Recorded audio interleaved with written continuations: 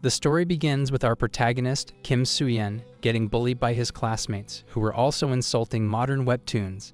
School bullying was something that they were doing while sarcastically denying it at the same time. They tried to choke Kim, then moved ahead.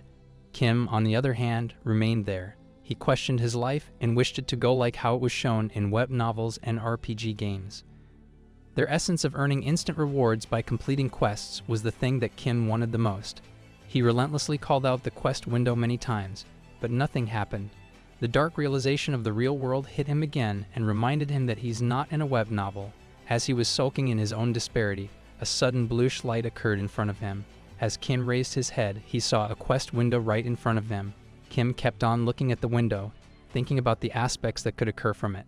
The window had given him the choice of starting a quest, and now he had a decision to make. The scene shifts back to Kim, explaining the two classes of humans, the insiders and the outsiders.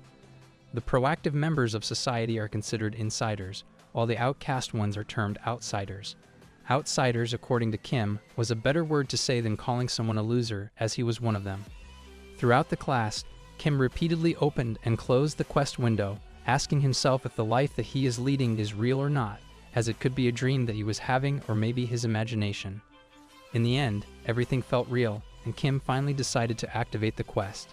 He clicked on the yes option. The quest window, without any reaction, vanished, and Kim realized that he had just poked Baek Charon, one of his female classmates, in the belly. She slapped him and ordered him to bring her a sandwich from the stall.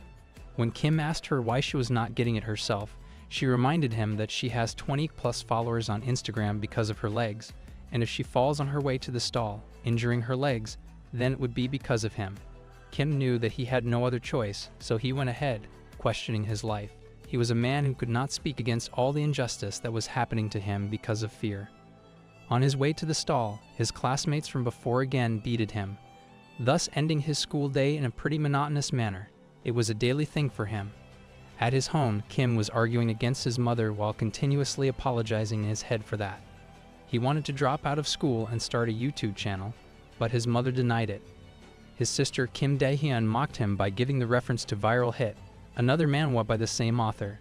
He went into his room and slammed the door. Kim was depressed, as his school life was completely messed up because of the bullies. He again called the quest window and accepted the quest initiation. A tutorial quest was generated, which had the reward of a gold card for him. This quest asked him to apologize to his mother. The quest was not a big deal for him, but what intrigued his interest was the gold card. He wanted to sell that card to earn money. He rushed to his mother and apologized for being rude to her.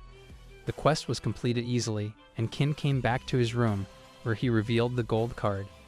It was a giant ability card that granted him an increment of 3 centimeters in his height. He quickly used the card and realized that his height had actually increased. From 168 centimeters, he had achieved a height of 171 centimeters. He told his mother about it, who silently apologized to him as well. It was the first time that Kim had ever apologized to her mother. The next day, Kim was very happy because of the quest window and his increased height. The other students around him had also observed Kim's happiness and increased height. Kim was wondering if he could get another quest. Just then, a new tutorial quest was generated. This quest had the reward of a gold and a silver card, but the quest that he had to fulfill was not easy. Kim had to kiss Baek Charon. As Kim was thinking about the new quest that he had just received, he faced Baek Charon, who was about to hit him, but then stopped thinking of him as a masochist. She moved away, and Kim deemed this quest impossible. He wanted to skip this one, but the quest window warned him that if he gives up on a quest, then all the rewards that he had received till now will be taken away from him, and the quest window will cease to appear. This made Kim worried, as he did not want to lose his height and the quest window, but he was also not ready to kiss Baek Charon. He was talking to himself, and the other students thought that he had gone mad. In the end, Kim decided to do it. Later in his class, Kim was brainstorming as he was unable to find any way of completing this task. He was talking out loud, which his friend Yakuza heard and asked if he needed a kiss from him. Although he looked strong and intimidating, he also got beaten up by the bullies. Yakuza asked Kim about the kissing thing. Kim asked him what he would do to get a kiss from a girl if someone had given him a mission like that. Yakuza said that he would just have asked the girl, and if that didn't work, then he would pay her for a kiss. The second idea seemed reasonable to Kim. He asked Yakuza to lend him some money, but soon realized that this idea of theirs was not a good one and would leave a bad impression. Yakuza told him that for a kiss, he needed to be alone with the girl. This is also a major problem for him, as there were not so many chances when he could be alone with Charon, but then he realized that she always skips PE, saying that she does not feel well. This could be his chance. Charon woke up from her nap and asked Kim if he's skipping PE too. He said that he's not feeling well. Now that she's awake and both of them are alone, this could be his chance to kiss her. But Kim still doesn't know how he should proceed. She started messing around with Kim and ordered him to buy strawberry milk for her, but Kim had already bought that and it was on her desk. Kim was still vigorously thinking about how he should approach her or ask her for a kiss, but then he finally gathered the courage. Kim went to her, took the pack of strawberry milk from her, and started drinking it. After a deep sip, he put it back on the desk and asked Charon if she had ever kissed someone. Charon asked him if he wanted to go to jail, but Kim said that he was just joking out of curiosity. As he said that, Choi Chang-dong, the student who bullies Kim, along with his friends, entered the class with his phone, recording everything that Kim had just said. They all started making fun of him. Kim insisted on deleting the video, but in turn, Chang-dong punched him in the face, saying that he's also joking, just like he was doing with Charon. He started slapping Kim and breaking his glasses, but when he was about to hit him again, Charon stopped him and told him that what he had done was enough. She also told him to delete the video. Chang-dong agreed with her and went ahead with his friends. Charon told Kim to go home early, and so he did. Back at his home, Kim was in his room crying in a corner. He was cursing himself for even trying to do something that was never possible. He could have prevented this beating, but he still tried and failed miserably. His glasses were broken, and now he cannot even tell his mother about it as he had just gotten a new pair. As he was thinking about all this, the quest window opened and informed him that he had completed the quest.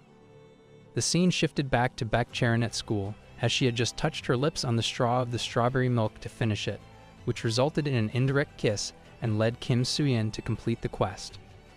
On the other hand, Kim still didn't know how he cleared the quest, but he was happy and eager to see the new powers that he would get from the new cards. He asked the system to reveal the cards and was shocked to see them. The gold card that Kim just revealed will grant him 20/20ths vision. Without wasting a single moment, he used that card and observed its effect firsthand. He started laughing loudly, but then realized that he still had one more card left. He revealed the card and realized that the ability it was offering was much greater than its worth. He came out to tell his mother about his restored vision but found her absent as she had gone for a night shift. He sat for dinner with his sister, who asked if he got punched in the face. Kim said that he was just messing around with his friends. She knew that he got beat up and asked about his glasses. Kim told her that his vision had been restored, but she said that it's impossible. Da-hyun also told him not to talk to her in the school, as it's embarrassing for her to tell anyone that she's the sister of someone who gets beaten up all day. The next day at school, Kim got badly beaten up again by Chang-dong. The class was about to start, so they went back to their seats.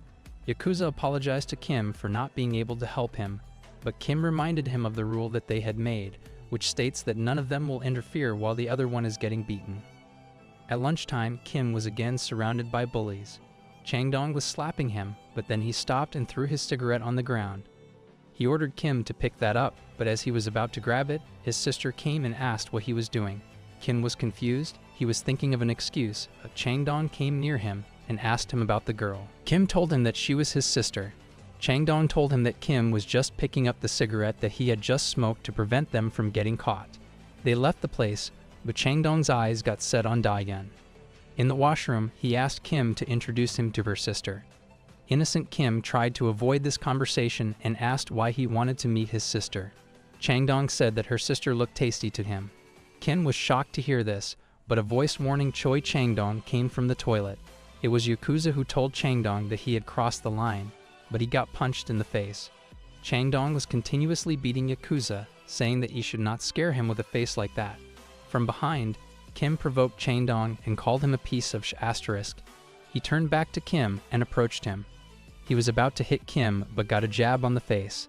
This was the ability of the silver card, which had given him the skill of boxing, a single jab, to be precise. Kim had decided to change his life. He had realized that he could not live like this anymore. At the same moment, a new quest was created. The reward for winning the fight against Choi Chang-dong was a silver and a bronze card. With the first jab, the quest had already started. Now that Kim's wish had been turned into a quest, there was no way he could back down from completing it. He had already initiated it by punching Changdong in the face using the jab ability. This really startled him, as he had not expected Kim to take such a bold step.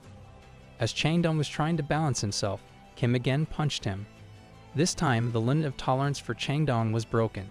He, without having any other thought, tried to punch Kim but got jabbed as a counterattack. Kim repeatedly punched him in the face until Changdong fainted. Kim took a breath, but Yakuza held his hand and took him to a vacant area outside the school premises. Changdong had gained consciousness and was now looking for Kim along with other bullies from school. Kim, on the other hand, noticed that his jab proficiency had increased to 97 points after his fight. Yakuza asked him how he was able to fight like that. Kim told him that he had learned it from YouTube. Kim decided to have a look at his cards, so he revealed them but then got interrupted by Bak Charon and her friends. She asked him about the situation as all the students were looking for him. She suggested he go home early, but before he could do that, he got caught by some bullies. Kim had decided to settle the matter as soon as possible, as he did not want Gu Haejin, the leader of Gangokseo High School. He was the most feared student at the school because of his boxing skills. But the same happened, and Haejin came. He faced Kim and asked why he beat Changdong. Kim said that Changdong was bad-mouthing his family. Hearing the reason, Haejin asked Kim to hit him. Kim was hesitant as he had no choice left. If he did not hit Haejin, he would get hit instead, but the same would happen if he hit him. Haejin told him that if he hit him, he would let him go freely. Hearing that, Kim decided to use his recently obtained cards. The silver card had granted him the ability to recover all of his strength once a day, and the bronze card made his pitch higher, resulting in a louder voice. The bronze skill was of no use to him at the moment, so Kim decided to use the bean of recovery to recover his strength. He wished to get hit by Haejin by hurting him in turn. Kim used jab, which Haejin dodged. Kim was shocked to see that, so he repeatedly attacked him, but Haejin dodged every attack of his and ended up throwing Kim away with just a single punch. Soon Kim woke up and realized that he had fainted just from a single punch from Haejin. Kim got up, ready to get hit again, but Haejin, instead of hitting him, invited him to have a smoke. Kim was confused. He followed Haejin but was still unaware of the reason for which Haejin had taken him to this place. He offered Kim a cigarette, but he declined, saying that he does not smoke. Haejin asked for his name, and he apologized to Kim for hitting him before, even after telling him that he wouldn't. He said that it was a reflex action that occurred automatically. He told Kim that his skills were much better than what he was expecting. He also acknowledged a talent for boxing in him. Kim was confused and remained confused all day. Even at his home, he was thinking about Haejin, as he had expected him to be more fearsome, but he turned out to be polite. He also apologized to him. He was thinking about the reason for these quests that are being given to him, along with the rewards that a main quest could give him, as all of the quests that he had completed by now were just tutorial quests. The next day at the school, Kim had expected to get a good beating as soon as he entered the school, but nothing happened. Soon, Changdong came and told Kim that Haejin wanted to meet him after school. Kim thought that he wanted to kill him and asked Yakuza what he should do. Yakuza told him that if he did not go there today, he would face severe punishment tomorrow. Believing in Yakuza's words, Kim went to meet Haejin at a karaoke place. He was sitting in the center, surrounded by all the popular kids at the school. Bak Charon was also there. Haejin told him that Kim was his friend and asked Kim to sing for them. Kim did not want to ruin the mood, so he used the high-pitched skills and sang a song. Everyone was surprised, as no one had expected Kim to have such great singing skills. They asked him to sing for them one more time. Kim had now understood that Haejin had acknowledged him as his friend. He was happy and realized that the rumors about Haejin being a bad kid were wrong. The next day, Kim was overjoyed to go to school. It was the first time that something like that was happening. He was happy to know that no one will bully him from now on, and if they do, then he'll tell Haejin about it. He could now even protect Yakuza, all thanks to the quests. As he was about to enter the school, he met Haejin at the entrance. They were going in together, but then Kim received a notification on the quest window. The tutorial quests had now ended, and the main quest was about to begin. These quests would grant him platinum cards. Kim was ready to take on the quest, but as soon as he saw the challenge, his feet got numb as the quest wanted him to win a fight against Ko Haejin in the span of 3 days. Seeing Kim's weird change in behavior, Haejin asked if he wanted to tell him something. but Kim remained silent as it was really a very big challenge for him to defeat the school leader. Kim spent the whole day thinking about the quest. It was impossible for him to defeat the undefeated Ko Haejin. Furthermore, he didn't even know how he should initiate the fight. At lunchtime, Haejin was sitting with Kim and Yakuza. At that time, Kim got an idea and realized that he could ease up his life. Haejin had considered him his friend, so no one would hurt him anymore. His school life had been comforted, so he would not need to complete quests anymore. He would just skip this quest and live a happy life. Even if he tries to complete the current quest, he will just end up failing it along with bittering his relationship with Haejin. So it's better to just skip the quest and live happily. Thinking all that on the way, Kim finally reached the place and saw Haejin thrashing Changdong by the wall. He was shocked to see all that. Seeing his expressionless face, Sharon told him that it's an everyday thing for Haejin. He was beating Changdong because he hadn't brought enough money from the students at school. The money that the bullies take from the students goes straight to Ko Haejin. This was the harsh reality that Kim just faced. He asked Haejin why he was being nice to him. Haejin told him that it's because he's good at boxing, unlike the other unskilled students. Kim got hit by a truck of emotions as he's living on the mercy of Ko Haejin.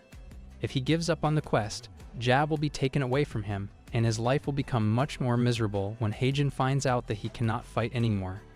It was the sole reason why Haejin had a liking for Kim. In the evening, Kim was practicing jabs at the park. He had decided not to give up on the quest, as it would take away everything from him and result in a fate much worse than what he had. While he was resting on the park bench, thinking about a strategy to win against Haejin, some school kids came to him and asked him to lend some money for taxi fares, but they turned out to be bullies trying to extort money from him. When Kim told them that he did not have any money, they tried to punch him, but he countered the attack and jabbed at the face of their leader. His jab rank was increased to E from F. When the leader tried to hit him, Kim punched him in the face again, but this time he noticed that his jab had become faster and stronger. While the opponent was down, the system created a side quest for Kim. The challenge was to defeat the 5 opponents in front of him, and the reward was a silver card. But this quest also had a hidden condition. Side quests can be skipped if he wants. Kim unknowingly wanted to skip the quest, but then realized that he did not want to skip it. He was scared but ready to face the opponents in front of him, and thus the so-called side quest was initiated. For a free card, Kim had decided to complete this side quest. Even if he had to fight 5 people, he was willing to do it. The leader again punched him, but before his punch landed, Kim counterattacked with the jab. This time, he didn't get up. He had fainted, but the other 4 acted as if he had died. For a moment, Kim thought the same, but then one of them told them that he had just fainted by getting jabbed at the jaw. Kim got relieved, but the other 4 were after him. There was no way for him to take them all at once, so he decided to find some place where he could defeat them one by one. Kim found a cramped space near an electricity pole. It was the best place, as it would not allow more than one person to come in and fight him. After all that chase sequence, Kim was tired, and the bullies wanted to take advantage of that. But Kim had this one ability under his sleeve, the Bean of Recovery. He used that and defeated the second bully that had come inside with repeated jabs. One after another, Kim defeated all 5 of them and completed the subquest while also accomplishing the hidden condition. The hidden condition was to not take a single hit, which Kim had successfully achieved. For this, he was awarded a gold card. Kim revealed it right away, but was surprised when he saw the ability that this card had provided him. The next day at school, Kim was confused as he still hadn't figured out a way to put up a fight against Haejin. He was now determined to put up a fight and win, as he knew that if he did not, he would have to face all the bad things that he had faced in the past. Yakuza was sitting beside him. He asked if he's been troubled by anything, and Kim told him that it's something related to Ko Haejin. He realized that Yakuza was the only one who had helped him all this time, but he had never thanked him properly. He took this opportunity and thanked him. But at that moment, Haejin arrived to take Kim to the snack bar with him. They were about to leave, but then a student mistakenly dropped some ice cream on Haejin. He grabbed him by the collar and was ready to beat him. Kim took advantage of this opportunity and cursed Haejin. Haejin asked if he was talking to him. Kim said yes and cursed him again, thinking that it would be a good chance to initiate the fight. Confident in the skills of his cards, Kim straight up cursed Haejin. He raised his hand but patted him instead of hitting him. Haejin asked if Kim was being angry because he saw his classmates getting troubled. Haejin called him loyal and took him to the snack bar with him. Kim was misunderstood. Later in the PE period, the rumors of Kim about to fight Haejin spread all over. Kim, on the other hand, was sitting aside, trying to figure out a way to fight Haejin. Yakuza asked Kim why he was getting troubled. Kim didn't tell him much, but only the name Ko Haejin. Yakuza was fed up with it, so he left the place. Just then, Baek Charon arrived and asked Kim if he was really trying to fight Haejin. He didn't give a clear answer and asked her why she hung out with Haejin. She does not seem like a bully but a good person, as she has already helped him multiple times.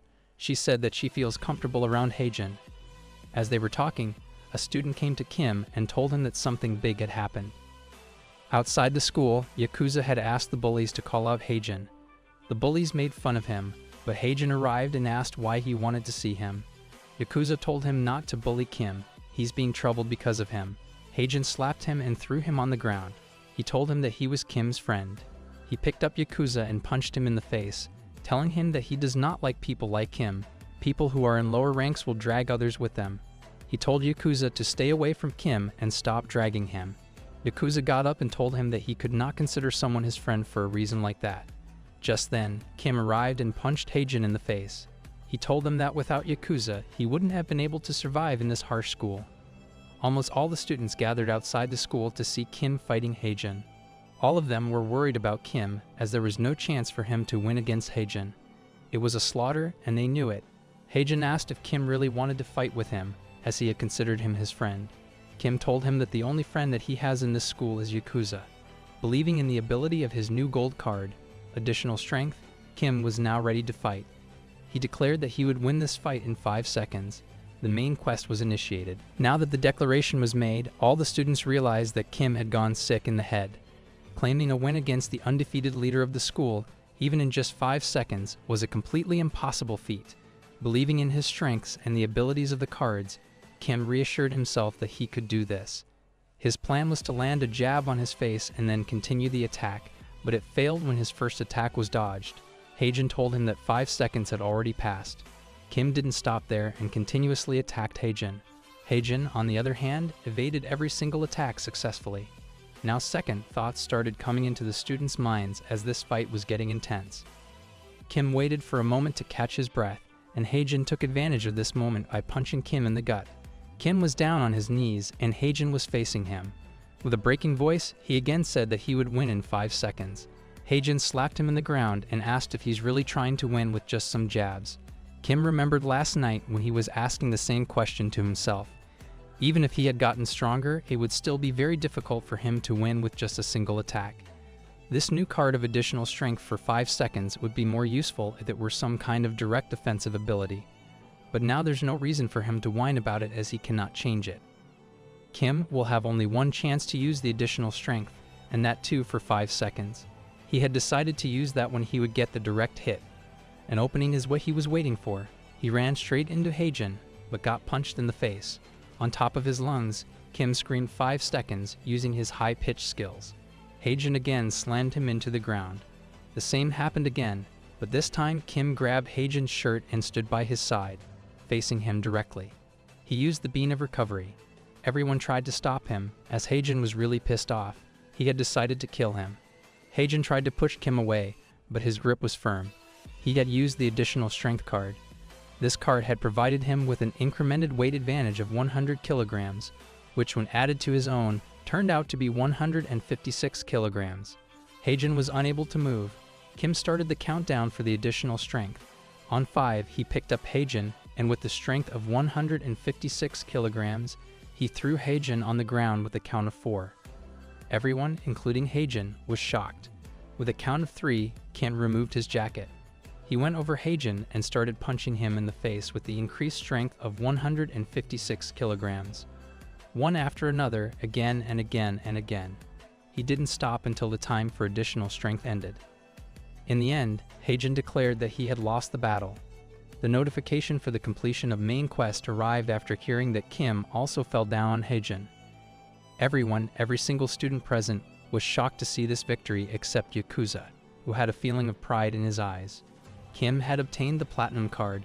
He confirmed his reward and ordered the system to give it right away.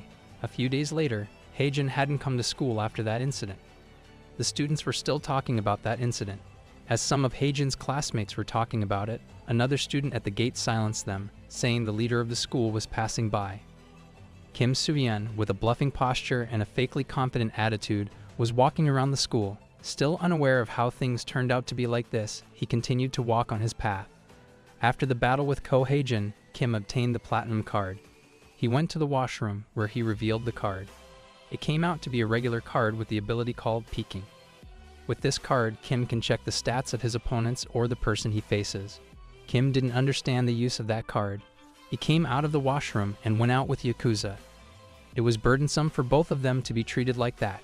Various rumors were spreading around regarding both Kim and Yakuza. Some said that he had sent Haejin to the ICU, while others stated that Kim had also attacked Haejin's father. But in reality, Haejin was fine. He just did not come to the school. About Yakuza, some students said that he's 48 years old, while others said that he's a real Yakuza's son. As they were walking, Kim bumped into the head of the first-year students, Lee Hyundong. He asked if the person he's facing is really Kim Soo-yeon. Kim confirmed that, and Lee bowed in front of him along with his friends and greeted him.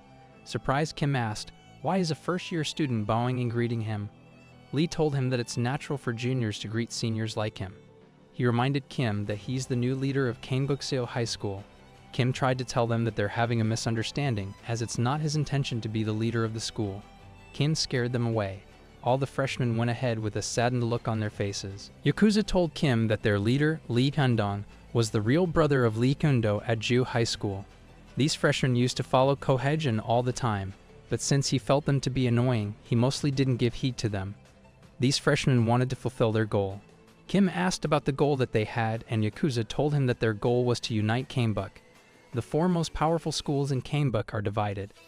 It's like a battlefield on which Haejin has the least interest, but Lee Hyundong has the complete opposite mindset.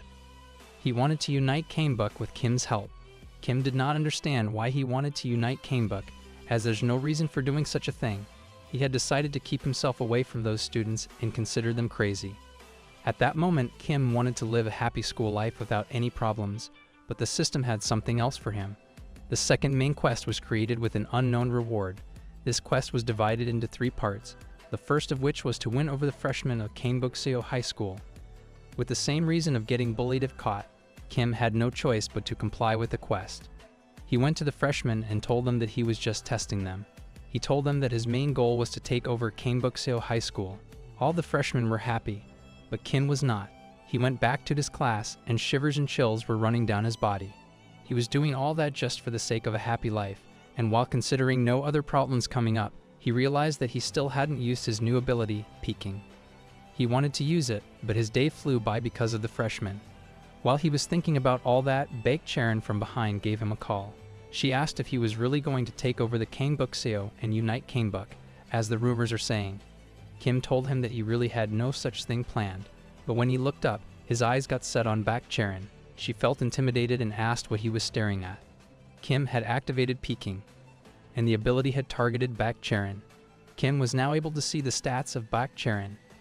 It was a graph representing her strength, intelligence, speed, endurance, and potential. Her strength was the least, with an E, which he had expected more of. All of her abilities were lower than what he had expected. On the other hand, Baek Charon was feeling offended, as Kim was not replying to her but just staring into her soul. He thought of checking his own stats, which he was able to do, and find out that both his strength and speed were at an E rank, while his intelligence and potential were at a B rank. Baek Charon slapped him and went out of the class, while Kim still wondered about the stat thing. He hadn't expected this much from a regular card, but this could turn out to be a really useful ability for him. Figuring out the real use of peeking, Kim went out of the class where he was being treated as the leader of the school. He was walking in the middle while the freshmen were surrounding him, trying to protect him. Lee told him that everyone around him was happy to see Kim as the leader of the school, but Kim knew that no one was happy. Lee bowed down and passed an envelope covered in blood. He told him that it's the money for this month. Yakuza took that envelope and hid it inside it. Kim told him to return it and said that he wouldn't accept this type of money. Lee did not understand Kim's reasons and thought of him as having high standards. He told them that he'd bring him more money. Kim checked Lee's stats and found them to be on the stronger side. He had the potential of F, which made him a complete gangster. Kim moved away from them. but Lee followed him and told him that they needed to hold an inauguration for him as the leader of the school. Kim asked why they needed to do something like that. But soon, at that moment, the second part of the main quest was updated. It wanted Kim to be a part of the inauguration of the leader. He agreed with a tear in his eye, as he only wanted to complete the quest. The freshmen were happy and cheered for Kim on his way. Later, the inauguration process was started. All the important students of the school bowed down for Kim and Yakuza. The second part of the quest was completed. Yakuza was acting like a real boss, but Kim didn't like it at all. Lee started the briefing and told Kim that Canebook had turned into a battlefield because Sung Johan, the person who had united Canebook, had given up on it. Since something unfortunate like that had happened, war started to occur in the area. The first were the students from Canebook Dawn High. Its leader had been turned into a real psycho after his ascension to the position of leader. The second one is the leader of the Canebook Nam High. He seems like a model student, but he still had some hidden stuff with him. He's kind, but since he's the leader, he has some unknown influence over the students at his school. Kim didn't like any of it and asked, why can't they just call the police if something bad happens to them or if other schools attack them? They should have lived peacefully as they are just school students, but Lee told him that things like this wouldn't be happening as the students and the leaders of these schools are already on the lookout for him. The rumors have already spread about running Kim Soo-yeon, who massacred his enemies in a running shirt. Kim was not able to grasp any of it and asked why anyone would spread rumors like that. Lee told him that he was the one to do that so that he could create an intimidating image of him in front of his enemies. Kim left the place, cursing Lee. He ordered them not to follow him anymore, as he had decided to take his classes normally. Lee asked him about the Canebook meeting that was about to happen, but Kim declined, saying that he didn't care about it.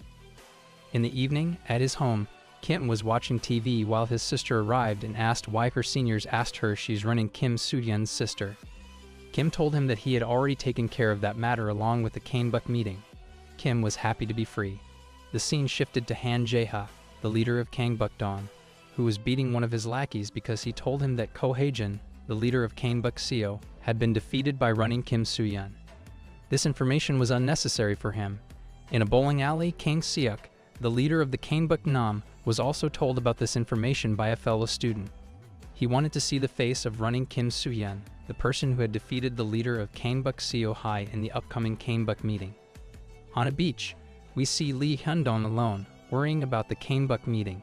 He received a call from Kim. He was surprised as Kim had strictly told him not to bother him in any way. Kim, on the other hand, had received the third mission of the main quest. It was to attend the Canebook meeting. The reward for this main quest was 1 gold card along with 10 bronze ones. With tears in his eyes, Kim asked Lee about the meeting. Lee confirmed if Kim really wanted to go to the meeting, as in school he had clearly said that he wouldn't go. Kim said that he had circumstances. He was actually talking to himself about the reward, but Lee overheard that. Knowing that the leader had agreed, Lee said that he had a lot of preparations to make. Kim asked him about these preparations that he was talking about, but Lee didn't tell him anything. The next day, Kim was peering at everyone in the school and checking their abilities and stats, but using this ability makes the victims feel shameful. They had a feeling that someone was peeping at them.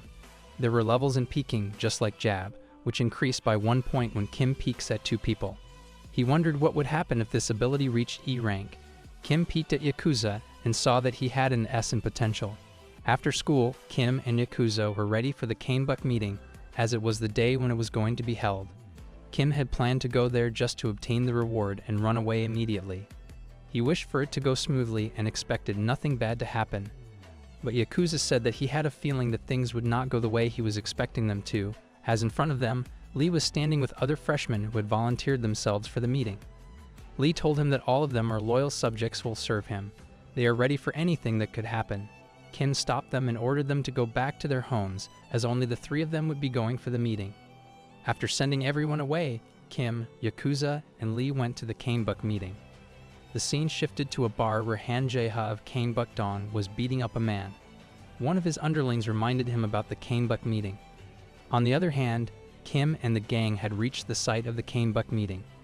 It was an old construction site at which the work was halted, and it has now become a place for all types of shady work.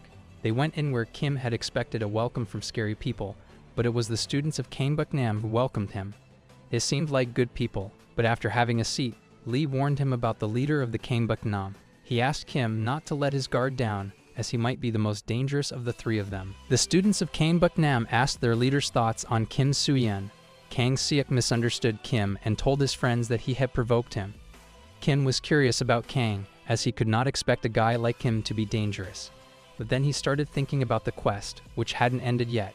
He was waiting for the other school to come, as he wanted to see his rewards. The 11 new cards that he would obtain soon. Han Jae-ha also arrived, and Kim's quest was completed. He had received his reward and was now ready to leave this place. As he was going away, Han caught him by the neck and asked where he was going. Han said that he's here because of him. He wanted to know how he defeated Ko Haejin and asked Kim to defeat him as well. With a calm smirk on his face, Kim stood there. He knew that if he showed Yoon a slight feeling of retaliation, a new quest would be given to him. So in order to block the incoming quest, he should just remain still, as he did not want to fight Han. This show of his smirky, fearless nature shocked everyone. Kang Seok's associates told him that this show of dominance, first by provoking him, then by standing straight in front of Han Jae-ha, only shows how cunning the running Kim Soo-yeon is. Kang Seok, on the other hand, had some other plans. He had decided that if a fight between Han Jae-ha and Kim Soo-yeon occurred, then they would attack both of them when they got tired.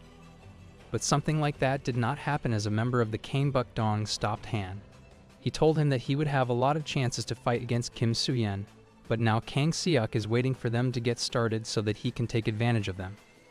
He told him that the most dangerous person right now is Kang Seok. Han Jae-ha understood what he meant as he saw an evil grin on Kang Seok's face. He left Kim there, and Kang Seok officially ended the meeting. Kim was happier than before, as he did not get through a fight, and he had also gotten 11 new cards. He wanted to go home, but before that, he stopped there for a moment to peek at the abilities of these two leaders. Kim used peeking, but it failed as the system told him that his peeking rank was lacking. The next day, Kim arrived at school, as the last day came out to be much more tiresome than he had expected. He slept all day because of the tiredness from the meeting and didn't get a chance to check his newly obtained cards. As he entered the school, he faced the freshmen bowing down for him.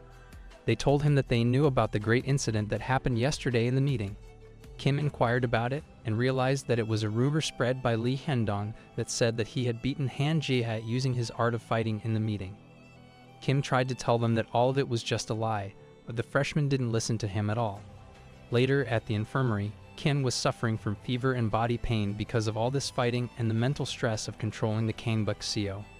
He cannot even leave school early like he used to. But here he can reveal his cards and check their abilities.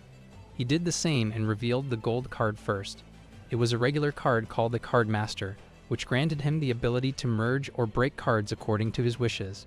For the use of this card, Kim revealed all the bronze cards at once, most of which turned out to be meh. Kim took the lower grade increase in strength card, which had the penalty of reducing his intelligence 3 times, but he took it anyway and started combining the other cards using Card Master. For the combination of the first 2 bronzes, he got a silver attack card, granting him the ability to land a straight punch. Similar to Jab, this card granted him a new attack move. With a slight feeling of risk and fear, Kim combined 4 cards and obtained 2 useless silvers. With a lot of thought and serious consideration, Kim decided to merge them as well to get a gold card. He did the same and got a gold sports card. The card was called Master. Please, although sports were written on it, it turned out to be a new fight card. Good things will happen if the user gets hit 5 times. Kim slaps himself to check whether the card works or not, but nothing happens. He realized that it would have happened because he tried to hurt himself. As the card suggests, the user should be like a slave to activate its effect. As he was thinking about all this, the system started a new main quest. Kim was excited to have a new quest, as it would give him new cards. The quest was generated, and the mission he had received this time was to recruit 4 crew members with the reward of a single gold card. At the school, Kim was thinking about the quest when he saw Yakuza and asked him if he would like to be his crewmate. He was using his phone, so he didn't pay heed to it and said yes. Yang Gukcha, Yakuza's name was revealed, was recruited as Kim Soo-yeon's crewmate, the system said. Lee arrived on the scene, and Kim asked him if he would like to be a part of his crew. He fell on his knees and officially greeted Kim. But at that moment, Kim realized that he just could not take anyone as his crewmate. He needs to find the right people who are useful and loyal. He asked Hyendong to forget what he said and left the place with Yakuza. The scene shifted to the park. where Kim was lying on the bench, thinking about her quest to find crewmates. He decided to peek at the potential candidates so that he could know about their strengths. As he was thinking all this, Baek Charon arrived and asked him what he was doing. Kim was surprised to see her and told her that she lives in the neighborhood. As she was about to leave, Kim stopped her and asked for a favor from her. He asked her to slap him to observe the effects of the gold card. Charon asked him if he was also one of them, but Kim didn't understand what she was referring to. She asked him if he wanted her to curse him while slapping him, but Kim refused. Charon was about to slap him, but then a group of thugs arrived on the scene. They were the same students who picked a fight with Kim, but got all beaten up. They said that they had arrived to avenge their friend Sangcheol, who had lost his consciousness the last time they fought. A sub-quest was created. The reward was a silver card for securing a win against the 5 bullies and their boss. Kim was sure that he could beat the bullies easily, but she was concerned about their boss. The head of the bullies came forward. It was a huge boy with a muscular build. He was Park Sang-hyuk from Kangbuk-dong High School. Kim used peeking and saw that this person has a B in strength and a C in speed and endurance. All of his battle stats were very high.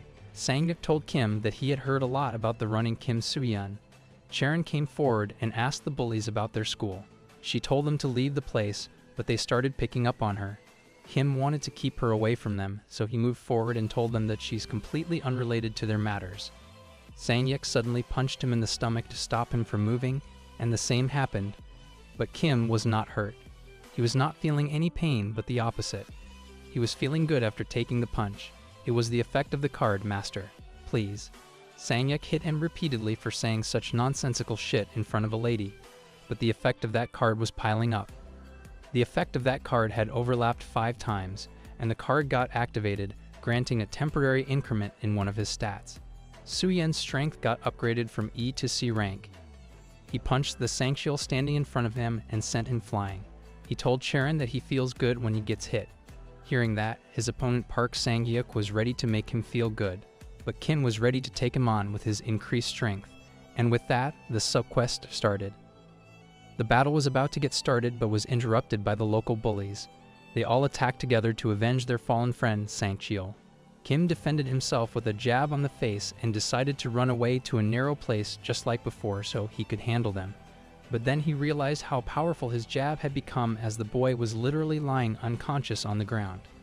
Even though he was holding back, a single punch of his was capable of making the bully unconscious.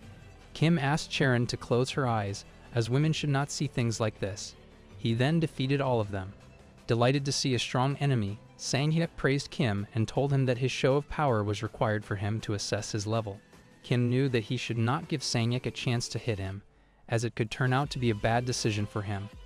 Believing that, Kim used a straight punch on Sang-hyuk's face, but the effect that he had expected didn't come out as his strength had come back to E.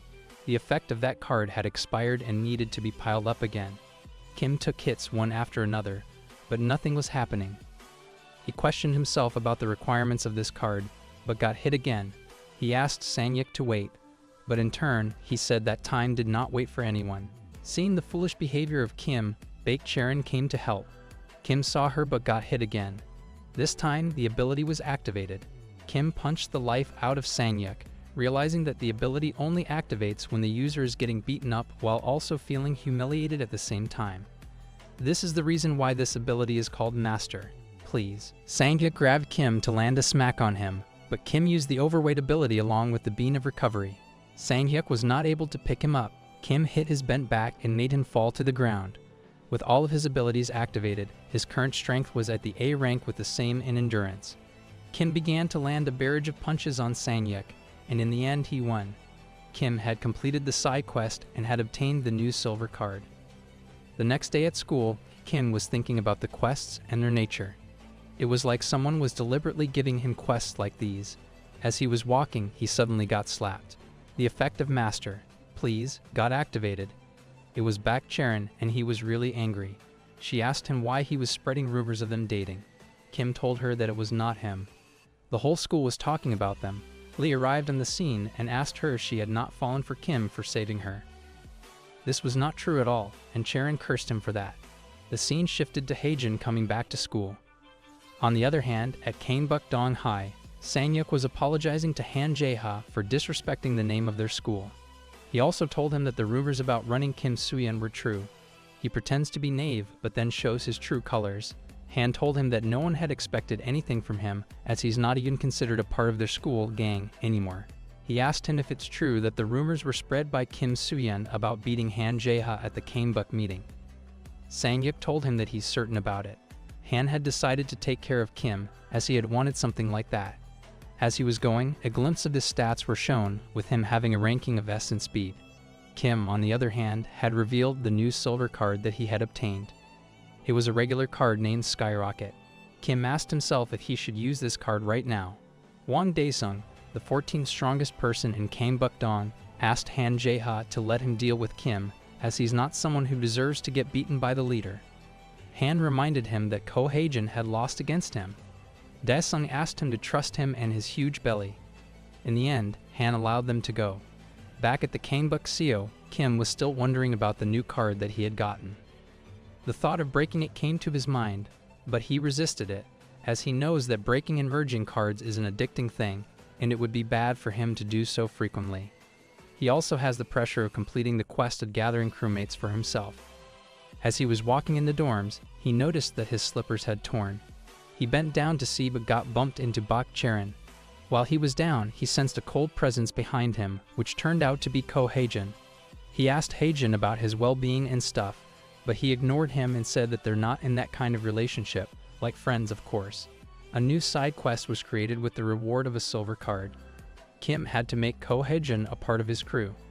This was a next to impossible task for him, but for the sake of a new card, Kim decided to give it a try. He called Hae-jin and in front of everyone, asked him if he would like to be a part of his crew. Hae-jin didn't say anything, and Kim bid him farewell. Later, when Kim was discussing the Hae-jin matter with Yakuza, a freshman came and told Kim that Lee Hyun-dong got caught by some bullies of the Kanebuk-dong High. Kim suggested he report that to the police, but he didn't listen to him and kept on blabbering about the fight, the gang, and stuff. Kim told him to handle the matter themselves and went on the bus with Yakuza. On the bus, Yakuza asked him if he's really not going to help his underling. Kim told him that he could meet Han Jae-ha, and he really did not want to have a fight with him. Also, there's no quest that he has received regarding the fight, so there's literally no reason for him to go there. He was enjoying the weather while Lee was getting beaten up by the bullies of Kanebuk-dong High. One of them asked Lee why he should live like he does, sticking to the ones with power. He was the one to stick around Ko Hae-jin, but when he got defeated, he spent his time with Kim Soo-yeon. If Kim got caught, then he would just switch his master, just like he did before Hyun-dong got up and told him that a clever bird disguises itself at the tree and builds its nest there. He said that he had found his tree and that he'd never leave it. There will be no one else whom he will serve. Lee knew that Kim would not come to save him, so he asked Daesung to finish him. Daesung put up a metal rod and gave it to Hyun-dong, asking him to kite him. Without wasting a single moment, Lee used that rod on Daesung, but there was no effect from it. Daesung didn't even flinch. Another bully kicked Lee away. Daesung asked them to finish him off. As they were about to hit him, Kim arrived on the scene and punched away the bully, saving Lee Hyun-dong. Kim yelled at him, telling him that he caused trouble for him, and now he had grown attached to him. He told him that he'd somehow managed to get them out of this situation. The opponents had expected him to be bigger, but they're disappointed by his size and attitude. Kim used peeking and observed that most of them had normal stats, but Daesung had an A+ in endurance. Even with the combination of cards that he had, Kim questioned himself as to whether he would be able to defeat them along with their boss, Daesung. He compared their stats, and the initial result was heavily in favor of Daesung. Standing face to face, Daesung told Kim that he's going to get beaten pretty badly. Kim's focus was not on that fact, but on the size of this person standing right in front of him. His height was a lot bigger than he could reach. It would be a great loss for him to aim on his face, as he would not be able to deliver enough strength. Also, the fact that he's got an A+ in endurance would prove beneficial for him. Daesung removed his shirt and told his underlings that he would take care of Kim himself. Kim heard that and had collected some courage to go against him, as he's coming all by himself. Kim used a straight punch on Daesung's stomach. It was not effective. Shocked to see Daesung's fat absorbing the energy from his punches, Kim went into a frenzy and started a barrage of punches on him. But that too didn't have any effect on him. Kim decided to punch him in the face, but before that could happen, Daesung punched him in the stomach. Hyun-dong told him that the difference is in their weight class. Knowing that he had a way to overcome that hurdle as well, Kim stood up and used his overweight ability to throw Dazon, but realized that he could not use this ability as 24 hours hadn't passed. He had used this ability last night, and because of that, he would be able to use it the next day, which will happen in the next hour. Daesung held him by his neck and threw him on the ground. He was disappointed, as he had expected the running Kim Soo-yeon, the number 1 of Kanebuk Seo. He had now lost his interest in Kim, so he left and asked his subordinates to finish the business with him. Lee came to protect him, but he was about to get hit. At that moment, Haejin arrived and kicked away the bullies. He asked Kim what he said to him at the school. The thing about him being his crewmate, Kim told him that he saw him as someone he could rely on. Haejin removed his shirt and told him to let him handle them as a cousin of Kim Soo-yeon. Ko Haejin had officially become Kim's crewmate. The side quest was completed, and Kim received the silver card. He immediately revealed the card. On the other hand, Haejin faced Dazon. He was ready to fight him, but Haejin told him that he's not going to fight him. Kim will. He told him that he hadn't warmed up properly by now. Running Kim Soo-yeon used the Bean of Recovery, and with him fully charged with energy, a new sub-quest was created, granting him a gold card. His challenge was to achieve a card combo with all the different cards. With a new quest, Kim was ready to put up a new fight. He first got beaten repeatedly to activate the effect of Master. Please. The card got activated, and his strength attribute increased from E to C rank. He used a straight punch on Daesung, which pushed him back a little, but this time the damage was big as he was feeling the pain of it. Now that Kim had decided to win the fight, he used the Skyrocket card and jumped super high. Daesung was ready to grab him mid-air, but Kim had some other plans. He rotated in the air and used the ability of the silver card that he had just received. It was an attack card, the Taekwondo Hood Kick. With that kick, along with the increment strength of C rank, Kim landed the kick right on his face and knocked out Daesung. The sub-quest was completed as well. Kim right away revealed the gold card. The card was revealed right away, but this time 2 cards came. Kim had to choose one of these 2 cards. Daesung had fainted, and Haejin told his underlings to take him away. In the evening, Kim came back to his home and just wanted to rest in his room. He went in and pulled out the 2 gold cards. The first one was card content, which would grant him the ability to know about the card that he would obtain next. It felt like a helpful ability to him, but then the second card, a disposable card named Meet and Greet, allowed him to meet the card challenger who owned the highest level of card. Kim was surprised to know that there are more higher level cards than diamond cards. Many questions arise in his mind, but the fatigue of fighting takes over. He decided to rest and choose the cards once he woke up. At Kanebuk Dong High, the senior suggested Daesung leave the school and go home, as Jae-ha would not leave him after knowing what had happened to him. He suggested he live like he's dead, as that'll be the only way to protect himself from Han Jae-ha. Daesung agreed to go back to his home, but then he heard a voice. It was Han. He asked Daesung about his health, but Daesung fell on his knees and begged Han to forgive him. He said that he had almost won the fight but was interrupted by Ko Haejin. He begged him for a last chance to prove himself, but Han was not in the mood to do something like that. The next day at the school, Kim thanked Haejin and asked him why he had helped him. Haejin didn't say anything and asked him to keep a careful watch on Kanebuk Dong. Kim asked him about the next step of Han Jae-ha, as he thinks that they could easily win against him if they had proper planning for it. But Haejin warned him of Han Jae-ha, as he's not a simple-minded fool like the others. He's not some kind of regular thug, but a wise leader who looks and acts totally different. The scene shifted back to the last day when Han was about to hit Daesung, but then he stopped and politely asked him to tell him everything about Kim Soo-yeon, from his way of talking to his actions and habits, his skills, and his strong points. As their conversation ended, he gave Daesung what he deserved, a kick in the stomach, and threw him away. Now that he knows most of the details about his enemy, Han is ready to take him on. The basic structure follows a dying boy suddenly becoming supercharged and using his boxing skills to defeat his opponents, but recently his foot skills were also revealed. At the end of this discussion, Han Jae-ha's A+ intelligence stat was also revealed. At Kanebuk Seo, all the freshmen were congratulating him. Kim stopped them and asked for the reason. Lee told him that his nickname had been upgraded to Cannibal Escapist Kim Soo-yeon. He had gotten this name because he had defeated Hwang Daesung. He was not in control of any area, but if he was, then they could have just captured it. But the thug at the 13th number is in control of some area. so they decided to take him down to expand their territory. Kim, in his mind again, started thinking about the quests and their reason for being, as he really did not know why, how, or who was giving him these quests and how they would end. Now that he had made up his mind, Kim had decided to kill his curiosity, and for that, he chose meet and greet. He activated the card right away and noticed that everyone was gone. There was no one not in the class and not in the school too, but also not out of the school as well. Kim tried to find them and saw a giant card flying in the air. The card greeted him and told him that he knows about the curiosities that are filling his mind, and for that, he'll answer them.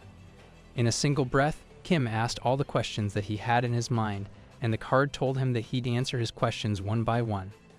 With the assurance of resolving all of his curiosities, the giant card called out a person who greeted Kim and told him that he's a pretty lucky guy to have the meet and greet card at his level. Kim had understood that the quest that he's receiving was being given to him by someone else. The voice asked him not to worry about things and told him that they had met before. But still, he doesn't know if he's worthy of a special task that he had for him. Kim asked about that task, but the voice said that he could not tell him about it yet. For that, he must prove himself by uniting Kanebukdong and Kanebuknan high schools. Kim asked why he would do something like that, as it clearly means fighting both the school gangs. The voice told him that it's an opportunity for him to change his life, just like he had done till now. His height has increased and his eyesight has improved.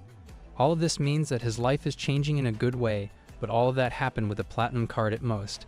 There were still Diamond, Master, and Challenger cards left for him to discover. Kim opened his eyes and saw that all the freshmen had surrounded him, as they had thought that he had passed away. They told him that he had closed his eyes and was not saying anything. He told them not to worry, as everything was fine.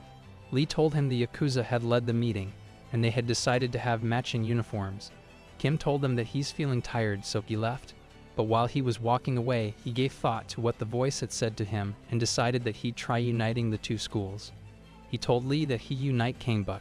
Lee understood his intentions and told him that he'd convey this message to the other schools. Outside the school premises, Kim was using peeking on everyone and was able to level it up. Peeking was now at E rank. He used the improved peeking on Bakcharan passing by and was surprised to see the improvements, as it now also tells the height and weight along with a more systematic representation of the person's stats. On his way home, Kim was thinking of getting stronger to handle these matters, as he was currently more afraid of Han Jae-ha than anyone else and was thinking of avoiding him at all costs. But he came right in front of him. Han kicked him in the chest. Kim was not able to breathe, so he used the bean of recovery to regain his strength. But Han was not going to stop at that. He used his legs to try to kill Kim, but Kim ran away from him and used peeking. He was shocked to see his stats, as he has Strength, S+, Speed, S Potential, A Intelligence, A plus, Endurance. There was no chance for him to beat Han, as his stats were incomparable. He had already used the Bean of Recovery. A new subquest was created with a hidden condition. The reward was a platinum card, and the challenge was to defeat Han Jae-ha. Even though the fight was completely one-sided, Kim decided to use his brain and win it for the sake of the platinum card.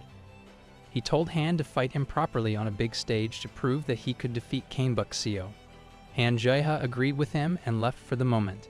Kim told him that he'd let him in when they fought. When Han was going back, Kim used Skyrocket to jump up. He was still not sure how he would be able to be a monster like him. He used both additional strength and a hood kick at the same time, but missed the attack as Han had evaded it. Han kicked him away and threw him again with a roundhouse kick, defeating Kim. The subquest failed, but the hidden condition was accomplished. It was his first defeat against an unwinnable, formidable opponent. As a reward, a diamond card was granted to him. Waking up to his senses with the voice of his dear junior Lee, Kim realized that he's back in the classroom. He was lying in the alley, unconscious. He was attacked by Han Jae-ha, and Lee Hyundong saved him. These were his memories. Lee Hak treated him himself, as he had studied some medicine as well. This was a loss that Kim had felt from his heart, a complete defeat. It was the first time Kim had felt like this. It was all dependent on muscle memory. Their stats didn't even have a difference of B and S. The reason for his strength to be amplified at that level has to be something else, something that he's not noticing now. As he was thinking about all this, Haejin came and told Kim that he was lucky that Han Jae-ha didn't kill him. Kim was wondering why Haejin was there. It could be a reason that he was curious about his well-being, But then he realized something and decided to check Haejin's stats. Kim used peeking and noticed his stats were top class as well. They were Strength, S+, Speed, a plus potential, Intelligence, as Endurance, see he was only lacking in Endurance, but other than that, all of his stats were on par with Han Jihe's. This raised an obvious question in Kim's mind. How was he able to secure a win against Haejin? Then it must have meant that Haejin didn't fight seriously against him. Kim straight up asked him, why was he helping him? He also asked about his intentions when he fought him and why he had become his crewmate. Haejin told him that he's just curious about him as he had never met a person like him, Kim, and because of that, he also warned him not to misunderstand him as a crewmate, as he hadn't said that he'd work with him. Haejin left the scene. Kim asked Lee to go as well, and Lee went ahead. Now was a chance for him to reveal the new card that he had obtained. The diamond card that no one had expected to come out of a failed subquest was about to be revealed. Kim had the quiet situation in his hand along with the diamond card. He revealed the card, and it turned out to be a summon card. A card that would summon him to a safe place. Back at Gangbuk-dong, Han Jae-ha had come back. His subordinates welcomed him and asked about the results of the fight. He said that he wouldn't have come if he had lost. He told him that Kim Soo-yeon was much weaker than he had expected, and now it's time for them to take over Gangbuk-seo.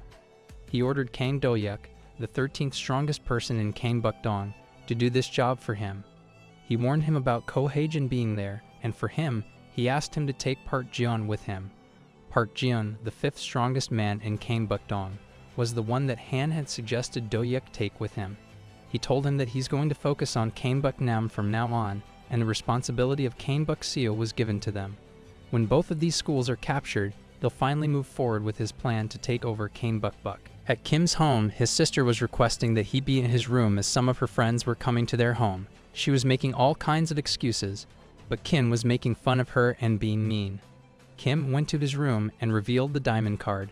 He still hadn't understood how to use that card, but this time was different as the instructions had changed. It told him that he could summon a cloud that could be copied and pasted. He summoned the cloud copy, and a weird blue cloud appeared. Just then, Dahyun's friends also arrived and asked her if she had anyone at home. Dahyun told them about her brother being home, and they became excited as they knew about the running Kim Soo-yeon, escapist Kim Soo-yeon here. Dahyun was embarrassed as her friends were calling her the Ice Queen. On the other hand, Kim asked the cloud about itself, but it was not talking properly. The inspection from the system told Kim that when he enters copy mode, the cloud will automatically copy objects that can be pasted. Kim wanted to try that out, so he activated the copy mode of Cloud Copy. But at the same moment, Dahyun entered his room to tell him that her friends wanted his autograph, but then the cloud bound her with invisible binds and started copying Kim Dahyun. The cloud will move on its own when the process of copying occurs, and that was what happened with Kim Dahyun. The copying process had been completed, and Dahyun was freed from the bounds of Cloud Copy. She was fine, but her mind was in shock. Kim asked her about it in detail, as he wanted to confirm if she had seen the Cloud Copy or not. She said that something invisible had tied her body together. She told him that there's a ghost in their house. She went to her friends and told them that what she just felt was real, and told them about the ghost, but they didn't consider it serious and joked about it. Inside the room, Kim was now more confused about this ability. The cloud suggested that he paste the copy Kim Dahyun and give it a try. He did that. He pasted Kim Dahyun, and the cloud changed its shape and turned into Kim Dahyun. It was her right in front of him. Kim Dahyun, standing still. He was shocked to see her, and in a hurry he opened the door and saw that the original Dahyun was there, sitting with her friends. They were still talking about the ghost thing. Nervousness was the thing that Kim was feeling. He went to the copy Kim Dahyun and touched her to see if she was real, but when he did that, he realized that it was the same person. There's a high chance of him getting caught with it if normal people were to see it. As he was thinking all this, the copy Kim Dahyun slapped him as she was feeling offended and turned into her original state. The next day at school, Kim was depressed as he had expected a lot more from a diamond card, but all this card does is just copy and paste humans and things. This was a bad ability, according to him. Lee appeared out of nowhere and scared Kim. He told him that they were in trouble as Gangbuk-dong had started making a move. He told him that Han Jae-ha was sending 2 of his powerful men to take over Gangbuk-seo. The 13th and 5th strongest of Gangbuk-dong were coming with their strong underlings to fight them. But the catch is that there's a very high chance that they would not be able to win against them in a fight if they had to, which means that it's going to be their end for sure. Kim became anxious as all he had were just 3 fighting cards with miserable rankings. He thought of getting more cards but failed to get any place from where he could obtain them. He thought of going to the park to defeat the Sanctuals, but he still didn't know if he would be able to activate his side quest or even be able to find them. In a very short time, there was no way for him to be able to defeat them. Outside the class, when Kim was pondering this matter, Ko Haejin arrived and asked him what he was doing. He thought of asking Haejin to train him, but he denied it before even hearing what Kim was about to say. Just then, an idea struck his mind. Cloud Copy was the solution to his problem. The scene shifted to a shady building where many gang members were lying stoned on each other. Kang Do-hyuk went into that building and saw his senior, the 5th-ranking Park Jian. They had a conversation about making money using drugs and all that stuff, but they were failing at best. He told Do-hyuk that he knows about their matters with Kanebuk Seo and Han Jae-ha, and because of that, they are going to leave now for the sake of it. On the roof of their school, Kim was facing Ko Haejin. He used jabs on him, and its level increased. All thanks to Cloud Copy, Kim can now increase the level of his skills as much as he wants. He asked Cloud to not just get beaten by him and told him that he could block his attacks from now on. This made him a great training partner. The Cloud possessed the exact same stats as Ko Haejin, which made him a strong opponent. Practicing against an opponent of this level was greatly increasing the skill levels used by Kim. One after another, again and again and again and again, jabs, straights, and hood kicks. All of their levels were increasing drastically, and in no time, Kim had reached the D rank for straight punches. The sound of leveling was resonating in his ears. Before going to catch Kim and Haejin at Kanebuk Seo, Kang Do-hyuk thought to have some fun with the girls of Kanebuk Girls High School. His eyes, along with those of his juniors, were glued to a group of 3 girls coming by. Their center was a beautiful girl named Yang Sova. Seeing them, Kang Do-hyuk decided to go after them, while giving Daesung a second chance to keep Kim at bay until they're having fun. At Kanebuk Seo, Kim, Yakuza, and Lee were strolling. Lee told him that he felt unusual today, as if he had grown more mature or maybe he had trained, which he did, by the way. As they were talking, another student came from behind and told Kim that the students of Kanebuk Dong were spotted harassing some other students. Kim suggested he call the police for that, but when that student told him that the students they are harassing belonged to the best school in the province, Kanebuk Girls High, these last 3 words were enough for him to leave his comfort zone and act like a man. This was his call of duty. Now that they were ready to leave, a familiar voice stopped him. This voice belonged to the fallen Hwang Daesung, who had lost his 14th rank, and now stands as the 43rd strongest in Kanebuk Dong. He told Kim how his life went down and how he was humiliated after their match. Kim told Yakuza and Lee to go to Kanebuk Girls High to protect the helpless girls while he took care of Daesung. Daesung warned him that he's underestimating him and asked if he's still having Ko Haejin hiding somewhere, waiting for his chance to protect Kim and take him off guard, just like the last time. Kim told him that nothing like that was going to happen, as he would be the only one to take him down this time. Daesung was surprised to see this overflowing confidence from Kim Soo-yeon. On the other hand, Do-hyuk and his lackeys got hold of the girls. They had cornered them and were asking them to join them for fun. Lee arrived on the scene and stopped Do-hyuk. The juniors started moving towards him. They were too many in number, and because of that fact, Lee was getting the thought of backing down, but then he decided to endure whatever came to him. He took the fighting stance and was ready to take them. But as soon as he did that, the juniors stopped, and the confident expressions on their faces faded away. Lee was not able to understand what had happened there, as the enemies seemed afraid of him.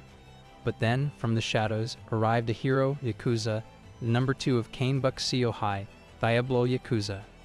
Weird rumors had been spreading around regarding him. The girls were happy to see a strong person coming to save him. Lee took advantage of this situation and asked Yakuza to finish them off. He put his hands in his pockets and started walking slowly towards them. Seeing Diablo come for them with his hands in his pocket, the juniors got terrified, as they had never seen someone so confident. Suppressing their fear, the thugs decided to attack him all at once, but their plan failed as the leader of Kanebuk Seo, Kim Soo-yeon, arrived on the scene. He apologized to them and told Daesung that it was a lot tougher than he had expected. On the other hand, Daesung was lying on the ground, all beaten up. He was thinking of Kim as a completely different person from last time. He had grown stronger. his punches and jabs were all a lot stronger than the last time. He still was not able to understand how someone could get this powerful in such a short time. Now that Kim was here, there was no need for Yakuza to dirty his hands. Kim tagged in and peeked at Kang Do-hyuk's stats, which were above average. His juniors attacked Kim, but then we see a glimpse of the past, to be precise, yesterday, where Kim had the 3 of his jabs, straight, and hood kicks leveled up to rank B. With these new ranks, the attacks also achieved a special ability to land critical hits. The attacks themselves are converted into their more dangerous versions, the red attacks. Using them, King defeated the lackeys in an instant, and with that, a new subquest to defeat Kang Do-hyuk was created, rewarding Kim with a silver card. In a badass manner, Kim told Do-hyuk that he doesn't care about the underlings, as he wants Han Jae-ha himself to be facing him. Now that the underlings have been defeated, it's time for the boss to show up, and that happened. The battle between the leader of Gangbuk-seo High and the 13th strongest person of Gangbuk-dong High was taking place. From his looks and build, Kang Do-hyuk had made a vague measurement of Kim's power and considered him to be equal to that of Hwang Daesung. His earlier conversation with Daesung had also helped him in making this measurement, as Daesung had told him that Kim is weak and relies on ambush attacks. He told him that the reason for his defeat was his own mistake of letting his guard down. He had told him that he was confident enough to beat him in a one-on-one match if they got another chance to fight. That was what he was thinking until he got a hood kick in the face. This was not the weak he was considering up until now. Kim used Skyrocket along with additional weight and landed a jab on Do-hyuk. With a critical hit, the fight ended. Kim came out as the victor with his reward of a silver card. The girls thanked him and were about to leave, but So asked Kim to give her his number. The other girls objected, but Kim got flustered about it. As he was about to type his number, Do-hyuk from the ground told Kim that the 5th strongest of the Gangbuk-dong High's, Park Jeon, was on his mission to destroy Ko Haejin. The scene shifted to Haejin as he was preparing himself for the workout. Behind him, Park Jeon was standing. He asked why he was working out as if he wanted to catch Kim Soo-yeon himself. Jeon told him that Han Jae-ha had sent him to capture him along with Kim Soo-yeon. While he was busy talking, he didn't see Haejin coming, which resulted in a ferocious punch to the face. He was slammed into the ground. While lying unconscious, he heard Haejin telling him that he had joined Kim Soo-yeon's crew, and he wanted this message to be conveyed to Han Jae-ha. The scene changed to a house where the book lover, Sova, lives. She was reading a book at night. It was as good as it seemed. Her mother came and told her that the time had passed since her usual bedtime. She asked her to go to sleep by finishing the book fast, and she left. As she left, we saw the actuality of Soa's nature as she was reading an adult book while hiding it inside a normal philosophy one. Kim went back to his home, where he was enjoying the feeling of satisfaction. He had won against Hwang Daesung again, and this time without the help of anyone else. The thought of beating Han Jae-ha also crossed his mind, but then a practical problem came in front of him, which was the handling of his subordinates. Since they always come out in groups, it would be tricky for him to get to him or to even find him alone. But before all that, one serious thing was bugging him: the main quest. He had already recruited 3 out of 4 crewmates, and there remained only 1. Thinking about who he should recruit, Kim got an idea. He summoned a cloud copy in human form. The cloud took the form of her sister. It was a bit awkward, but he managed the situation. He then offered Cloud to be his crewmate. The cloud copy agreed, and the main quest was completed. Now he had Yakuza, Haejin, Lee, and Cloud copy as part of his crew. Kim was rewarded with a regular gold card. He revealed it and found it to be called I'm the Crew, through which he could now nurture his crewmates. With the help of this new card, Kim can now find his crewmates. He got a window with all of them listed on it with their stats. To nurture them, Kim needed nurture cards, which he could obtain from nurture missions, which are a new class of missions that would be available for him now. After his fight with Do-hyuk, he forgot to reveal the silver card that he had obtained. He revealed it, and the card turned out to be an attack card called Weaving. This card would let him evade high-speed attacks coming at him from the front. A new side quest was created that asked him to complete the boxing combo by using Weaving and hooks. He already used Weaving, but he didn't have the hook card, so he decided to try his luck by using Card Master. He combined 4 useless bronze cards and got 2 silver cards in turn, but none of them was hook. It's been a long time since he combined the cards, but he had never broken a card. It was a gamble, but Kim decided to go for it. It was a decision that he had never expected to change his life. The next day at school, Kim was congratulated by all of his juniors and the other freshmen. Kim asked why they were congratulating him. Handong told him that defeating Kang Do-yuk had granted them the regime over his territory. He was in charge of the 3 local high schools: the Seojin High School, the Dojin High School, and Joging Vocational High School. Lee also told him that they would have some free time from now on, as Kang Buk-dong would be busy with Kang Buk-nan High, whom he had already contacted. At the Kang Buk-dong High, Han told his subordinates about the defeat of their men. One of them asked what their next move could be, as 3 of their schools had been passed over to Kang Buk-seo. Han told them that they had to go there themselves, but as he was about to stand from his seat, an informant of his arrived and told him that Kang Seok of Kang Buk-nam was trying to wage a war against their western and southern territories, knowing that 2 of their strong people had lost. Han told them to send their second strongest person to Gangseo to take care of things there. He said that he could take care of Kim Soo-yeon anytime he wanted, but taking care of Kang Seok is a more important thing at the moment. Back at Kang Buk-seo, Lee told Kim to strengthen their empire from the inside and asked him to show his dominance over the 3 new schools that he had conquered, saying that this would help him to expand his impact in the outer areas as well. But if he didn't do that for a longer period, there's a chance that these new schools could rebel against him. But to prevent that, he could just discipline them for the first time. Hearing this word, the system generated a nurturing quest for disciplining the 3 schools. This quest had a reward of 4 mid-grade nurture cards. Using these cards, the stats of the crewmages can be increased or nurtured. Kim was ready to do that and told Lee to go there immediately. Now that they were ready to leave, Kim saw Soa standing in front of him. She was waiting for Dahyun to come, but she also reminded Kim that he hadn't replied to her message. Kim told her that he would do that later and left with Lee. Baek-cheon saw all that and was not happy to see his new attitude. The scene shifted to a mountain where some thugs were having a picnic or something. They were the students of Seojin High, and they were discussing the new rule of Kang Buk-seo over them. Their number 1, Jang Jin-soo, was not in a good mood, as his loyalty remained with Han Jae-ha. His stats were average with a B in almost all of them. As they were talking about these things, they heard sounds of heavy breathing. It was Kim who had just climbed the mountain to reach them. Before he could say anything, Jin-soo attacked him, but he dodged it using weaving. It was a surprise attack, but it failed. Kim countered it using the hook that he had obtained last night. After a lot of hard work combining and breaking all of his useless cards, he finally obtained the hook and completed the side quest, which granted him a new gold card.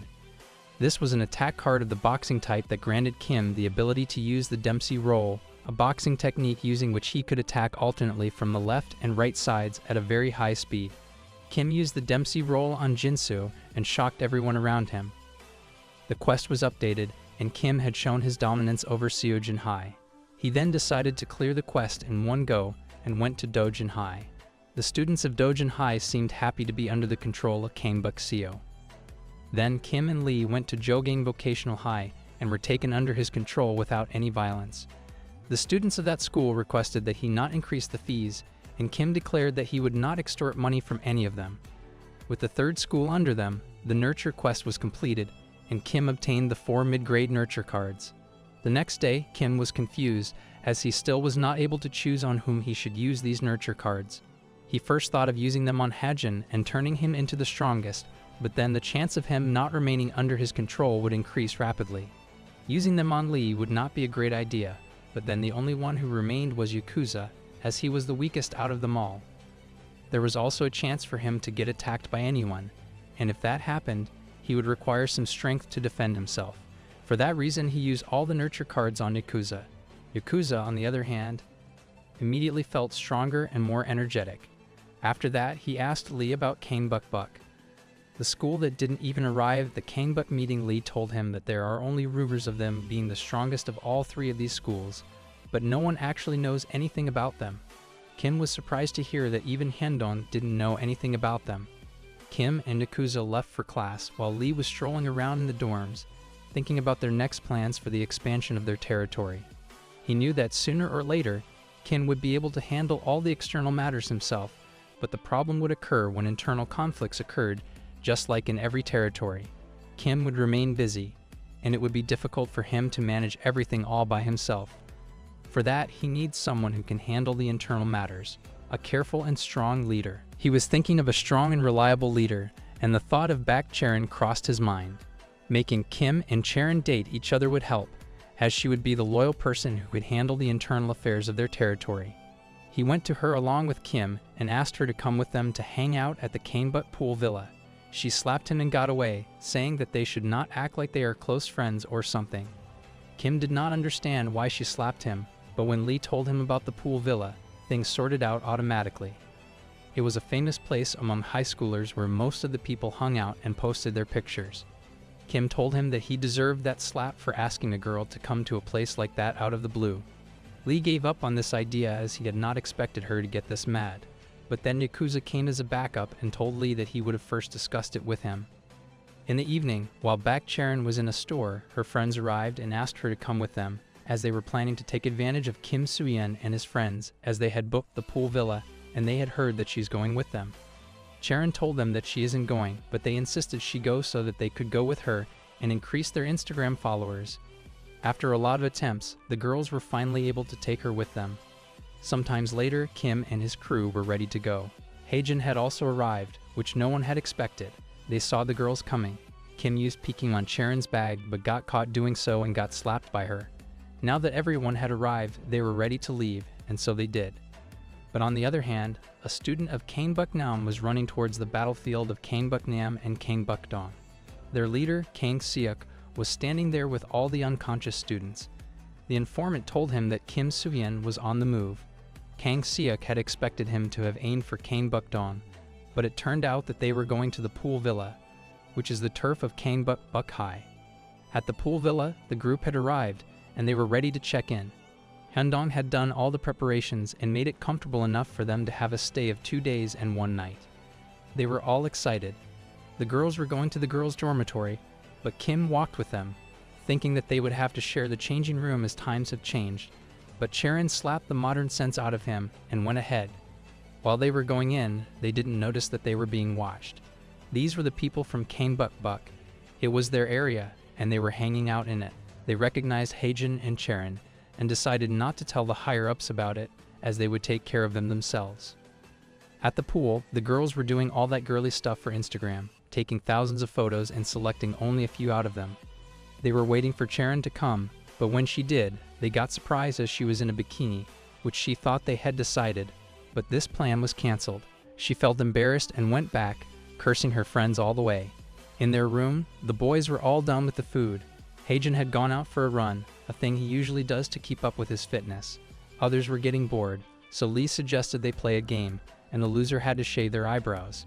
Charon didn't seem interested in it, but a mere 5 minutes later she was fighting with Kim, saying that he had lost, but Kim was saying the same opposite thing.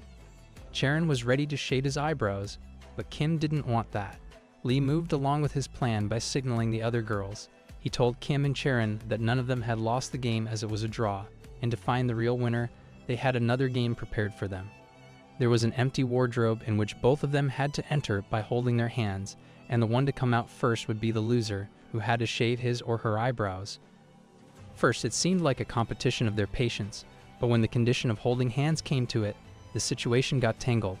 They both were against it, but to overcome the fun that was being made of them, Charon held Kim's hand and was ready to beat him. They both went in, the door got closed, and the game began. Lee was doing all that for the sake of Kangbuk-seo, while Yakuza went out because he had enough enjoyment for him. As he was walking outside, he got cornered by the same thugs who were watching them. Inside the cabinet, they both were sweating, but then Kim received a side quest, because of which his face turned red. The quest was to grant him the reward of a silver card, and his mission was to lose to Baek Charon by getting out of the wardrobe first. Even though the quest was easy and the reward was good, Kim didn't want to quit as he was enjoying himself. On the other hand, Charon was sweating a lot, and her face had also become red.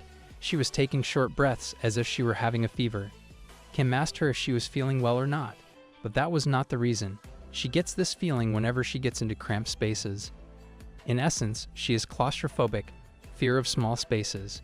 She told him that in middle school she was also a victim of bullying.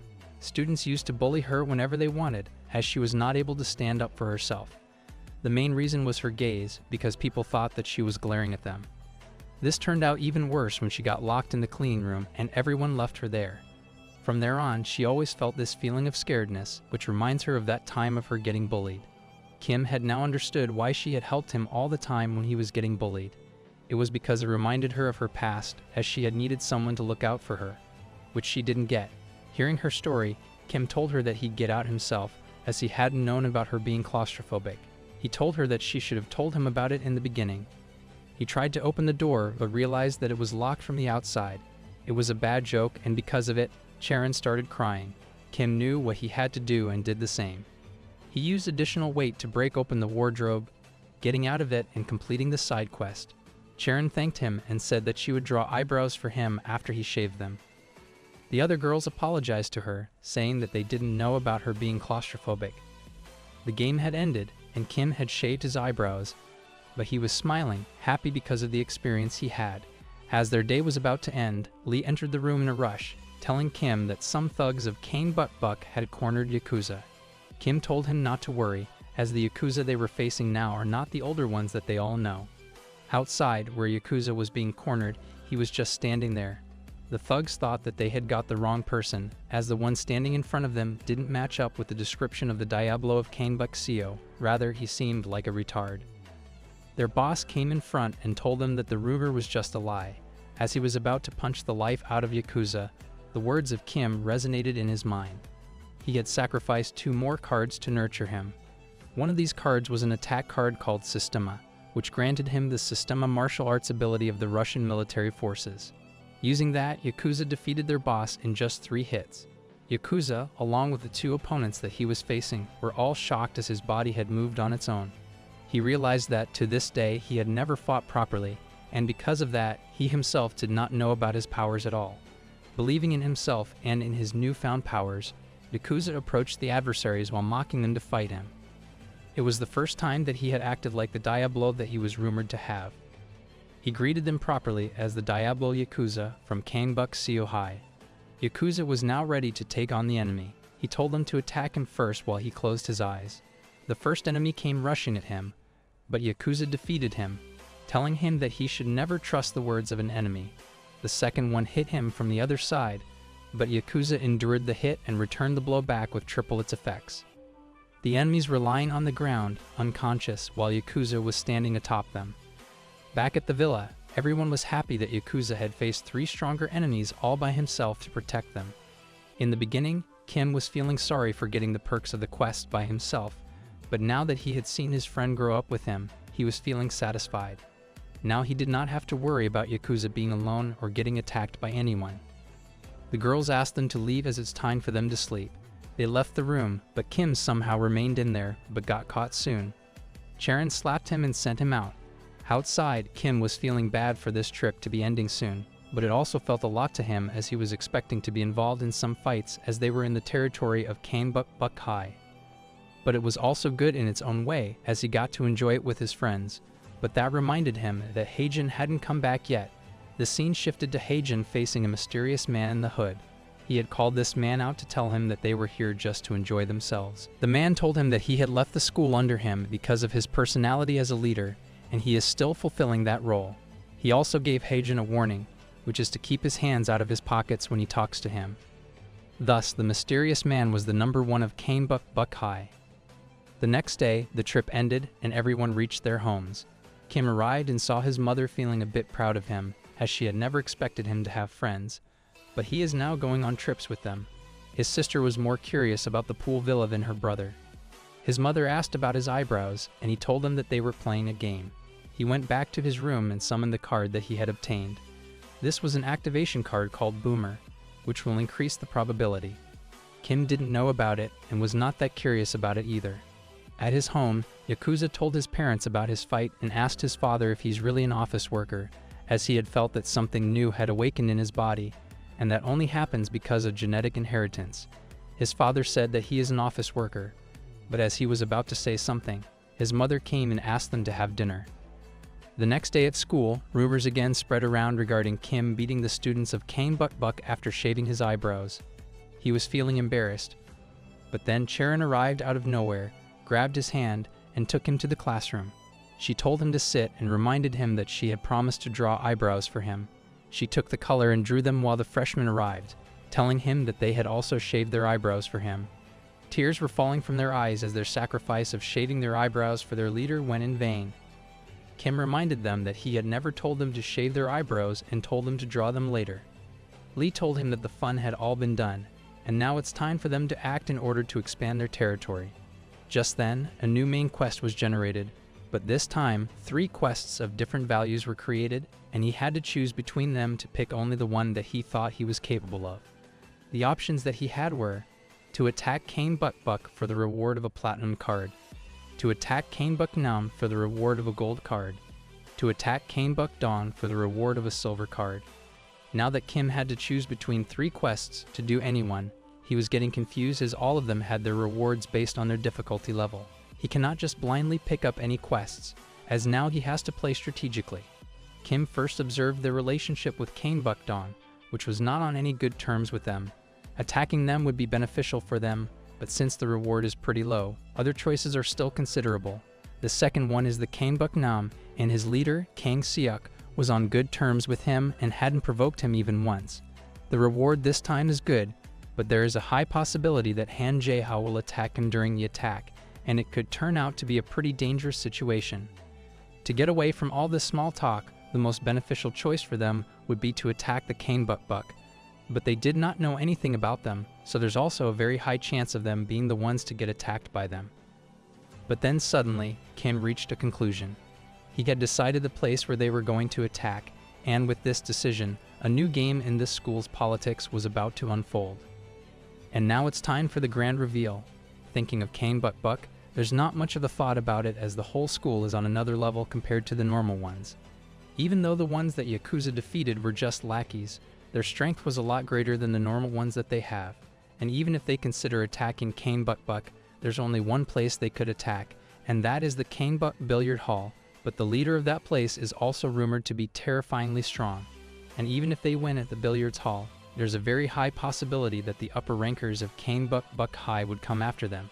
And if that happens, then they would have nothing to save themselves. Kim had understood that a long journey begins with smaller steps, and for him to take this first smaller step is to defeat. At Kane Buck Dawn High, the informant arrived with the news of Kane Buck Seo ready to move.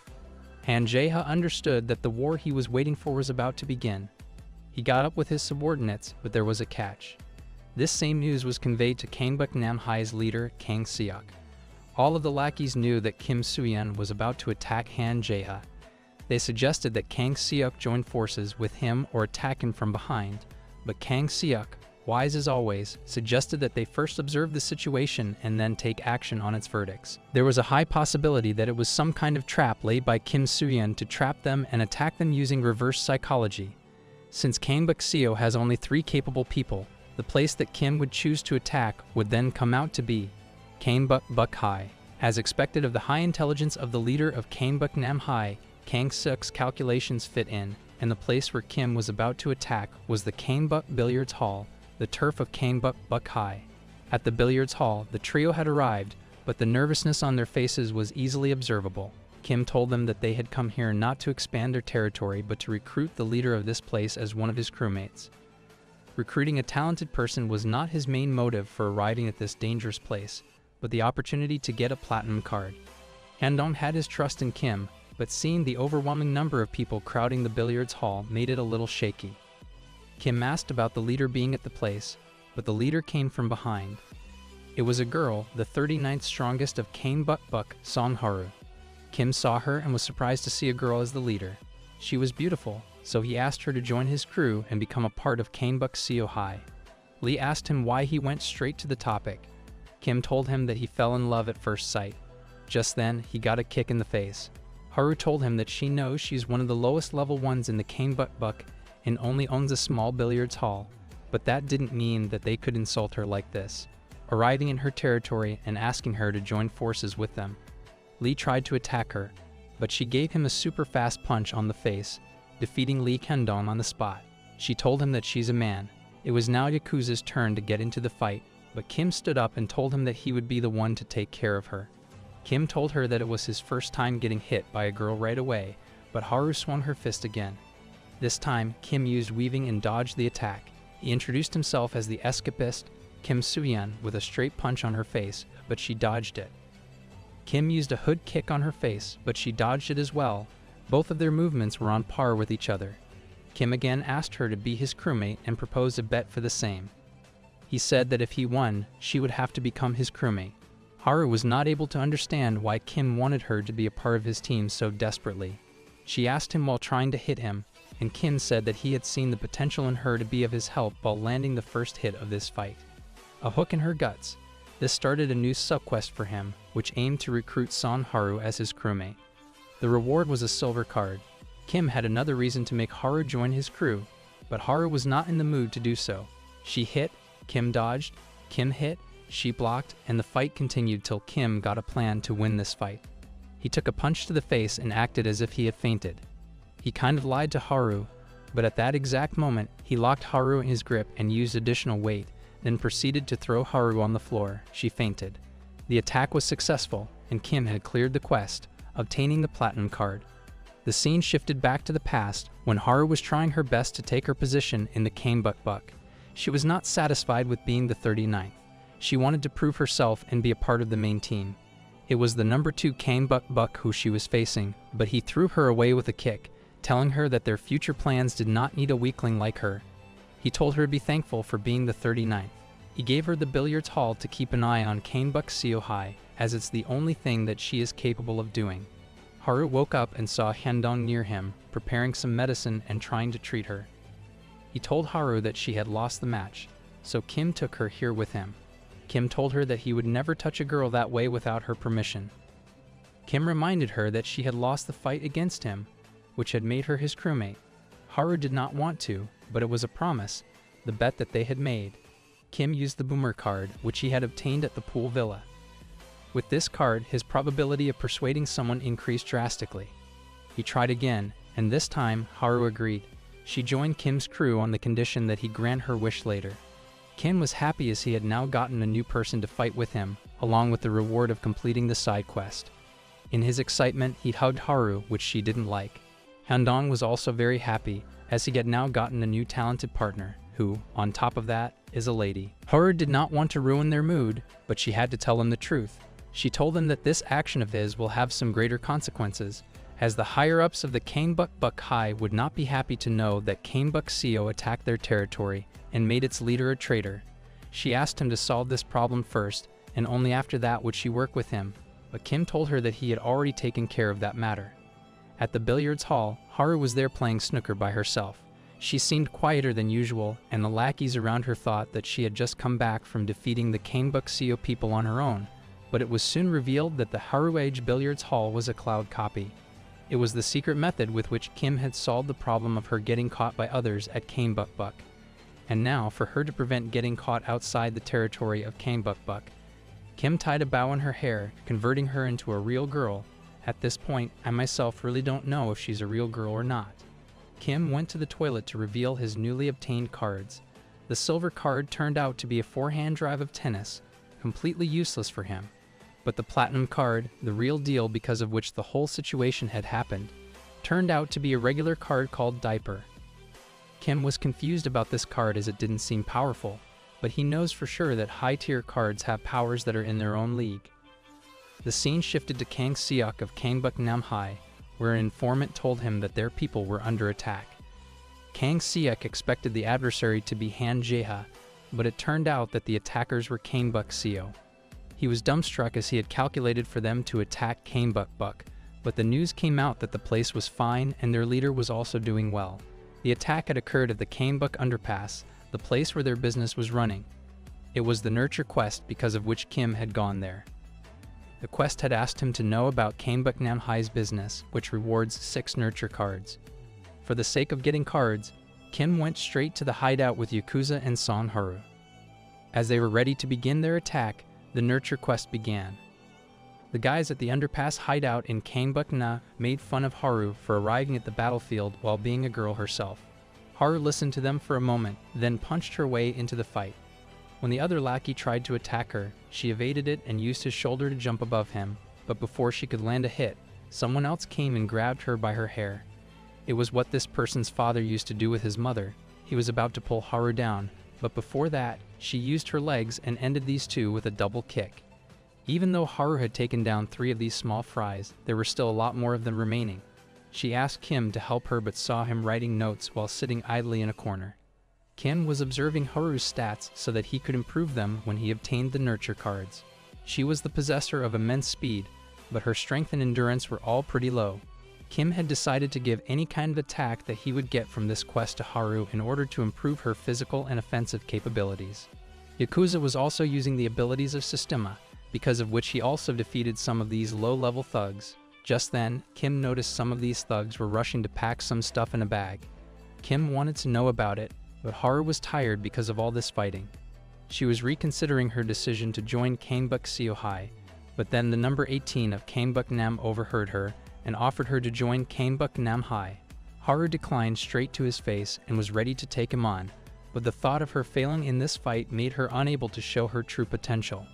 Yakuza had to face the same fate as well. While he was posing after defeating the smaller ones, the twin brother of Bain Jun-hyul, the number 17 of Kanebuk Nam High, Bain Junki, came to him and told him that he does not like to be ugly people, but it's a thing that he had to do. Yakuza told him that his face was just average, and their victory began. On the other hand, Kim had secured the bag in which all the business secrets of Kanebuk Nam High were kept. He was about to open it, but then the number 10 of Kanebuk Nam, Wang Dong-woo, grabbed him. Kim used an additional weight that didn't work, and he got slammed into the ground. The person he had to face now was a giant with above-average stats. Kim used the Bean of Recovery, but before he could get up, Wang sat on him and started punching the leadership out of him. A barrage of punches landed directly on Kim's face. At the Kanebuk Nam gym, Kang Seok was relieved that his subordinates would take care of these enemies, but what he was worried about was their business that was lying there in that bag. One of his subordinates got a call from the underpass. They told him that they had won easily against Kanebuk Seo and had secured the business bag. Wang gave it to Junki and told him to keep it safe, as they would get into big trouble if it got damaged in any way. It was their precious business that Kang Seok was most worried about. But Kim heard all that, and now that it's confirmed that their business lies in that bag, Kim asked them if they believe in miracles and used the Platinum Card Diaper. This card had the ability to increase the stats of the fallen crewmates for 1 minute until their physical strength was regained. All of them got up and destroyed the trio, taking away the thing that they had come for, completing the nurture mission. Kang Seok went to the underpass and was furious because of the outcome of this battle. His business was stolen. He ordered his subordinates to call Han Jae-ha and tell him that the real war is going to start now, and their enemy will be Kim Soo-yeon. Now that the secret business has been obtained, it's time for them to reveal what's inside it. Kim opened the bag, and the stuff inside was some pain-relieving patches. It was the most unexpected thing that he had obtained. First, Kim thought that Kang Seok used it on his eyes or that he sold it to the elderly, but that was not the case. Yakuza told him that the patches are different from the normal ones as the API present in them is pentanol, which is a narcotic analgesic. It could be used as a drug, which Kang Seok must be selling to the students by extracting it from the patches. He must have ties with some doctors from whom he obtained these. These are all illegal actions that Kang Seok must be taking. Kim asked how the Yakuza knew so much about it. Yakuza told him that his mother knows about these things. It was relieved for Kim to know that Kang Seok is not threatening the elderly for his business. The scene shifted to the Bobosum Internet Cafe in Kanebuk-dong. Han Jae-ha got a call from Kang Seok. He knew all about the current situation at the underpass and the thing regarding his business, but he still joked around for some time. Kang Seok suggested that they both attack Kanebuk Seo together, he from the front and they from the back. For the cost of forming this alliance and helping Kang Seok, Han Jae-ha asked for some of the land that was possessed by Kanebuk Nam High. The outermost part that lies in front of Kanebuk Nam was the land in question, and for the formation of an alliance, Kang Seok agreed to that condition. He asked him to talk about the timing, but Han Jae-ha reminded him that he doesn't wait for things like these. In the evening, Kim was going back home. He was thankful for the diaper card to save his life, as if it were not it. Then they were already dead by the Kanebuk Nam students. He wondered what he should do with Kanebuk Nam High's business. He had the choice of using it as Kang Seok's weakness. He also thought about using the nurture cards that he had obtained. He thought of giving it to Haru to improve her strength and endurance.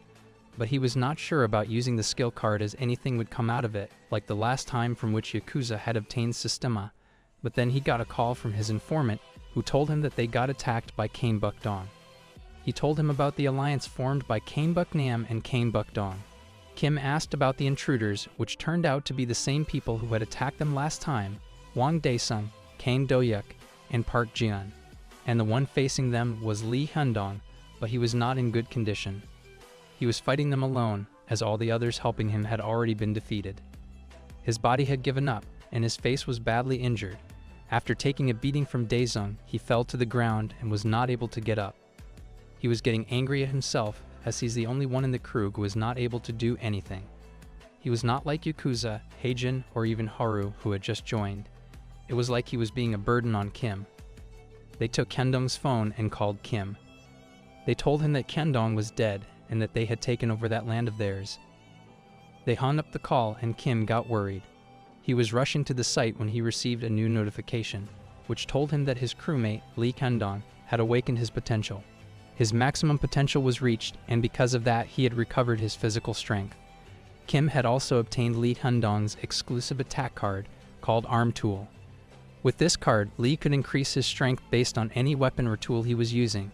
His strength went up from C to B+, as he declared that he would become stronger. The fact that he is weak or talentless is not going to stop him. He had now decided to surpass all of his crewmates with the potential and latent strength that he possessed, and he would be a burden to his leader. He named himself Lee Hyundong, the Eyebrows. Heijin arrived on the scene and told Lee that he was being cool. He said that he came in a rush and because of that, forgot his lighter and told Doyuk and Jian to tell Han Jae-ha to come here and light his cigarette. This is what it is. Lee attacked and Daesung defended. Their strengths were equal, but Daesung got a punch on Hyundong's face, throwing him away and taking away the additional strength that he had obtained from the wooden stick, but the fight didn't end there. Kim was running to the fight place when he got a notification that Lee's strength was increasing. It had happened because Lee had obtained a stronger weapon than the wooden stick. His strength went A+ as he was holding a metal hooter in his hand. He slammed that into Daesung's stomach and finally defeated him. He knew that weapons are made for cowards, but it's a way for him to get stronger than the others. On the other side, Heijin had already defeated Doyuk, and it was now time for Jian. He told him that this time he'd show him how stronger he had been because last time he was not able to do anything as Heijin knocked him out in just a single hit. But this time he was the first one to attack. Heijin dodged, but he didn't let him escape and got his collar. With the pressure from his arms, Jian slammed his head and gave him a very strong headbutt, but it turned out that nothing had happened. It was ineffective, as Heijin had only suffered from some external scratches. He told him that he did not feel any difference. He held him with his face, and with the other hand, crushed his ribs.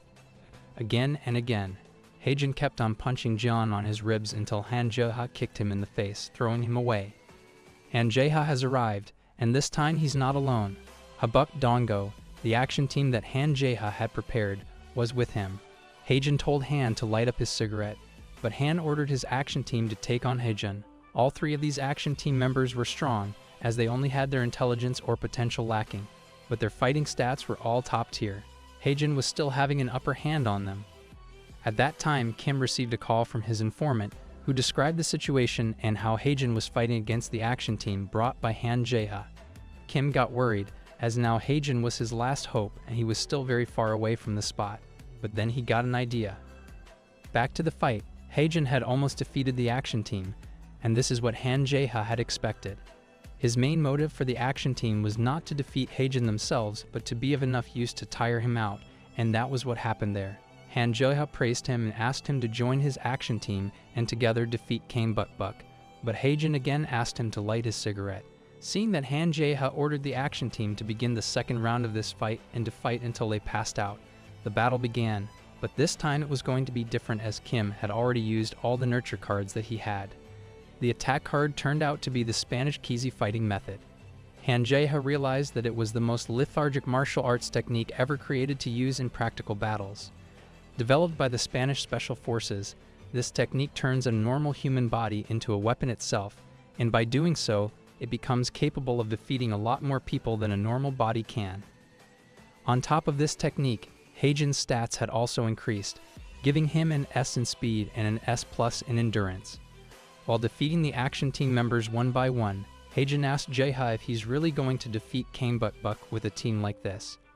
He also told him that Kim Soo-yeon is stronger than him, so he should just give up on his dream and go back.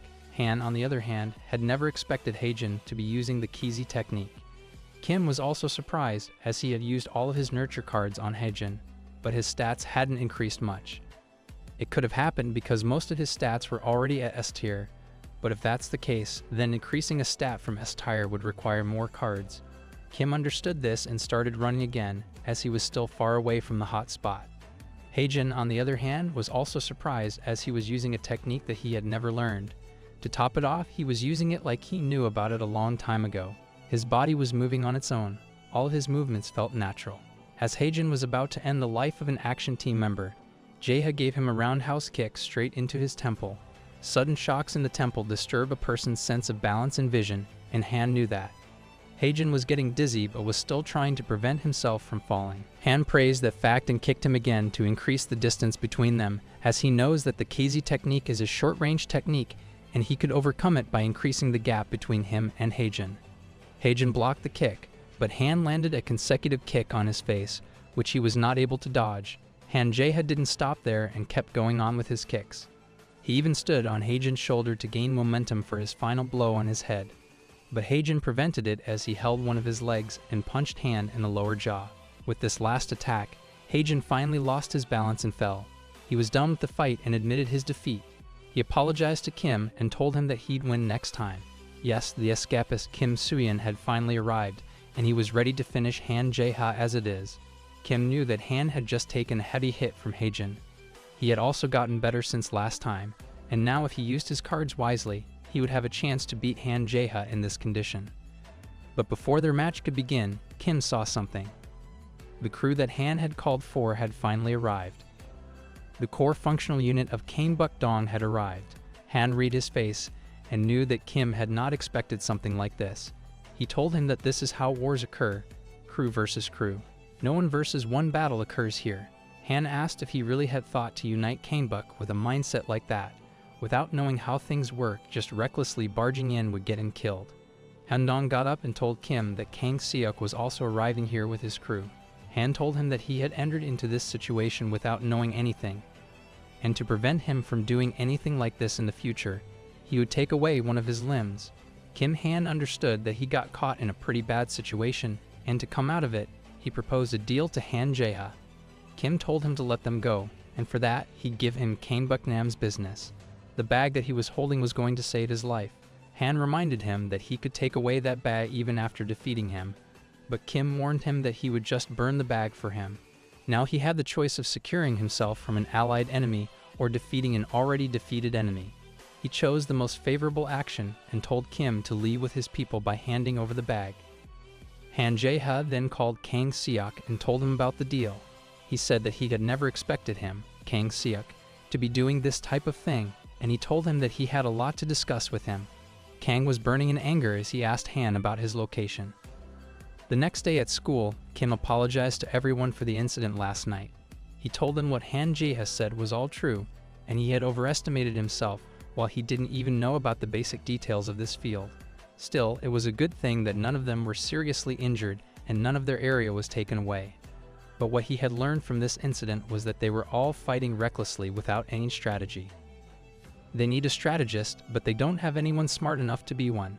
Han-dong is the smartest one, but he specializes in internal affairs. At that point, Lee told Kim about a man, a strategist who was the core part of the God Dog crew that once ruled Buk. He was the blood-related sibling of number 2 on that crew. Even after that, many crews tried to persuade him, but none of them succeeded, and he remained in solitude. Hearing about this person, the system created a new nurture quest. The mission was to recruit this new person, and the reward was 4 high-grade nurture cards. For the betterment of his crew and for the sake of these high-level cards, Kim was ready to do anything. With him in hands, it would be a piece of cake to rule over your enemies. These were the words that propelled Kim to realize the worth of the person they were going to take with him, along with the cards that were coming with him. He was eager to get him. Jang Ji-ok was his name. Lee knows where he lives, but he also knows one more thing, and that is that this person will not help them. Even Buk-nam and Buk-dong had already tried to take him with them, presenting various offers, but he never accepted them. He said that his knowledge is not meant to be used for wars like these. Yakuza stood against this, and Haru gave her own example, which means that there's still room for them to try. And with that being said, the four of them left their bases to recruit the strategic genius of Kangbuk. The group reached his home, but a man standing at the door asked them to leave as Jang was busy in a promotion match. Yakuza got angry, but Kim controlled him and politely told that person to convey that Kim Soo-yeon, the escort, had come to meet him. They were all leaving the place while Kim was telling them the saying that third time's the charm. Lee was trying to tell them something, but they were constantly ignoring him. But when he finally said it, the person standing at the gate was the one they had come to meet. Kim saw him and used peeking. All of his stats were F except his intelligence, which was S+. This says it all. He again told them to leave, saying he wasn't going to help him. He did not want to be a part of these crew wars, but then his sight shifted to Haru, who was tying her hair. His mood swung, and he allowed Kim to enter his house so that he could just listen to what he had to say. Kim told him everything about the incident, which he understood correctly. Kim asked him to tell them a solution for their problem, as they really hadn't expected things to turn out this way. Jang told them that the situation will be solved on its own as Kang Seok will do everything to get back his business stuff from Han Jae-ah. He would even attack Kang Buk-dong, but the chances of a war between those two will be less as it would end in a settlement for money or for some land offered by Kang Buk-nam. And as soon as that happens, Kang Buk-seo will again become their center of focus, and an attack would be launched from both sides. Hearing that, Kim got surprised and asked Jang what they would do if something like that happened, as they don't have enough people to stop these two. This was certainly the case, and Jang had a solution for it. He suggested that he get some external help, with which he could even increase his influence. Hyundong reminded him that there's no one outside who they could ask for help from, as all of them are their enemies, but Jang told them that they have Kang Buk-buk. He told them to ask the partial groups of Kang Buk-buk to help them out. They should promise to share the power that they would obtain from their enemies. Kang Buk-buk as a whole would not be that interested in smaller rewards like these, but a smaller group would surely agree with that. Jang then proceeded to explain the main plan to them. He told them to put Haejin and the allies from Kang Buk-buk on the side of Kang Buk-dong. Because of them, they would not be able to attack from that side, and even if they did, Haejin and his team would handle them. And towards the lower side of Kang Buk-seo, they should just get themselves. In that manner, they would be able to take care of the adversaries from Kang Buk-nam. This idea was the best in all possible ways, as thought by Kim. We also see a glimpse of Jang Jin-yeok, brother of the strategist, the complete opposite of his brother. The scene shifted to the battle areas of Kang Buk-seo and Kang Buk-dong High. Haejin was sitting there waiting for the people from Kang Buk-buk, whom he wanted to make his allies. Numbers 49 and 50 of Kang Buk-buk came to meet him. They told him that they'd be the boss of this place, but Haejin punched him in the gut. But then Choi Kangson, the 28th of Kang Buk-buk, arrived and asked them not to fight among themselves and save their energy to fight Kang Buk-dong. Choi was acquainted with Haejin. Haejin asked him if he had told his leader about this, and he said that he hadn't, as his boss doesn't even care about them doing this small stuff. Also, he was free these days, so he just decided to help him. They both shook hands and finalized this alliance between Kang Buk-seo and Kang Buk-buk. Haejin later informed Kim of the news. It was what the strategist had said. Kim thanked Haejin for helping him out in protecting Kang Buk-seo, but Haejin told him that he should not misinterpret this as he's doing because he doesn't like Han Jae-ah. Lying on the bench, Kim knows that Haejin was lying to him, but that doesn't matter as he had a bigger problem, which he had just noticed now. He was the weakest member of his own crew. He was the only one other than Jang to have E in his strength and speed. He had powered up almost all of his crewmates, but he himself remained the weak one. The thought of using the high-grade nurture cards for himself came to his mind, but he also knows that quests will become tough if he gets stronger. This is what normally happens in almost all of the games. Before this, he used Cloud Copy to get stronger, but now that it's busy being Haru, he can't do that. Also, sub-questions are not available as his area and reach have been isolated from the others. It was dangerous for him to go out in other areas because of his infamous popularity.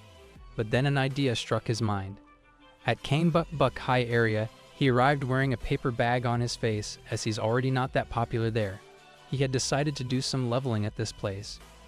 The whole Kang Buk-buk territory is bigger than the other three combined, which meant that he could get a lot of quests in this place as it was completely untouched by him. A main quest was generated, rewarding him with a diamond card. It was a 4-part quest, out of which the first part was to check the level of Buck High area. The people there started attacking Kim, and thus the quest began. This new version of Kim Soo-yeon is called Kim Bag. He dodged a hit using weaving, then counterattacked using driving. His opponent didn't like the fact that he could use drive as his first attack, so he tried to hit him again, but Kim dodged again. Even though he got away from the first person, someone from the back kicked him. His balance was lost as all of them started kicking him again and again. Kim was confused as he had not expected these people to be this strong.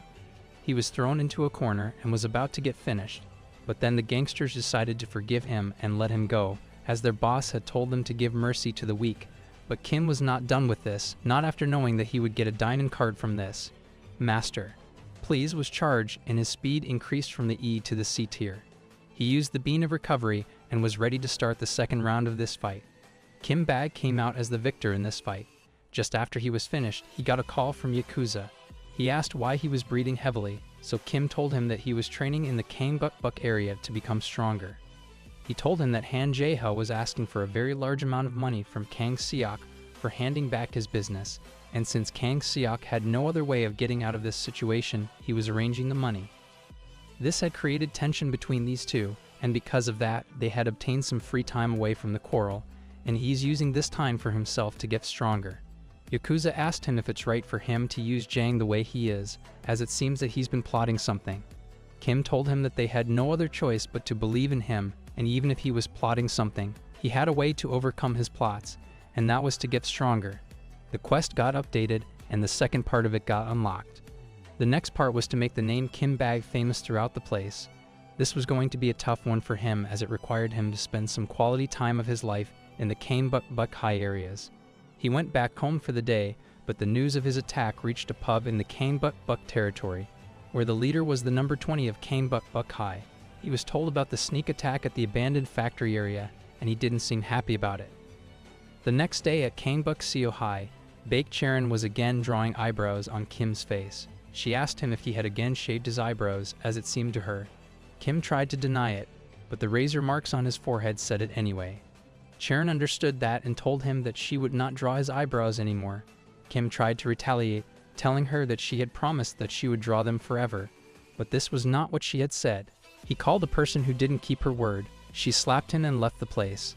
Kim received a notification that his main quest had been updated. The second part was completed on its own, and the name Kim Bag is now famous. With that being done, the third part of the quest was revealed, which instructed Kim to get closer to Yang Soba.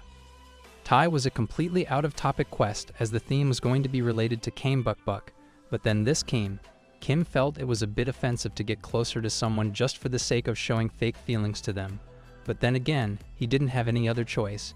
He tried to contact her but got confused as her messaging seemed weird. At that time, Charon's friends asked her if she had really proposed to Kim, as they had heard rumors of it. Charon obviously denied that and told them that the rumors were fake, but when they asked if she liked him or not, she told them that he's a fun guy to be around with. But then, out of the window, she saw him talking with Soa. Charon tried to call him from up there, but it seemed that they didn't hear her. But Soa did, and she ignored her. The situation started getting complicated as he did not know how to carry on with it. From all the quests, this was the hardest one for him. They started walking, but Kim didn't know what or where she wanted to go.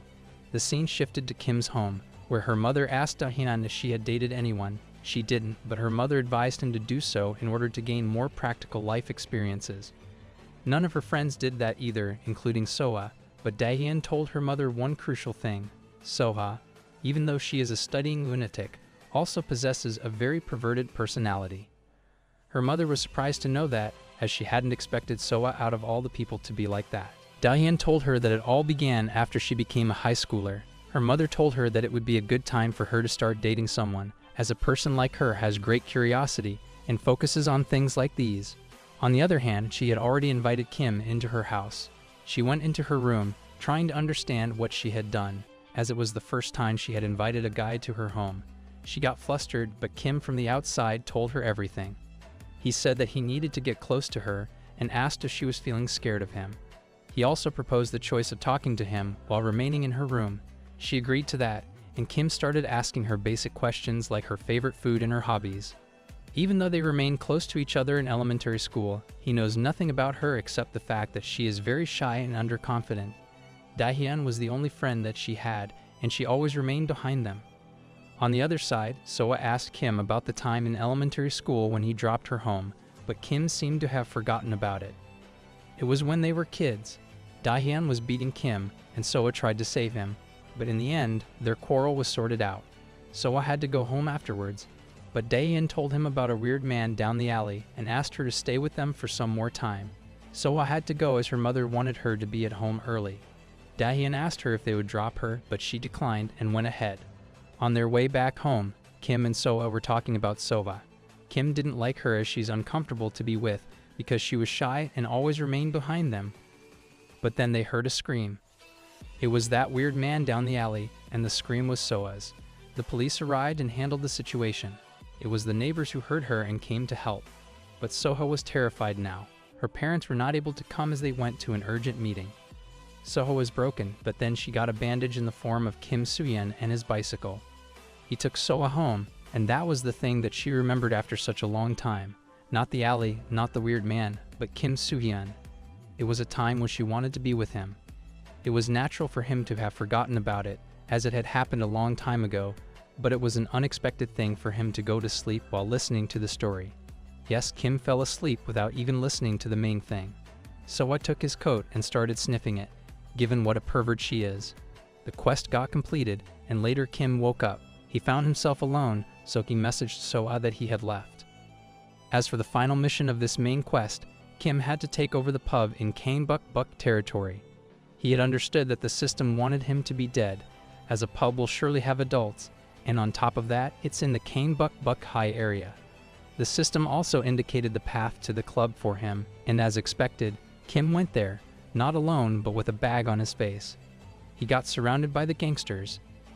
They all sarcastically praised his bravery, but Kim straightforwardly thanked them and told them that he himself had not expected this many people here. The leader of that place, the number 20 Kanebuk, told Kim that he's using the tactics of Nietzsche by telling the truth to make his opponent lower their guard. He welcomed Kim back and asked if he knew anything about Nietzsche. Kim rounded that up and, in a straightforward way, told him that he had come here to take the pub, not to talk about Nietzsche. Yang Chien-hak, the leader, told Kim to go away as he could forgive him for the abandoned factory incident. But he knew one thing for sure: he would not be able to defeat him. Out of the dark, Kim saw his face. He was a big man, a big and strong man, only his vision made Kim tremble. Stats-wise, he was on the same level as Haejin, but his presence was much more intimidating. Kim had one Haejin again, but this time it seems impossible as there's no luck to be seen in this fight. Other than that, he's also surrounded by many of these smaller ones, and because of them, he can't reach the leader. The quest wanted him to take over the pub, but that would mean that he needed to defeat all of them here. While Kim was trying to figure out a way to easily pass this quest, he got ambushed by the gangsters surrounding him, and in the end, he was defeated. In just the span of 3 seconds, Kim Bag got defeated. It was not a matter to laugh about, but to respect the courage and bravery that Kim Bag had shown. It was all said by the leader, when the others disrespected him for being a weakling. Yang reminded them that they should respect his bravery. He also praised the techniques that Kim had shown, including the straights, and explained the reason for his loss, which was his lack of experience fighting against a large group. He went to Kim to see his face. Everyone was excited for this identity reveal, but to their shock, he was still in the condition to fight. Kim held Yang's leg and used Skyrocket along with additional weight. Yang was dumbfounded, as he was not able to understand what was happening to him. Kim told him that there was no need for him to defeat everyone to take over the pub, when he could do that by just taking their boss. With that, he slammed Yang into the floor, completing the quest, or that was what he thought, as Yang was not defeated. He got up, telling Kim that Nietzsche once said that one should make sure if its prey is dead or not. Kim was surprised, as anyone would have been down by now because of the intensity of the attack, but the lackeys told him that their boss was a judo practitioner and enduring attacks like these is a normal thing for him. Yang got up and told Kim that he acknowledged his skill and that he's not completely unhurt. Kim used a straight punch, but it got blocked. His additional weight has expired, and because of that, his strength has also been reduced. He tried to grab Kim, but he dodged it and got back using Skyrocket. Then with a hood kick, he tried to hurt Yang but got caught in the act. Yang grabbed him and threw him under the pressure of his shoulder. It was his strongest attack that he had used, and now there was no chance for Kim Bag to get up again. Yang was disappointed, as he had already told him that he wouldn't be able to defeat him, and that is what happened. Before the final blow, Kim took a bean of recovery and used all the nurture cards that he had on himself. Both his strength and speed went from the E to the A tier. He used a rounded kick to move away from Yang and to protect himself. This kick was different from what he had seen till now. The technique that Kim was using was not taekwondo. It was the first time Yang had seen something like that. This was the ability that Kim had obtained. It was called the old-fashioned takian. It was a completely unknown form of martial arts that Yang had seen. Yang was trying to endure it and decided to counter it when he got the chance. But Kim started using the finger jab technique of takian and continuously hit Yang at his nose. He then axed his collarbones, finally defeating the number 20 of Kane Buk Buk Yang Chien Hack, completing the quest, and receiving the diamond card. Yang had admitted his defeat. He was not angry but sad, as all of his strength turned out to be meaningless. He learned judo to protect his sister, Yang Soa. He started that when the alley incident happened. But after that, he grew stronger and got a group of his own. He had never bullied the nice kids, but the bad kids. He didn't have any regrets about bullying those who bullied others. He also remembered the person who had recently helped her sister when she was being bullied by the students of Kanebuk Dong High. But when she told him that Kim Suyen the escapist had helped her, he got relieved. He had decided to never lose anyone before he could meet Kim Suyen. He realized that he's the only one who can protect his sister. Kim was back at his home. He threw the bag away and tried to rest for a bit, remembering how strong the number 20 of Kane Buk Buk was. If it were not for Takian, he would have just died there today, but that element of surprise had saved his skin. Takian is an unknown form of martial arts, and it's the greatest advantage he has over any other forms of martial arts, as his enemies wouldn't even be able to counter it. It will also help him to take down the stronger opponents that he will face in the future. But now if he had Takian, then the need for boxing cards would just diminish. But Kim didn't want that, as he had spent a lot of time collecting and upgrading those, so he decided to keep them as well. With his mind made up, Kim proceeded to reveal the new diamond card that he had obtained. For a 4-part quest like that, Kim had obtained a very special card. It was an invocation card called Card Festival. Further details of it were written in the Read More section. The next day at Kanebuk Seo High, the meeting was under the leadership of Jang Jinyuk, the strategist. He provoked everyone by saying that the time to start the war had arrived. The crew members asked about it, and the strategist told him that while Haejin is protecting the school from the east side, they should attack the north side at Kanebuk Nam, as that would be the only way for them to expand their power. Kim agreed with the advice of his advisor, even though he hadn't liked the idea at all. Jang asked him what he hadn't liked in it, so Kim showed him that map and asked about it. There were only 2 ways for them to reach Kanebuk Nam, Route A and Route B, and if they attacked from any one of these routes, the other one would be used to send the troops of Kanebuk Buk Nam to Kanebuk Seo High, and the attack would be reversed. But then the advisor reminded him that something like that would never happen if both of these routes were attacked at the same time. They would not have any time for the reinforcements to come. With that being seated, all the preparations for the attack were done, and the leading parties were made. Lee Hendong in the west with a group of fighters was placed as backup support, while Yakuza, along with the first-year students, will take responsibility for Route A. Last but not least, Kim Suyen and Son Haru will be the ones to take care of Route B. Kim and Haru arrived at the base of Route B, but they didn't know who was waiting for them inside. Even the strategist didn't know about it. The only way for them to find out about it was by bathing in it, and that was what Haru did. Inside they saw some similar faces: Wang Dongwoo, Bang Junki, and Bang Junhyul. They were all busy with their stuff, unaware of the fact that they were being ambushed. Haru was surprised to see all 3 of them together, as it would be difficult for these 2 to handle them themselves. But Kim had already started the attack. He remembered last night when he got the diamond card called Card Festival. He activated that and got the abilities of all of his cards, including the nurture ones as well. Because of the Card Festival, his attack and speed of Takian increased, and because of that he was able to say that he would take care of all 3 of them present there. He asked her to handle the smaller ones herself. He asked her to trust him and was now ready to take care of Dongwoo and Junhyul. But before their fight could begin, an informant told Dongwoo that it's impossible for them to request support as the other path was also getting ambushed by Kanebuk Seo. It was Yakuza who was taking care of all the smaller ones to clear space so that he could have an entertaining battle with the number 9 of Gangbuk-nam, Lee Ji-yeon, a woman with a wooden sword. From the first sight, Yakuza had realized that she's stronger than him, but he also realized something else, that he had fallen for her. His subordinates warned him to be careful of her, as she had made her way to the top 9 only using her wooden sword and the skills of kendo. Yakuza, on the other hand, warned the lady that he'd still do his best even if he had to face an elementary school kid. Now that the quest had started, both fighters were ready to face their opponents.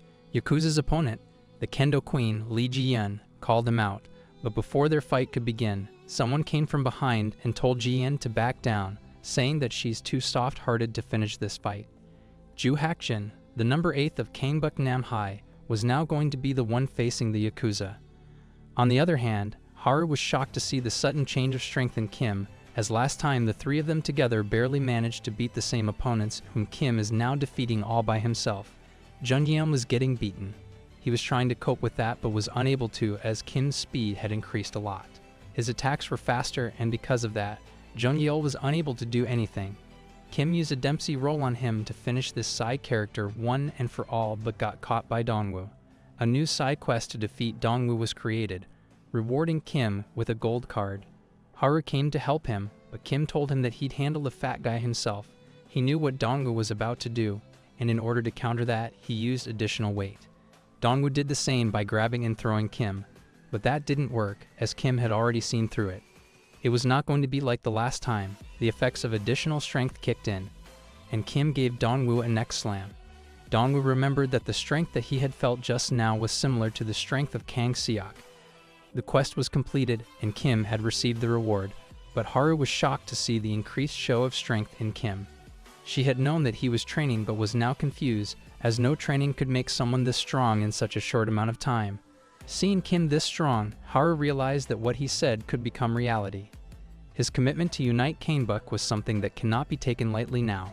Path B was clear, and to inquire about the situation at Path A, Kim called Yakuza, but he was not picking up his call. Kim went to Path A and saw Lee standing there. He inquired about the situation and saw that Yakuza had lost. He was beaten up badly, but it was not only him. All the freshmen that had arrived with him were in the same condition. Kim asked Lee if all of this was done by Ji-yeon. Lee knew about the real attacker and told Kim that it was not Jin-yeon but the number 8 of Gangbuk-nam, Ju Hakshin. He was famous for his cruel and merciless attitude, which even Kang Seok didn't like. No one had expected him to be here, but he did, and now Yakuza is in pretty bad shape. He got beaten more than he should have. Seeing the half-dead Yakuza, Kim remembered the time when he was the one getting bullied in school. At that time, the one and only person who came to help him was Yakuza, but when that happened, he got bullied too. Both of them were beaten, and for the first time, someone had helped him. Kim asked him why he helped him. Yakuza told him that he wanted to get close to him so that they could become friends. Coming back to reality, Kim told Lee to take care of everyone, and he went somewhere. At Gangbuk-nam High, Ji-yeon told Ju that he shouldn't have done what he did as he had crossed the limit there. Ju defended himself by saying that he did what was necessary for him to do, as now Gangbuk-seo would not dare to attack them. It was a warning given in an indirect way. Kang Seok agreed with him, even though he usually despises violent methods. Ju was happy to see that Kang Seok is finally acknowledging his methods and supporting him. Just then, an informant came to the room and told everyone that Gangbuk-seo was raiding their high school. They had already defeated numbers 13 and 15 of theirs and are moving forward. Kang Seok got surprised and asked the informant if Haejin was with the intruders. He was not, and the intruding force of Gangbuk-seo only consisted of one person, Kim Soo-yeon the escapist. Kim Soo-yeon has already cleared off 3 areas by himself and is constantly moving into the territory of Gangbuk-nam. They still don't know why he's doing all this alone, but it seemed like they had unknowingly provoked him. Kang Seok didn't believe that Kim Soo-yeon was that fierce to just run into enemy territory. Ji-yeon hadn't had any chance to fight today, so she was not going to miss it, but Ju told him to wait as he knew that he was the one who had caused it, so he told them that he would be the one to make up for it. He also reminded Ji-yeon that she was a lot weaker than him. At Path A, Jang, the strategist, was getting furious, as he had not expected Kim to take such a reckless decision of storming into enemy territory. Lee told Kim to remain calm, as there was nothing they could have done at that time. It was the first time that he had seen Kim in a mood like that. He was driven by anger as if it were filling his strength. The memories and situations when Yakuza protected him were rushing into his mind.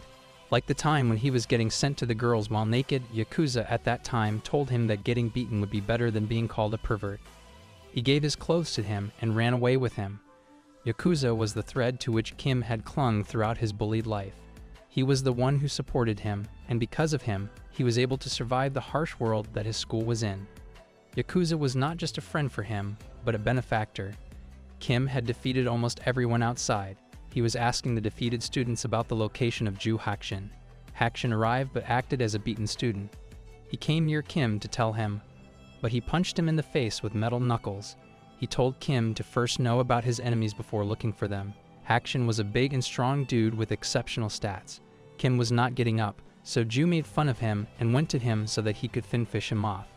He punched his thoracic cavity, then slammed his head into the ground, telling him that he knew he had arrived here because of Yakuza. Ju told him that Yakuza was begging him to let him go when he was getting beaten while continuously hitting Kim. When Momnet arrived, Kim told him that Yakuza could never say anything like that. He gets beaten, but he never screams. Kim told him that it is he, Ju, who does things like that, as that is what he wanted to happen to him. Ju had enough, so he punched Kim in the face with his metal knuckles on, but this time Kim didn't even flinch. He told Ju that he had messed with the wrong people this time. It was because of the effect of the golden card he had obtained before. The card was called Light Angel, and because of its effect, Kim became invincible to all kinds of pain for 2 minutes. But its con was that he would faint after the expiration of its effect. Light Angel was used, and Kim was now standing straight, even after taking a knuckle punch straight on his face. Ju rushed into him, but Kim stopped him by putting his fingers into his eyes. It was a technique of Tekken, and with that, Kim declared that he would defeat him in 2 minutes. The countdown began with Ju not being able to see anything. Kim kicked him in the gut and used the elbow Tekken technique on his neck. He used a nate to pin him to the side. He trampled him with all of his body weight. At this point, only 10 seconds had passed. Kim told him to wake up and started punching him in the face. 10 seconds had passed, 20 seconds had passed, 30 seconds had passed, and 1 minute had passed. Kim punched him straight for 110 seconds. His face was all swollen, and he was not in any condition to get up again. Since 2 minutes had passed, the effect of Light Angel had ended, and Kim fainted as well. The upper rank, number 7 of Kangbuk-nam, Lee Sinonman, arrived and ordered his subordinates to take Kim Suyen as a hostage. On the other hand, Haru was getting worried as she wanted to protect Kim, but Jang didn't favor her. He told her that if they went there, they would surely get caught, as that place was swarming with strong members of Kangbuk-nam. As for the protection of their leader, he had already sent someone there. It was someone who could survive in a place like that. He was Ko Haejin. Ko Haejin had arrived on the scene. He had Kim Suyen on his shoulders. Seonmin asked him what he was trying to do, acting all tough in a place like this, surrounded by enemies all around. He put Kim down and got ready to go against Seonmin. He attacked, but before him, Seonmin attacked, which he dodged. Seonmin reminded him that he was not the only one he was facing. Everyone around him attacked Haejin all at once. Haejin was facing all of them by himself, while Seonmin relaxed for a bit. An informant came to him and silently told him something that surprised him. He ran to the main building of Kangbuk-nam High and asked Kang Seok about it. Kang Seok didn't know what he was talking about. Jian asked him what he had heard. To this end, Seonmin told them that he had heard that the main force of Kangbuk-dong was coming to take over their main building. Kang Seok told him that nothing like that is happening, as he would be the first one to know if something like that was about to occur. It was a fake rumor that Kang Seok knew had spread. Their acting lead was played by the hands of Kangbuk-seo High's advisor. It was his idea to divert the forces from Haejin and Kim so that they could come back. Kang Seok was getting impatient, as he knew that this was his only chance to catch the two leaders of Kangbuk-seo. He ordered his subordinates to tell all the strong guys to arrive at the intersection between Kangbuk-nam and Kangbuk-seo High, as that was the only way they could prevent Haejin and Kim from escaping. Kang Seok had decided to capture Haejin and Kim and take over Kangbuk-seo High. He also left his post and was ready to get into action. On the other side, Haejin was continuously defeating all the enemies that were coming in front of him. The numbers 14 and 16 of Kangbuk-nam also arrived, but instead of attacking Haejin, they went for the unconscious Kim. Haejin went there thinking of a reason for his actions. He did not know why he was doing all this, risking his own life for Kim Soo-yeon. He did not remember when he got this close to him. He used his own body to protect the unconscious Kim. On the base of Gangbuk-seo, the whole crew was getting worried as a lot of time had passed and no news of Haejin and Kim had arrived. Haru and Lee were getting worked up as they wanted to help them, but Jang had told them not to do anything. Lee suggested that they should go there so that Haejin and Kim could come before Kang Seok arrives, as if he does, then there would be no coming back for them. Haejin is strong, but he would be no match for Kang Seok in his current condition while protecting Kim. He had a point, and it seemed that there was something that the strategist had under his sleeve, but in reality, he only had faith in Haejin's strength. Haru saw through him and told him that she was going to save them. She had decided to distract the enemies so that Haejin could escape. She was confident in her speed, but a voice told him not to. She turned back and saw Haejin carrying Kim. He was covered in bruises, but he had finally arrived. He put Kim on the ground and lied by his side. It was difficult for Lee and Haru to believe their eyes, as it was a completely impossible mission that was proved possible by Ko Haejin with his monstrous strength and endurance. Kang Seok arrived on the scene and saw all of his people lying all over the place. He was not able to find words for the massacre that he was seeing. Now that his target had escaped, his second plan came into action. He had decided to take over the Gangbuk-seo himself, as the strongest of its fighters could not fight anymore. It was an obvious decision, which Han Jae-ha had already estimated. He knew that if Gangbuk-nam went to attack Gangbuk-seo, then the whole of the south would be theirs to take, and the situation was flowing in that favor as well. The informant told Kang Seok that Han Jae-ha had started moving, and he first thought of another trick, but then realized that the reasoning behind it was correct. Kang Seok had no other choice. He cursed both Han Jae-ha and Kim Soo-yeon and stopped his expedition to the west. Later that day, Kim woke up in his house and remembered all the things that had happened to him.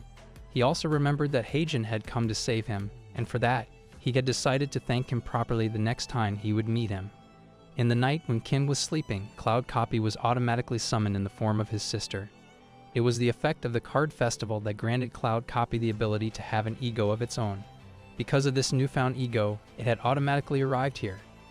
The system had given a warning that Cloud Copy was acting on its own. The summoned cloud went near Kim, and the chapter ended. Kim woke up and saw Dae-hyun sitting on him, holding his face with her hands. Without thinking anything, he kicked her and threw her away. He thought that she was trying to assassinate him. He asked if she had taken money from Gangbuk-nam to do this, or if it's because he had taken money from her wallet. But then he saw the symbol of Cloud Copy on her neck, and realized that it's the cloud that he had placed in the billiards hall. He first confirmed the identity of the cloud and tried to remember when he summoned her back. He thought that it could have been in his sleep, but before he could reach a conclusion, the cloud called her Appa, Big Brother Oni-chan, to be precise.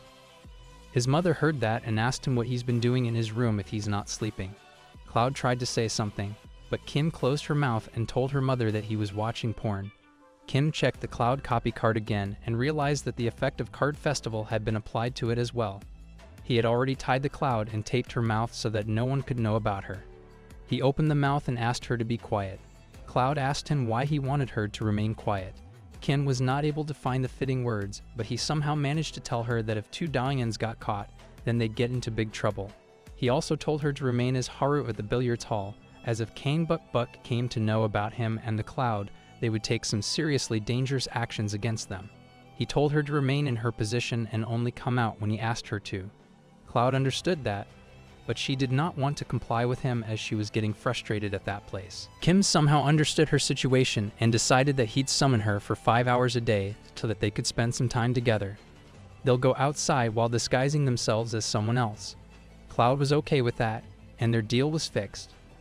The next day, Kim was feeling tired as he hadn't slept a bit, because he was spending time with Cloud. Yakuza arrived, and Kim asked about his condition. All of his bones were still in good condition, and nothing had broken, but he was acting weird. He told Kim that he had lost the essence of his heart at that place, while remembering Jian. Soon, Baek Charon arrived and slapped Kim for no reason. Kim didn't understand what had happened to her. Later, she told her friends that she had dreamed of dating Kim Soo-yeon. It was just a date, but when her friends inquired about it, it turned out the matter didn't stop on a date and went further ahead. Kim, on the other hand, thanked Haejin for what he did for him and passed some of his lunch to him. Her friends were proposing various lame theories about boys and dates and were making fun of her, but Charon was being serious. Her face had turned red as she was unable to find any good, contradicting answers for them. At Kangbuk Nam High, Kang Seok had called the core team of Kangbuk Nam.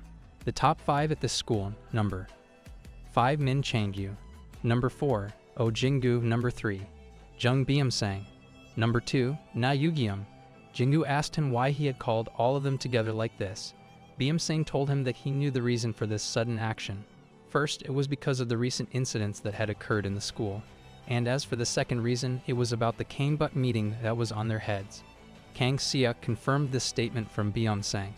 He broke a table in front of him and told them that he needed the help of the elites of this school to catch Kim Soo-yeon, the escapist. The school was over, and Kim was going home with Charon. He asked her the reason for her bad mood. She had nothing to say, and she said nothing. But then suddenly, a basketball came flying over Charon. Kim protected her by taking her into his arms and returning the ball to the children playing with it. Charon was standing there with a completely red face. She asked Kim to eat with her if he had any plans. Kim apologized and told her that he had to go with Soha. He introduced Soha to her. Charon asked him about the relationship that he had with his sister's friend. Soha grabbed his hand and told her that their relationship is the type in which she had slept at his house. Charon was shocked to hear that, but Kim took the reins in his hands and told her that Soha was using extreme words to describe the situation. It was when she arrived at their home to play with his sister that she slept there. This is how this relationship became a sleep at others' house relationship. Charon understood that and told her that according to the logic that they had followed, she was in a kissing relationship with Kim. This time, Soha wondered how, and Kim tried to explain that Charon was the one using extreme terms now, as the thing they had between them was an indirect kiss. Soha asked her who she was, and Charon introduced herself as Kim's classmate. Soha told her that they had plans together, but Charon was one step ahead. She told her that she was coming with them. Soha first asked why she wanted to join them. She then took advantage of the situation and asked Charon if she was having any feelings other than those of a classmate for her appa. On this question, the real Charon came out and told Soha that she was a jerk. She left the scene, telling them that it was not something that should bother her, as it was just her mood, which wanted to have some food with Kim, which had been ruined now. At her home, Charon was taking a bath while talking to her friend on the phone. She told her about the incident that had happened to her, and on that, her friend gave her a wise reply. She told her that what Soha did was rude in her way, but what she did, losing her cool in a situation like that, was a very weird thing that had happened. When Soha crossed the line directly, she should have told her that she was being rude to her, but instead of that, she took it as a competition and tried to be ruder than her. Also, her insistence on eating with them was a weird thing in itself, as it should not be a matter that should concern her. She asked Charon the ultimate question regarding her feelings. She asked her what or how she would feel if Soha were dating Kim, as Kim was the only person she had ever dreamed of having a date with. This question would have devastated her, and that was exactly what happened. Charon got all furious and stopped her. In the end, it meant that Charon was the one who fell in love with Kim Soo-yeon, but it was something that she herself did not want to believe. The next day, Kim had assembled the meeting for his crew. He had all the core members, which included Jang Jingyu, Son Haru, Gang Guksha, Lee Hyundong, and Ko Haejin. Kim told them the reason for them to be collected here was because it was time for the Kangbuk meeting to occur, the meeting in which all of the leaders of Kangbuk high schools meet each other. He asked their advisor to give them some insight on this upcoming event. Jang stood up and told him that in the first meeting that he had gone into, only introductions and greetings happened, but it was not something that would happen again this time, as things and situations had changed a lot since that time, and for that they have to change their agenda as well. For this Kangbuk meeting, they will have a goal proposed by their advisor, a goal that would strengthen their bonds with their enemies. They need to form a complete alliance with Han Jae-ha of Kangbuk Dong High, since their war with Kang Seok hasn't ended yet and Haejin is preventing any possible attacks by Han Jae-ha. They are at a loss of manpower here, and in order to compensate that, they need to form an alliance with their enemy, so that they can call back Haejin and have a stronger defense as well as offensive potential in their hands in the form of Ko Haejin. With this proposal being considered, the team left for the Kangbuk meeting. At the meeting site, Kang Seok was waiting with his top 4 members. Kim and his team were also there when Han Jae-ha arrived. He went to Kang Seok and greeted him like friends. Kang Seok told him that he should apologize to him for all the trickery that he's been doing lately. Han Jae-ha laughed it off and was going to his seat, but he got a bit surprised seeing the crew that Kim Soo-yeon had created. Last time he saw him, there were only 3 people, but now those 3 have converted into 6.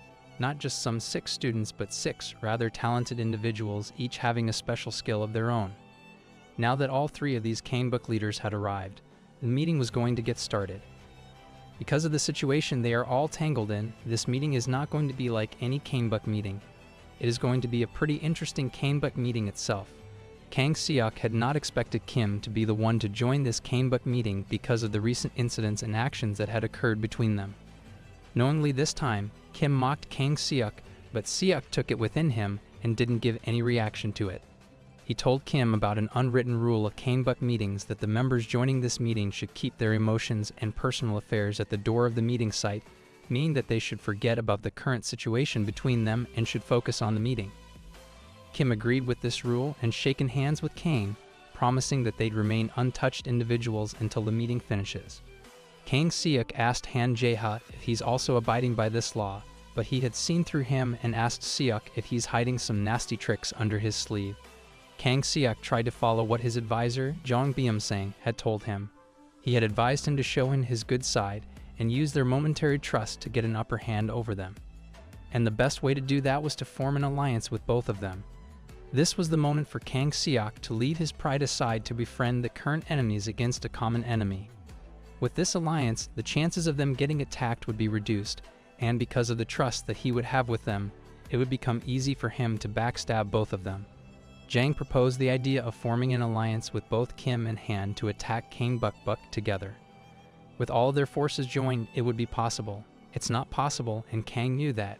Jang knew that also, but he had this idea as a ploy on which both of them would trust, like they are idiots, and lower their guards for Kang Seok. At that moment, a secret ambush unit would be formed that would take on both Han Jae-ha and Kim Soo-yeon, thus having both of these schools under them. Kang Seok had proposed this idea, which had captured both of their interests. It was better for them to target a huge land and have it for themselves rather than fighting for a small one and letting the bigger enemy enjoy the show. Kang Seok said that all of them wanted to unify Kangbuk, and it would be easy for them to do it if they all just came together. Now that he had given them his idea of working with them, he wanted to hear what they had to say about it. He first asked Kim about it, and the reply was a straight no. It was all a pre-planned decision, which Jang had told Kim. He knew that Kang Seok was in a situation where he had nowhere to hide. The possibility of getting ambushed by any of the Eastern or Western forces is very high, and in order to save himself, he would propose the offer of forming an alliance with them. Jang had clearly told Kim to refuse all the proposals that Kang Seok would give, as they would all be fake, which led them to expose their weaknesses to him, which he could take advantage of. Kim told Kang Seok that his advisor had already warned him about this trick of his and had strictly forbidden him to accept any of his offers, as he would backstab them. Jang was shocked to see Kim expose all of their planning in front of their enemy. Kim indirectly introduced his advisor to them and asked Byum-sang if one should listen to his advisor or not. Byum-sang was surprised to see that Kim knew about him being the advisor to Kangbuk. Kim sarcastically apologized to Kang Seok and told him that he had not come into this meeting to listen to him. He got up and went to Han Jae-ha. Kang Seok was not able to understand what he was doing, so he watched silently. Han Jae-ha didn't understand that as well and asked Kim if he wanted to fight with him again. He told him that he wanted to make an alliance with him to take over Kangbuk together. Han told him he was being crazy, as Seok should be the one he should have formed an alliance with. He's already capable enough to take down both of them. Even after saying that, he agreed with Kim's decision to form an alliance.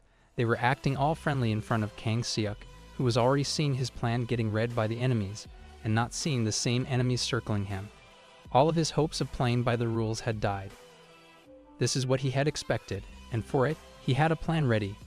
All of his men surrounded the place and cornered Kim, Han Jae-ha, and their teams that they had brought with them. Yang Dong stood against him and reminded him of the consequences of breaking the unwritten rule of no fights in the Kangbuk meetings, which is a sin in itself. As he was saying this, Na Yu-jeom, the number 2 of Kangbuk, attacked Lee. The attack was so fast that he had no time to do anything. But at that moment, Haejin intercepted and blocked the attack for him. Haejin called this cool-looking guy a criminal. Jang was getting worked up, as this was a situation he hadn't thought about. Kang Seok had decided to play dirty, as he had declared that he'd be the one to capture the leaders of both of these rival schools. But in actuality, it didn't seem like it was happening, as Han Jae-ha was just knocking all of these smaller ones in single hits. Kim was watching all this, trying to assess if Han Jae-ha had gotten stronger. Jae-ha, on the other hand, told Kim to help him out with these unlimited smaller enemies. A main quest was created that instructed Kim to escape from the meeting place with Han Jae-ha. For this, he was being rewarded with a gold card. Not that the quest was created, both fighters were ready to attack the enemy. As an alliance, their first mission was just about to get started. They were surrounded. For the sake of the quest, Kim convinced Han to escape from the meeting and asked for a place where they could go. The closest safe place for them was Gangbuk-dong.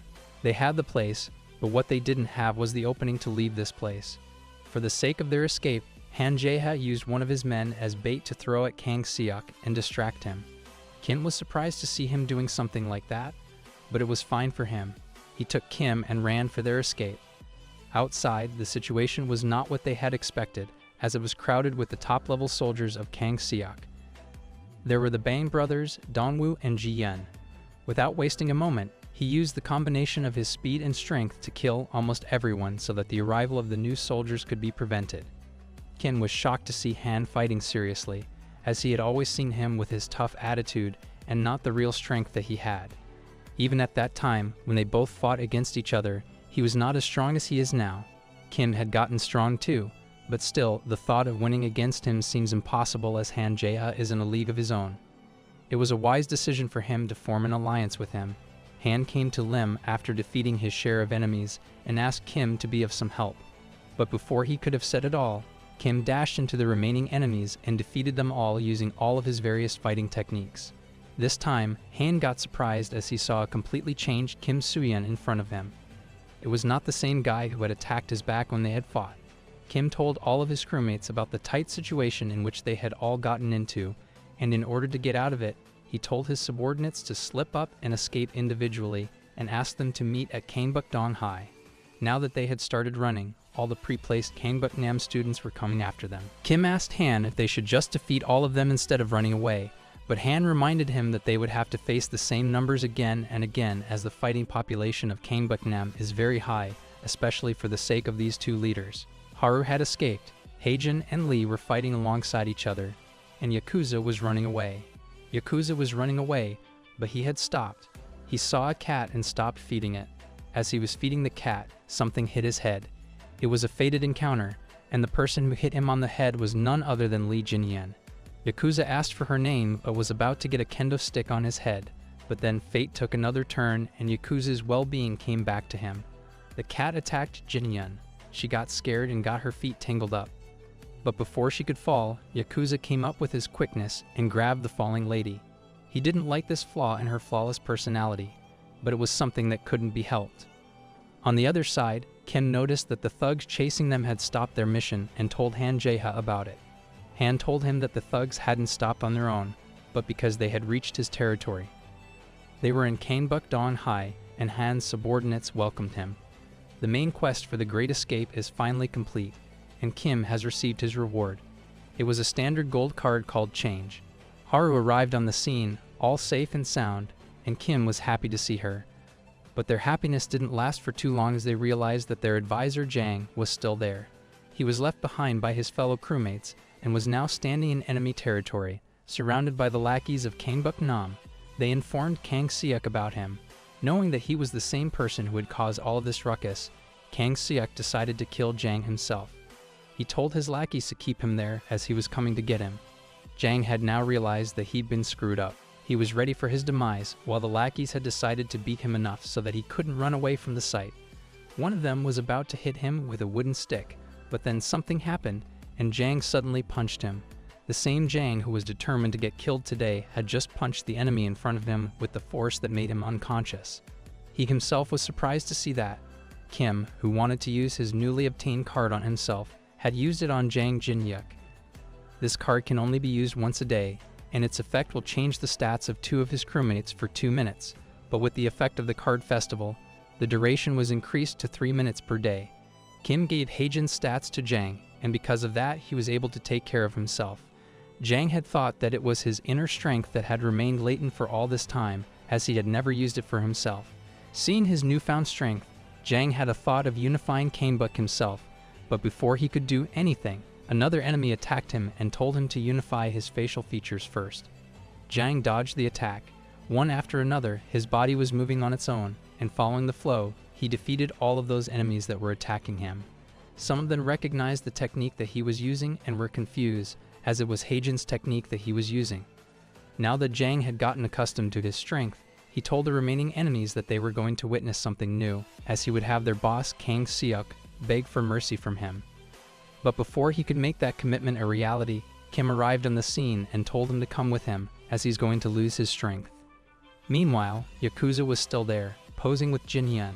She came back to her senses. She pushed away Yakuza and was about to hit her again, but the cat, with her intimidating personality, stopped her again.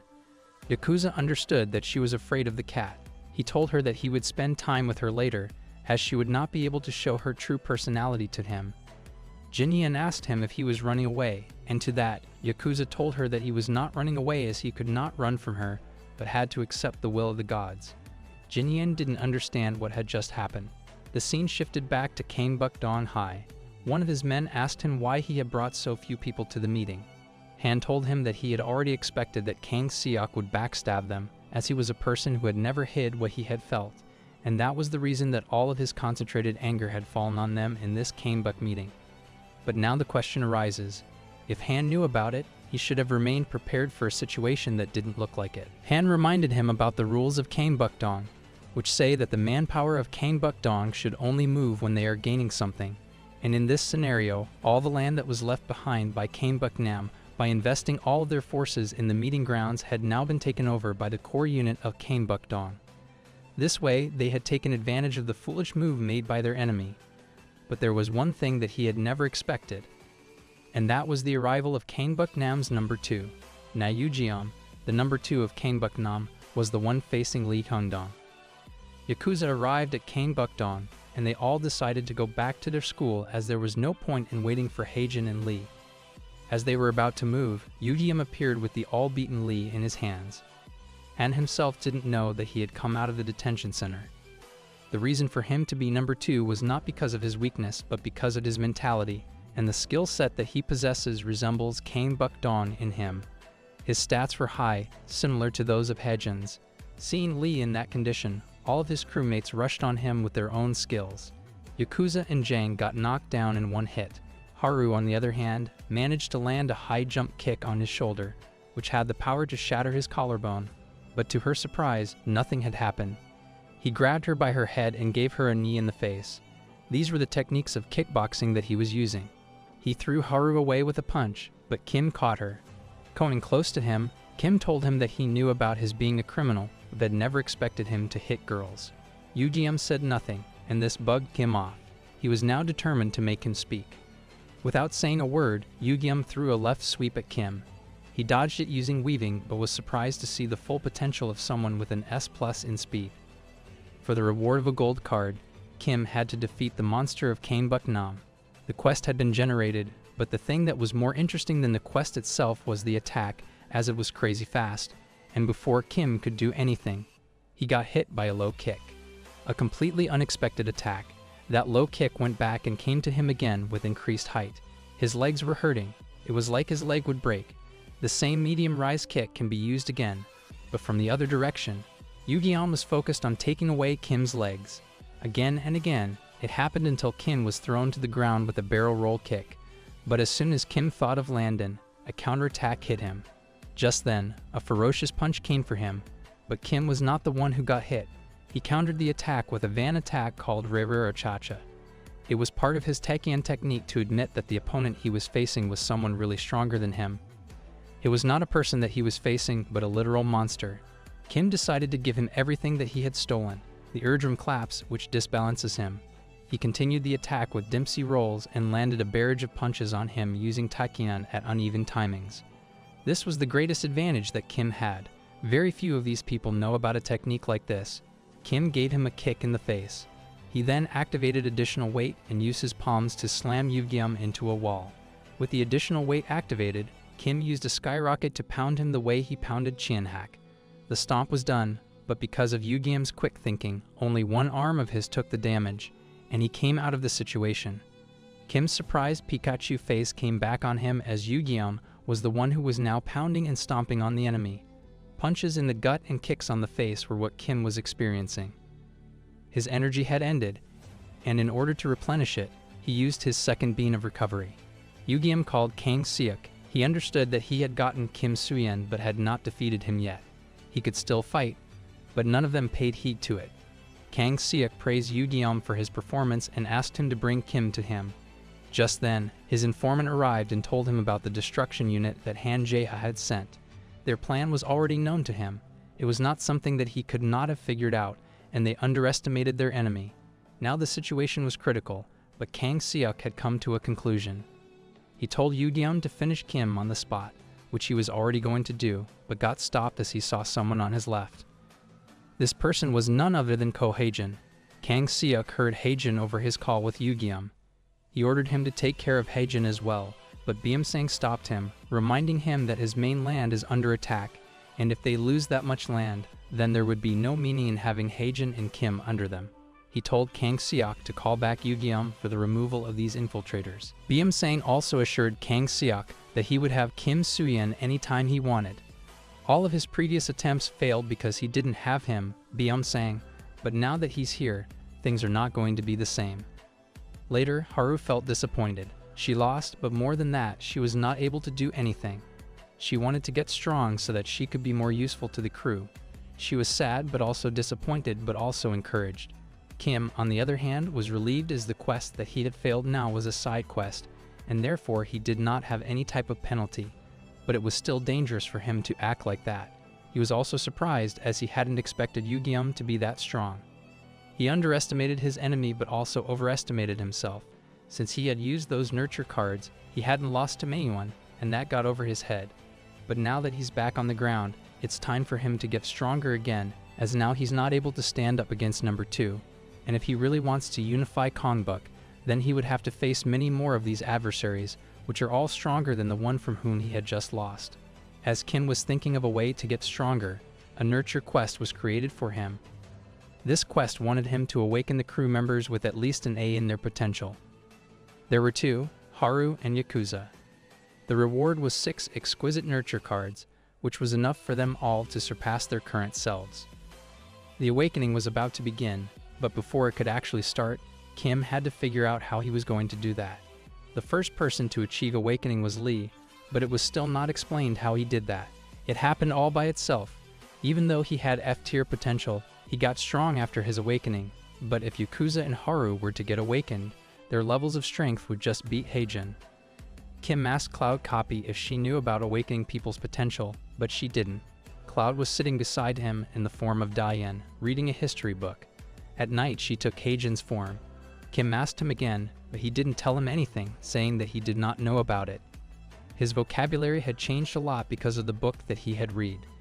She had also started using curses against Kim. At school, the seating arrangements had changed, and everyone was given a new partner to sit with. Kim got Baek-cheon to sit with him. She had already realized that she liked him, and because of that, she was feeling awkward talking to him and maintaining eye contact. It was a coincidence that had happened to them. A pretty iconic one on that. Kim saw a bug bite on Charon's hand and touched it to confirm. Charon didn't like that and asked him why he was touching her. Kim told her that she should make an X mark on the bug bite to prevent itchiness. He offered her that he'd do it for her, and he did that. He then asked Charon why she hadn't stopped him herself while telling him not to make the mark. She took her hand from him and gently thanked him. Later in the club room, Jang was initiating the meeting and saw that Kim and Hundong were having fun with Haru. Kim had given her a hairband, as the ribbon that she was using was causing her problems during fights. Lee supported this fact, but Jang, in a loud voice, started the meeting. He told them that Kang Seok had divided his forces into 2 in order to prevent any sudden action from either of their enemies. On the western side, they had Na Yu-gi-um and others led by their advisor, Jong Beomsang, and on the eastern side, Kang Seok himself had taken the command into his own hands. He had Lee Ji-yen and some others with him. Kim suggested they take advantage of this situation and ambush their divided forces, but Jang reminded him that Kang Seok had done that as a strategic advancement. He knows that it's very difficult for Kangbuk Seo High to get over Na Yugyum and Jong Byum-sang together. His skills were on a level of their own. Now that the trap had been understood, it was time for them to look for its solution, and the solution was the problem itself. In order to defeat Kang Seok, they first have to defeat Byum-sang and Na Yugyum. As they were discussing the new plan of action, Dae-in barged in, cursing Kim for something bad that he had done. He had taken so much money from her wallet without telling her, and that was what she was angry about. Kim asked her to be mannerly, but she used his words against him. Jang asked about her, and Yakuza told him that she was Kim's sister. Jang was charmed to see her, but Kim kicked her out of the clubroom. As she was being pushed out, she saw Haru and wondered what a pretty girl like her was doing here. With a warning to return her money, Dae-in left. Lee got a call and told Kim that someone wanted to meet him. It was someone they did not know about. Kim went to meet them at the Kangbuk-nam territory, as they were the tormented students at Kangbuk-nam High.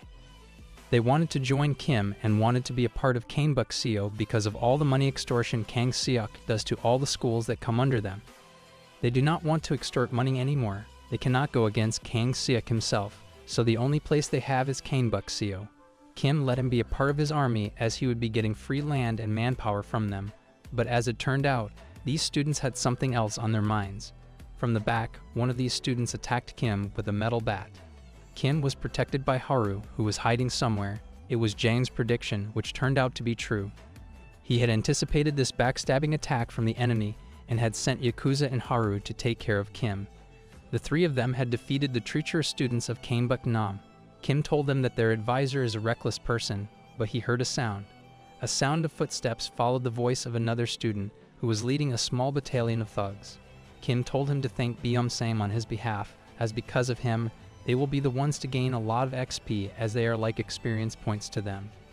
A side quest was created that instructed Kim to defeat these students for the exchange of cards from each tier until gold.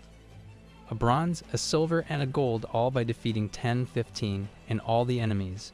Now Kim had two ongoing quests with him, as the nurture quest for awakening Yakuza and Haru's potential was also going on. It was their chance to get themselves awakened, and for that, Kim was ready as well. On the other side, Kang Seok called Byum-sang and asked him about the status of the area under him. He told him that his operation to catch Kim Soo-yeon was going well, but more than that, he had found something useful for them. It was the fact that Kim Soo-yeon has a younger sister, whom they could use to make the situation favor them. Byum-sang found out about her from TikTok of this world. For the sake of their school, they began raids on the enemies who had decided to ambush them. The coin had flipped, and a completely opposite outcome was about to be seen. Yakuza used Systema and attacked the enemies. The enemies didn't let him slip by and attacked as well, but he used some weird evasive techniques and dodged all of their attacks, ending them all with his final blow. He had taken care of his fair share of enemies. The ones that were seeing him were afraid because of his strange yet dangerous performance. They were surprised, as this was their first time seeing a person like him show movements like that. When Yakuza had decided to end all of them, Kim came from behind and used the drive on him. Maybe to agitate him or annoy him, but nothing happened. He tried to confirm if he was feeling something awakening inside his body, but the response was negative. Haru was using her speed tactics to take down all of the enemies that were in front of her. One by one, with a single hit on each of them, she was taking down all of these annoying pests. Most of them wanted to get hit deliberately by her, and she was fulfilling their wish while continuously reminding them that she was not a girl. With the determination to get stronger, she was defeating all of these lowlifes. Remembering her pitiful defeat last time, her inner rage was powering up her body, pushing it forward to not lag behind those she wanted to surpass. All of the small fries were defeated, and now she was looking for someone stronger to fight. But then Kim hit her too. Using his drive, he smacked her back, but nothing had happened. Kim confirmed it from her, as well as if she had felt something awakening in her body, but nothing had awakened. Kim had no clue how awakening works, and because of that, he hit them, thinking that it would help them to awaken their potential. Nothing had happened, but in a blink, all of these local thugs were on the ground. Kim didn't get the chance to take any of them, but still, the side quest had been cleared. Kim was still wondering about the awakening process and was looking for a hint that could help him. He revealed the rewards, with the gold card being a standard one called Strong Weak, Weak Strong. The scene shifted back to Kim at his home on the weekend, where he was watching TV, trying to overcome the exhaustion that he had gotten from the last week. Even though he was trying to rest, the thought of completing the nurture quest was still revolving around in his head. He was trying to think of any clue he could see or use to help Haru and Yakuza unlock their potential. Something like a signal could be the trigger, because of which they will awaken their hidden potential, like that happens in video games. Kim Dae-hyun came to him looking for her mother. Kim told her that their mother had gone to see her friends. She mocked Kim that said that him being in the living room is of no use, as he himself is of no use, and said that what she had just said is a fact. Kim argued equally, mocking her online streams, but she got angry and stomped his stomach. Kim told her to be nice to him, but she had no reason to do that. She told Kim that she got an invitation from Beauty Kim, a YouTuber with more than 500k subscribers. She wanted to have a collaboration with her. Kim didn't know her and didn't care about it either. She had invited Dae-hyun over for the weekend to stream with her. Kim had nothing to do with that, but Dae-hyun was serious about it. She went to her place, Dae-hyun went to Beauty Kim's place, and the stream ended. It didn't go as well as she was expecting it to. Dae-hyun apologized to her as she got nervous seeing this many people, but the lady was not that worried as she had a lot of work to do. She told Dae-hyun that it was only their looks that attracted people to their streams. These people are like moths, getting attracted to the beauty of these streamers. She assured her that she would not have any problems as they had the whole weekend to stream. Dae-hyun told her that she must be feeling nervous as she is doing this by herself and would be able to do better if she had her friends with her. She asked her if she could invite her friends as well so that they would be able to do it more naturally when her friends were with her on the stream. She asked if her friends were pretty, and they were. She asked if her friends would be comfortable being broadcast. Dae-hyun told her that she'd have them prepared, and if that's the thing, then Lady Kim permitted her to have her friends with them. Lady went out while Dae-hyun called her friends and invited them over. Outside, we learned about the real identity of this lady as Lee So-hui. There is no Kim in her name. She called someone, and that person turned out to be Jong Byum-sang of Kambuk-nam. The advisor and the number 3 of the school were the ones talking to So-hui. He asked about the condition. So-hui told him that things were not going the way she had expected. Dae-hyun's dumb, and her mind is as emoty as a pot, which will ring when it is hit with something. She also told him about having some of her friends with her. It was not a problem for them, as their main goal is to get Kim Dae-hyun. So-hui asked him about the initiation of their operation, which turned out to be starting tomorrow. It was enough time for her to get close to Kim Dae-hyun. Byum-sang prepared his men for the mission that they'd be starting the next day.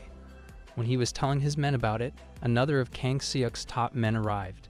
The number 4 is Oh Jingu. He asked Byum-sang about the female voice over the phone, which he had just heard. Byum-sang told him that it was one of their customers, Lee So-hui. She's the one who's handling Kim Dae-hyun. Jingu called Dae-hyun pretty, but that was not what they were discussing. Their plan is to take Dae-hyun to have some alcohol at the after-party, and then let her do some drugs. Using fentanyl, they were planning to make her addicted, and they used her to blackmail Kim Soo-hyun. In this way, they'll have their enemy dancing in the palm of their hands without using any manpower at all. Dae-hyun's friends had arrived. Soha and Haru were the ones she had invited. It all happened in the morning when she called Haru and asked about his being the same person who hangs out with his brother. She was hers. Haru was the one that she had befriended. Dae-hyun had taken her number and planned to have her when she was filming so that she could have her. Dae-hyun was charmed by the prettiness that she had seen. But Haru, on the other hand, was shocked to see the place where she was standing, as it was not her thing to do something like this. She was wondering why she was there. The scene shifted to Kim, who was sleeping with Cloud Copy in the form of Haejin. Just then, a main quest was created. This quest wanted Kim to save his sister, Kim Dae-hyun, with the help of his assistant. The reward was a platinum card. Kim woke up and tried to understand the reason for which the system had given him a quest to save his sister. But there was one more thing that he wanted to know about. That person was none other than Yang Chien-hak, Soha's brother. He started getting worried as Soha was not picking up his call. The next day, Kim woke up and asked his mother about Dae-hyun. She told him that she had gone for the shooting of an ad. Kim told her that she should stop making vague videos and showing her body like that, as it's disgracing their family. His mother told him it's necessary for them to take advantage of their bodies when they are young and advised him to do something productive like hers. Kim told her that he's unifying Kambuk, but then he realized about the main quest that had started last night. He took Daehyun's number from his mother and called her to check on what he had to rescue. Daehyun took the call and told him that she's at Mayeo's house preparing for the ad shoot. Kim told her to stop doing whatever she's doing and come back home, but as expected, she refused, saying that she needed to be true to her viewers, as she had said that she'd be shooting till midnight. Kim tried to bribe her with a present, but it also failed. Things didn't seem suspicious, and because of that, Kim wasn't worried about it. Daehyun was enjoying her time with Sohee. She praised her in her dress and started streaming. Their stream ended soon while Soha was sitting there and Haru was questioning her existence. Daehyun's followers had increased, and she thanked Sohee for that. She asked about their plans for later, for which Haru said that she wanted to go home. Others didn't have anything in particular, so Sohee invited them to a party where her friends were having fun. Daehyun had a second thought, but Sohee had a mission to fulfill, so she took them. Later, Kim was sitting in the park, wondering about the awakening. At that moment, he got a call from an unknown number. It was Jong Byum-sang. Kim angrily asked how he had gotten his number. It was publicly showing on Instagram. Byum-sang told him that he heard what he had said to his men. Kim told him that he should back down from his treacherous schemes, as Jang Jin-hyuk will have a solution for all of them. Without trying to converse with him, Byum-sang asked him if he had a little sister. Kim told him that it's not allowed for them to hurt any family member, and to that, Byum-sang said that he'll do anything to take over Kanebuk-seo, as the reward that he will get from that would be a blessing. Kim warned him that if he tried anything funny, he would literally kill him. And to that end, Byum-sang provoked him by telling him that whatever he said did not matter anymore, as the game plan for the ensnatchment of Kanebuk-seo had already begun. The party had started. Daehyun and Soa went to the party with Sohee, but it was not feeling like a party at all. It was more like a meeting of drunkards. Daehyun was regretting her decision to come with Sohee. She was pouring beer as she asked Daehyun about Haru. Daehyun told her that she got tired, so he had to go home. Oh Jingyu, the number 5 of Kanebuk-nam, asked Daehyun if she was the type of girl to drink with men.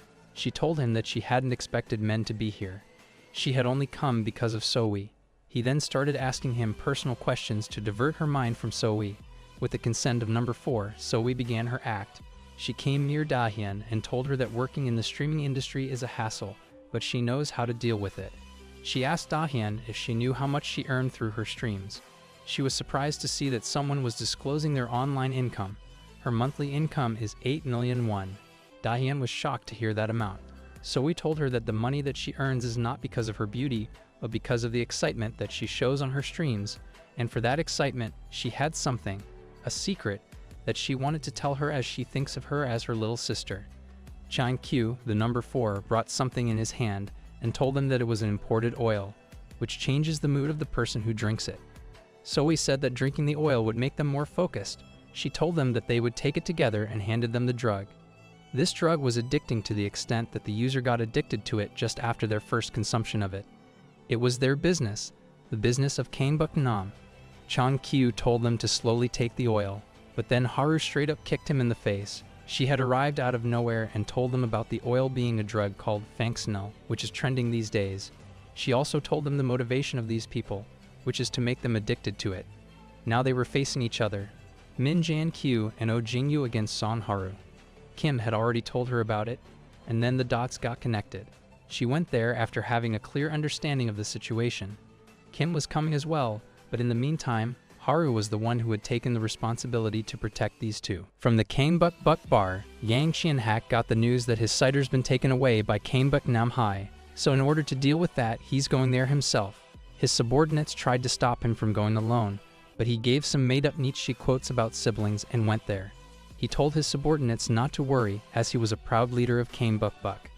On the other side, Haru was fending off the thugs while protecting Daehyun and Soha. She was not able to find a way out, so the last choice that she had was to keep doing what she was doing while she waited for Kim to arrive. After defeating all the lackeys, the enemies that she was left with were the top rankers of Kanebuk-nam. Number 40, Jingyu, and number 5, Min Changju. Changju called Byum-sang and told him about Haru and the failure of their drug addiction plan. He also told him that she was still here, waiting for Soo-hyun. Byum-sang showed him the other side of his plan, where he had already sent his men to keep Kim from reaching that place. As for the blackmailing, he had something else on his mind. Jingyu was fighting Haru, and the difference in their speeds and strengths was clearly seen. Chang-ju reminded her that he's the third strongest man in Gangbuk-nam after Kang Seok and Na Yu-gyeom. Jinggu got Haru and gave her a knee in the face. She was startled but knew that it would get worse if she did nothing to protect herself. She spit in his eye, got behind him, and attacked him. Dodging his attacks, she landed another hit, then another. Her belief in her strength was strong. She was determined that she would defeat him using her fastest attacks. She got the chance to have his unprotected chin, but at the exact moment after launching her punch, she realized that his chin was not unprotected. He saw that punch coming to him and stopped it. As a counter, he gave her a gut punch. He grabbed her waist with both of his hands, holding her tight, then slammed her onto the ground with her neck having direct contact with the floor. Jinggu was stronger than her, and it was proven now. Even though his intelligence was low, his strength and speed stats were pretty high. He was trying to remove her clothes, but Chang Kyu stopped him, telling him that they first needed to do what they had come here for before the arrival of Kim Soo-yeon. He agreed with him and went to Da-hyun and Sova. Chang Kyu told him to take their pictures so that they could blackmail them later on. Jinggu got excited hearing that and started approaching the girls. Da-hyun slapped him, but this mistake of hers cost her the first victim of Jinggu. He punched her in the gut and told her that it was her mistake to come to a place like this, which is filled with drunk men wearing clothes like that. Haru on the corner was lying low, remembering how she had yet again been beaten up. It was like the last time, which reminded her of her time of recruitment in Gangbuk. She was disrespected by the number 2 for being weak. From that moment on, she tried her hardest to be strong, but she's been failing constantly. On the other hand, Kim was still fighting against these mobs while thinking of using the stat change card on her. But before he could do that, he got a notification from the system, which told him that Haru's potential was increasing because of his trust in him. This increasing potential had reached its limit, and Haru finally unlocked her potential. Her physical strength had recovered. She stood up and walked towards Jinggu, but Chang Kyu came to her and told Jinggu that he would handle her. As soon as he put his hand on her shoulder, Haru single-handedly slammed him into the ground by grabbing her head. Jinggu rushed into her, but he was unaware that this unlocked potential had given her some special abilities, one of which was a special attack card, exclusive to Haru. This attack card is called Capoeira, which will turn any hit on the opponent a critical hit if the opponent is slower than her. Due to her improvised stats, Jinggu became slower than her, and because of this, the head kick that Haru gave him was critical. She finished him with another kick to the head. At this moment, his stats were incomparable to what Haru had. She had a S in strength, SS in speed, a plus in potential, which is awakened, B in intelligence, A in endurance. Sova and Da-hyun thanked her for saving them. Now that both of them have been defeated, it is time for them to go, but before that, Haru heard a voice. It was a student of Gangbuk-nam who had come to warn Jinggu and Chang Kyu about Kim Soo-yeon, who had invaded this area. But he hadn't noticed that both of them were defeated until very late. He saw Haru and tried to get away from there by saying that he was just passing by, but before Haru could do anything, Kim came from behind and slammed that boy into the ground. Da-hyun saw him and in an emotional moment was getting initiated, but Kim grabbed her by the hair and scolded her for not picking up his call. Because of her, he had to come all the way here from his home, and for that, he had decided to tell his mother that she had drunk a lot of alcohol. The argument between them had started, and Soha was also there, who hugged Kim and told him how terrifying this experience was for her. Seeing Kim being nice to Soha and Da-hyun, Haru reminded him that she was here as well. Her stats had increased a lot, and for that, Kim told her, hell, buy her something good to eat. Now that everyone's been saved and the bad people have been tied down, it's time for revenge. Soha gut-punched the beauty Kim, as she was the reason why all of this had happened. She tried to get away from it by telling them that she was being threatened by those people, but Da-hyun didn't buy it and started beating her. Kim was looking out the window and Haru noticed him. She asked what he was doing, but he talked it off. He was confused as he had saved Da-hyun, which means that the quest is complete but not completed. It was unusual as it had never happened before, but it could have happened because he hadn't met his assistant yet, or it could have happened because he hadn't defeated the mastermind behind all this, and if that's the case, then he needs to defeat Jong Byum-sang. But he didn't know about his location. Haru was getting curious, seeing Kim constantly looking on the floor, but then Kim found a way. He stopped both the girls from beating her and asked them to help him with his plan. The scene shifted to Gangbuk-nam High School's storage room. the place where they store all of their business. It was Chang Kyu who had come to Byung-sang. He told him that he had escaped from the scene because of Jingdu as he was stalling Kim. He told him that he had never expected Kim Soo-yeon to be that strong. Chang Kyu asked him about this storage room as it was his first time seeing this place. Byung-sang told him that it was a secret place that only he and Kang Seok knew about. And since he was bringing her, he had no choice but to show it to him, as it was the safest place where he could hide someone. Chang Kyu had brought Kim Dae-hyun with him. She was all tied up and her mouth was taped. He removed the tape, and Dae-hyun the Cloud told him that he was Knave. Byung-sang thought that she had taken drugs, but then Chang Kyu fell on his knees and apologized to him for backstabbing him. He had deceived him, as it was all a plan made by Kim Soo-yeon. Kim and Haru arrived on the scene. The plan that Kim had made included the safe return of Dae-hyun and Soha to their homes, and after that, he summoned Cloud Copy, tied her up, then woke up Chang Kyu and So-wee. He threatened them to act for them and led them to their boss, Jong Byung-sang. Haru tied the Cloud without knowing that she was the Cloud and asked Kim why he had called her back. Kim rounded up the situation and didn't tell her anything. He told Chang Kyu and So-wee his plan, but he refused to help them out. Kim told them that if he got any of them refusing or causing trouble, then he would kill them himself. The two of them, out of fear, listened to him and ended up betraying their school. After hearing this story, Byung-sang started laughing and made fun of Kim's plan to use his sister as bait to get to him. By doing this, Kim had exposed his weakness to him. But that was not the case, as Kim first covered Haru's eyes, then unsummoned the Cloud and shocked everyone watching it except Haru. Now that the area is cleared, Kim is ready to beat some asses, as he had warned him before not to mess with his family. Byung-sang told him that he had underestimated him. When Chang Kyu called him, from that moment on, he understood that something was off and that he had already prepared a small army. Like the one that Han Jae created, Kang Buk-nam also created a small action team. The whole place swarmed with thugs in a moment. This team that he created is called Team Catch the Head, a special team just for the sake of catching the leader of Kang Buk. It's the first time that he's going to use them, but before anything could have happened, Yang Chien-hak arrived at the scene and used another niche dialogue. The cigarette fell from Byung-sang's hand as he was shaking in fear to see Kang Buk here. Kim understood that this was the moment he was waiting for, as Chien-hak is the assistant he needs to clear this quest. And now that they both want one thing, they are going to work together on it, which is to take care of their friend Jong Byung-sang. Chang Kyu was the one who brought all the upper-ranking students from the territory of Kang Buk-nam so that they could fight for them. He had also given them the Kang Buk-nam uniforms so that they could tell apart friends and foes. He sent half of it to Kang Seok and took the other half for himself. Like Han Jae-ha, they had their own special action team called Team Catch the Head. That same team, which seemed so strong at the time, was not even inflicting a single bit of damage on the person they were fighting. Byung-sang was shocked to see the power, endurance, and technique of this person. This man had defeated almost half of his action team himself and is still standing like he was untouched. Chien-hak, on the other hand, saw Haru.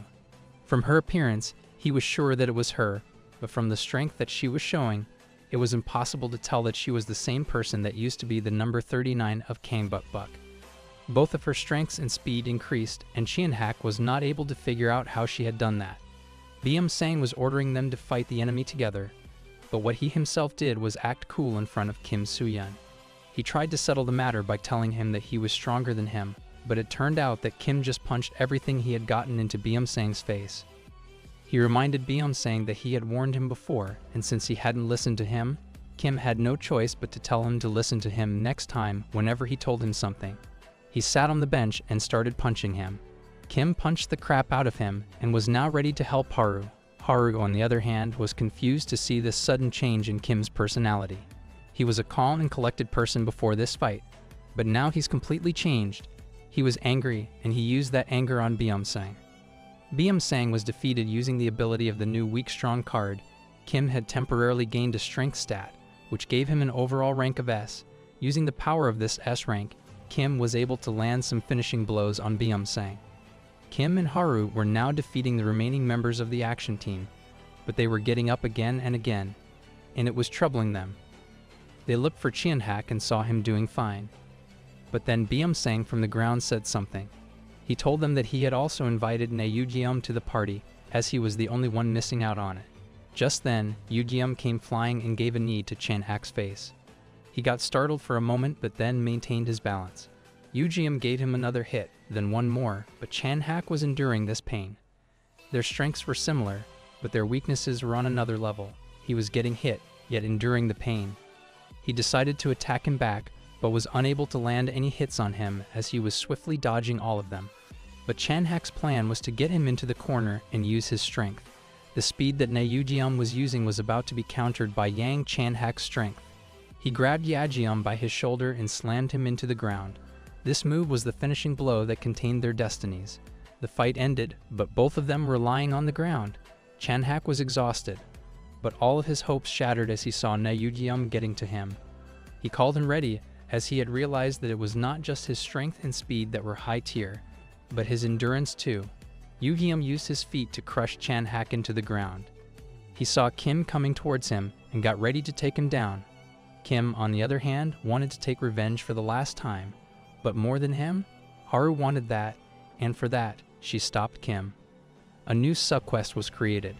For the reward of a platinum card, this quest wanted Haru to win against Yu, and that is what is going to happen. Haru used Kaporia.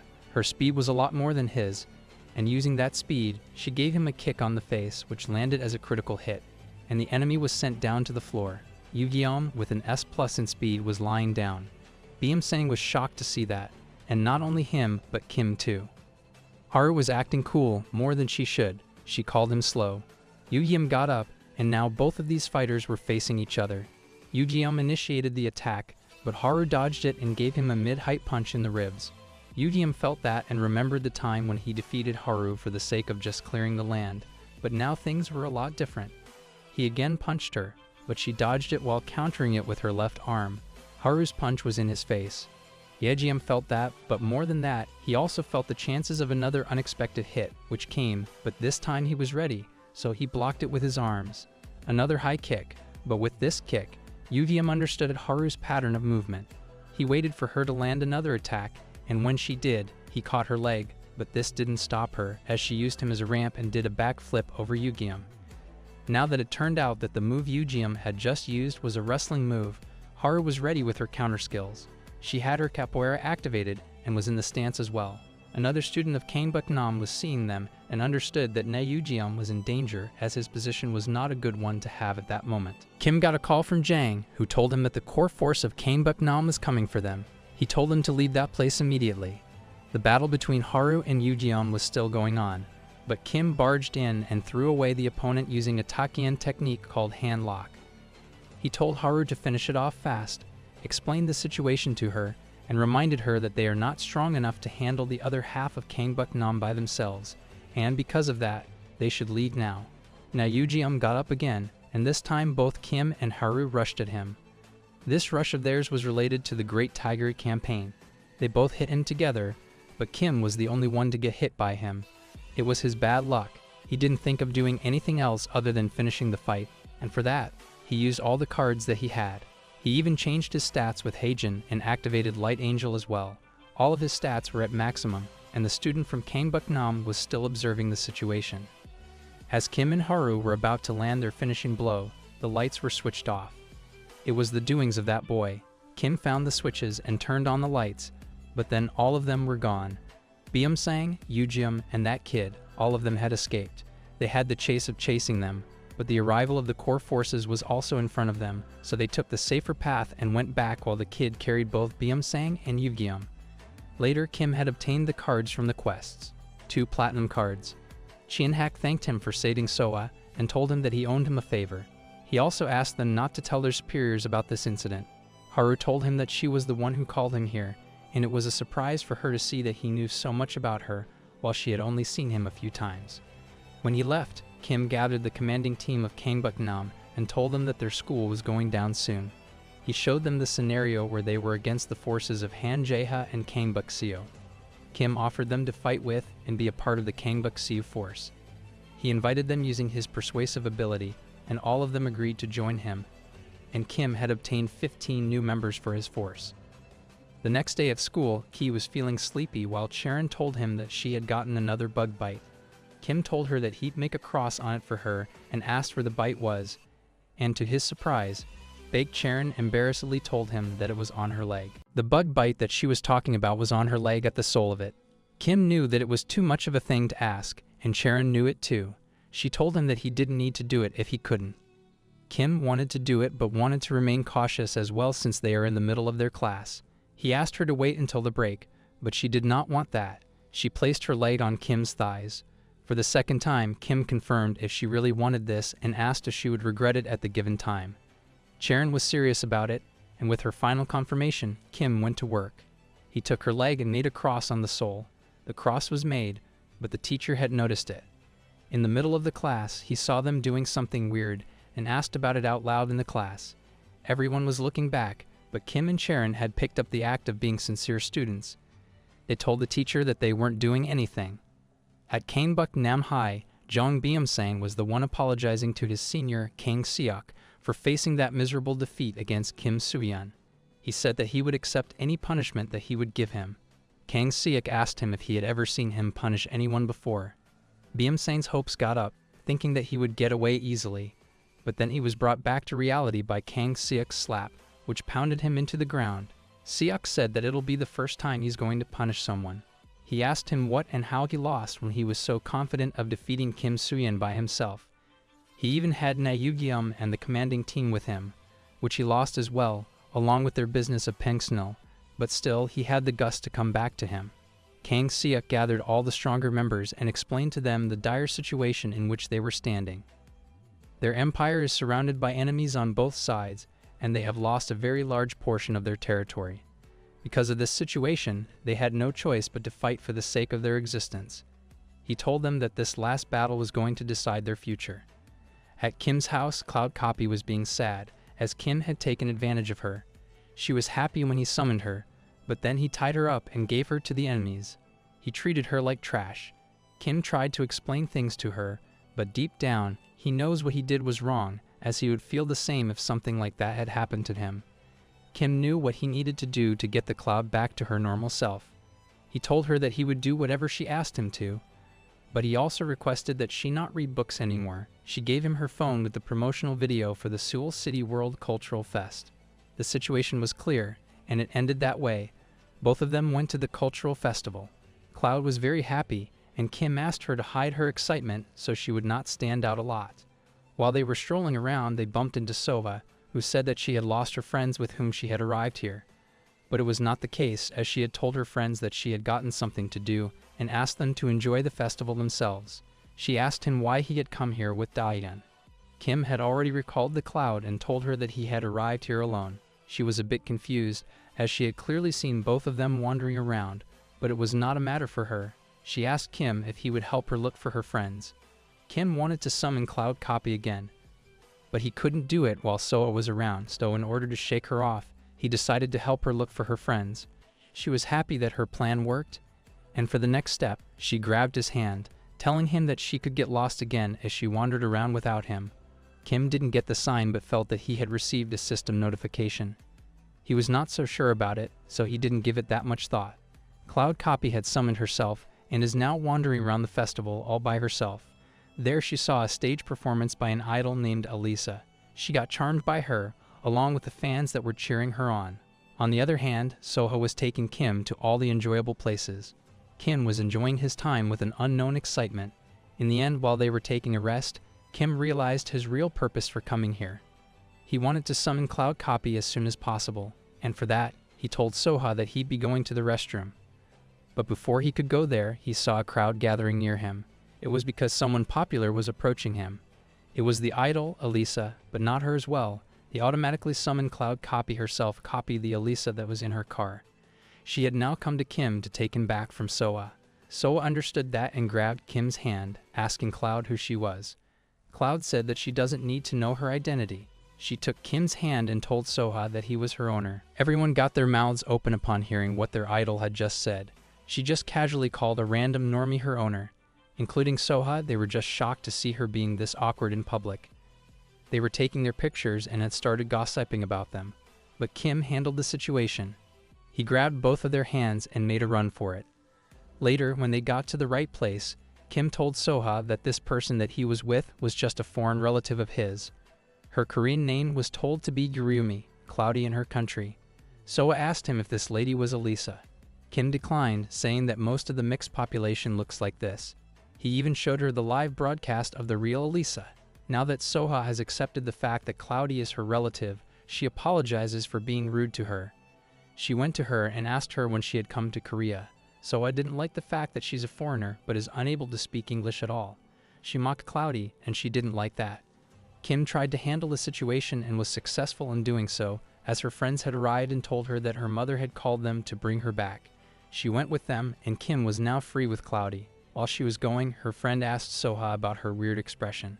She told her that Daeyeon was her childhood friend, but she had never told her about her foreign relatives. She wanted to know more about Kim and Cloudy's relationship. Soa also had the spoon in her hand that Kim had used. She was just being the pervert that she is by licking that spoon. Later, Kim was relieved to be out of this situation. Cloudy apologized for her actions. She said that she had never expected things to go this way and cause them trouble. Kim told her that she doesn't need to apologize, as it was just the frustration that got the better of her. While being at one place, she had just become desperate. Cloudy asked Kim why his face had gotten red. Kim told her that it was because she was talking to a celebrity for the first time. She asked Kim if he liked it while pulling him towards her. She thanked her for bringing her into this world. The next day at school, in the conference room, Lee asked Kim why they were still having their meetings in the same room. Haru supported her, saying that it's getting boring to remain in the same room. While they were discussing the new meeting place, an informant came rushing into the room and told Kim that something big was going to happen. He then used his hands and showed some weird gestures, and Kim understood him. He told him to tell them that he had gotten the point. At Kanebuk Nam High, Sang started the meeting with all the higher-ups of their school. From the map, he explained to them the situation at their school. Most of their territory had been taken away, and the fighting spirit of most of their people had reached ground level because of the losses that they had faced recently. He told them that their enemies are not going to wait any longer and will come to end this quarrel of spaces sooner than they could expect. Now that the last fight was on their heads, Sang told them that it's their last chance to save the existence of their school. Kang Seok came to the point and asked him about the plan that he was proposing. Sang told them that he knows his enemies are stronger than him, but for this particular situation, he has a plan that he is sure to work. It's possibly the last thing that he's going to do, and for that, he didn't want to leave any gaps for their enemies. An informant came to them and told Kang Seok that Kanebuk Dong had started moving. The scene is shifted to Han Jae-ha stopping number 4 of his team from annihilating the students of Kanebuk Nam. His name was Seo Dong Tak. The number 3, Ryu Shikyoung of Han Jae-ha's team, was also there, along with the number 2, Yeon Chong-un. They were all ready to take over Kanebuk Nam High, as they were having their action team there as well. It was going to be a joint operation with Kanebuk Siu High. They had already informed Kim Soo-yeon, and their initiation in this mission is going to occur soon. The forces of Kanebuk Dong had left to catch their prey, the leader of Kanebuk Nam High, Kang Seok. On the other side, Lee told Kim about both of these schools that they are facing. He described Kanebuk Nam as a big hollow boulder with a lot of manpower, but not many of them are that strong. On the other side, Kanebuk Dong High was described as a small and strong pebble that had extremely talented and well-trained individuals that built the main unit of this school. Han Jae-ha is the one who depends on the members above number 4 because of their skills. Hearing about their enemies, Kim had some mixed thoughts, but he kept them aside and showed his deepest belief in his small but effective team. A main quest with 5 missions and an unknown reward had started. Their first mission was to defeat 50 normal members of Kanebuk Nam High. With this quest in his hand, Kim didn't let his mind run in any other direction and went to end everything for Kanebuk Nam High. Now that they had decided to destroy Kanebuk Nam, there was no reason for them to wait, and in order to act accordingly, the fighting force of Kanebuk Siu left their territory. But before they could leave, they were stopped by their advisor, Jang Jin-yuk. He stopped them and told them that they could not attack their vulnerable enemy now. Kim asked him the reason for his statement while reminding him about the word that he had given to Han Jae-ha for attacking first in the war. Jang told him that Han Jae-ha is the reason for him to say that if they attack first in the war, Han Jae-ha will be the one to attack their tired forces. Kim asked him why Han Jae-ha would attack him, as they have an alliance. At this point, the brain of the advisor came into action. He told him that Kanebuk Nam is sure to get done today, and it should not be their concern as well. But when that happens, the alliance between the remaining two would break. He asked Kim what he thought would happen when his alliance with Han Jae-ha broke. Jang reminded him that the agreement they had was made to defeat Kangbuk-nam, and they don't have any proper agreement for its aftermath. When the goal of this agreement is fulfilled, it will be dissolved, and Han Jae-ha will be the one to attack them with his team. Everyone knows that after fighting Kang Seok and his men, they will all get exhausted, and it will be their time to ambush Kangbuk-seo. The advisor had no doubt about it, and there was one more thing that he knew, which was a fact, to be precise. There was no chance for them to counter and win the future ambush by Han Jae-ha. It was impossible for them to do it, as the core team of Kangbuk-dong is beyond them. Kim understood the situation and told everyone to applaud their advisor. Jang was getting embarrassed by the compliments, but he kept his faltered self aside and told Kim that they cannot just bluntly tell Han Jae-ha that they are not going to attack Kang Seok first, as it would cause damage to their current relationship. Kim told him that he should not worry about it as he knows what he has to do. A message was sent to Han Jae-ha, through which Kim told him that it would be in their favor to attack Kangbuk-nam, as they still have an outnumbering force with them.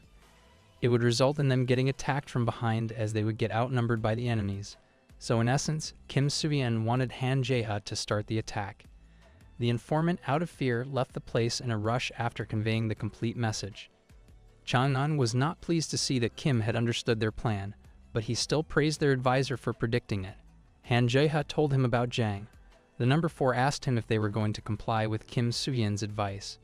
Han Jae-ha told him that they are going to do the same thing that Kim is going to do, and that is to stall time. On the other hand, Byeom-sang had predicted the strain in the alliance between these two schools.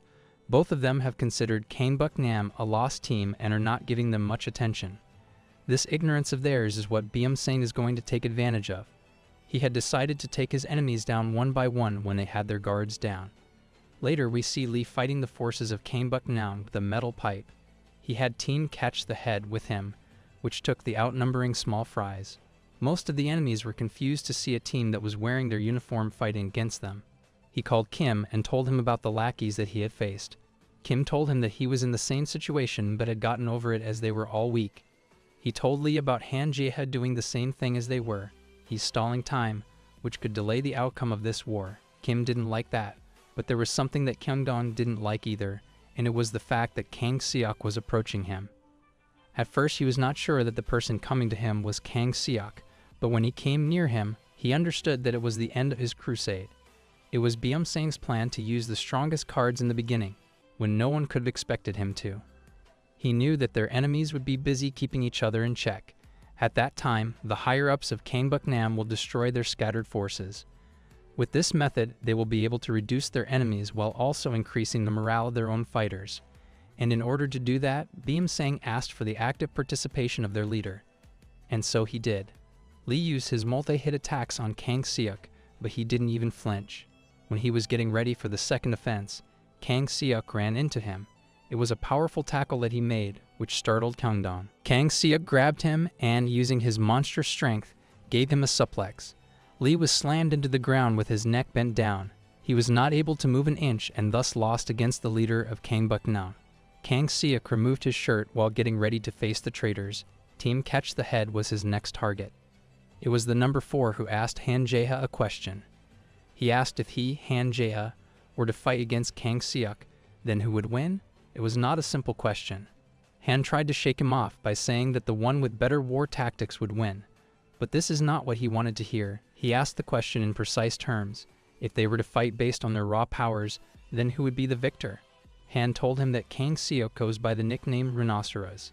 He was a big chunk of hard muscle that had some great wrestling skills.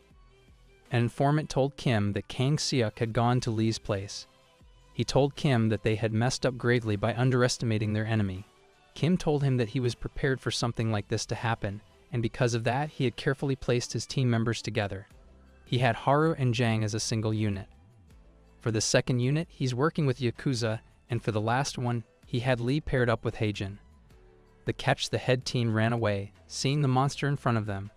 But in all that ruckus, they forget that they too had a monster with them. From the platinum card that he had obtained, Kim got the ability called Camera, through which he was able to see everything around his crewmates, one at a time. Now that both the monsters were facing each other, Their first match was going to be a lot more intense than anyone could imagine. Both the monsters were facing each other. Their faces were straight while they stared at each other for a moment. Then, the real action began. At the exact moment they punched each other in the face, Kim got startled for a moment, but the fighters didn't stop there. Haejin punched him in all the possible ways he could, but Kang Seok blocked all of his attacks.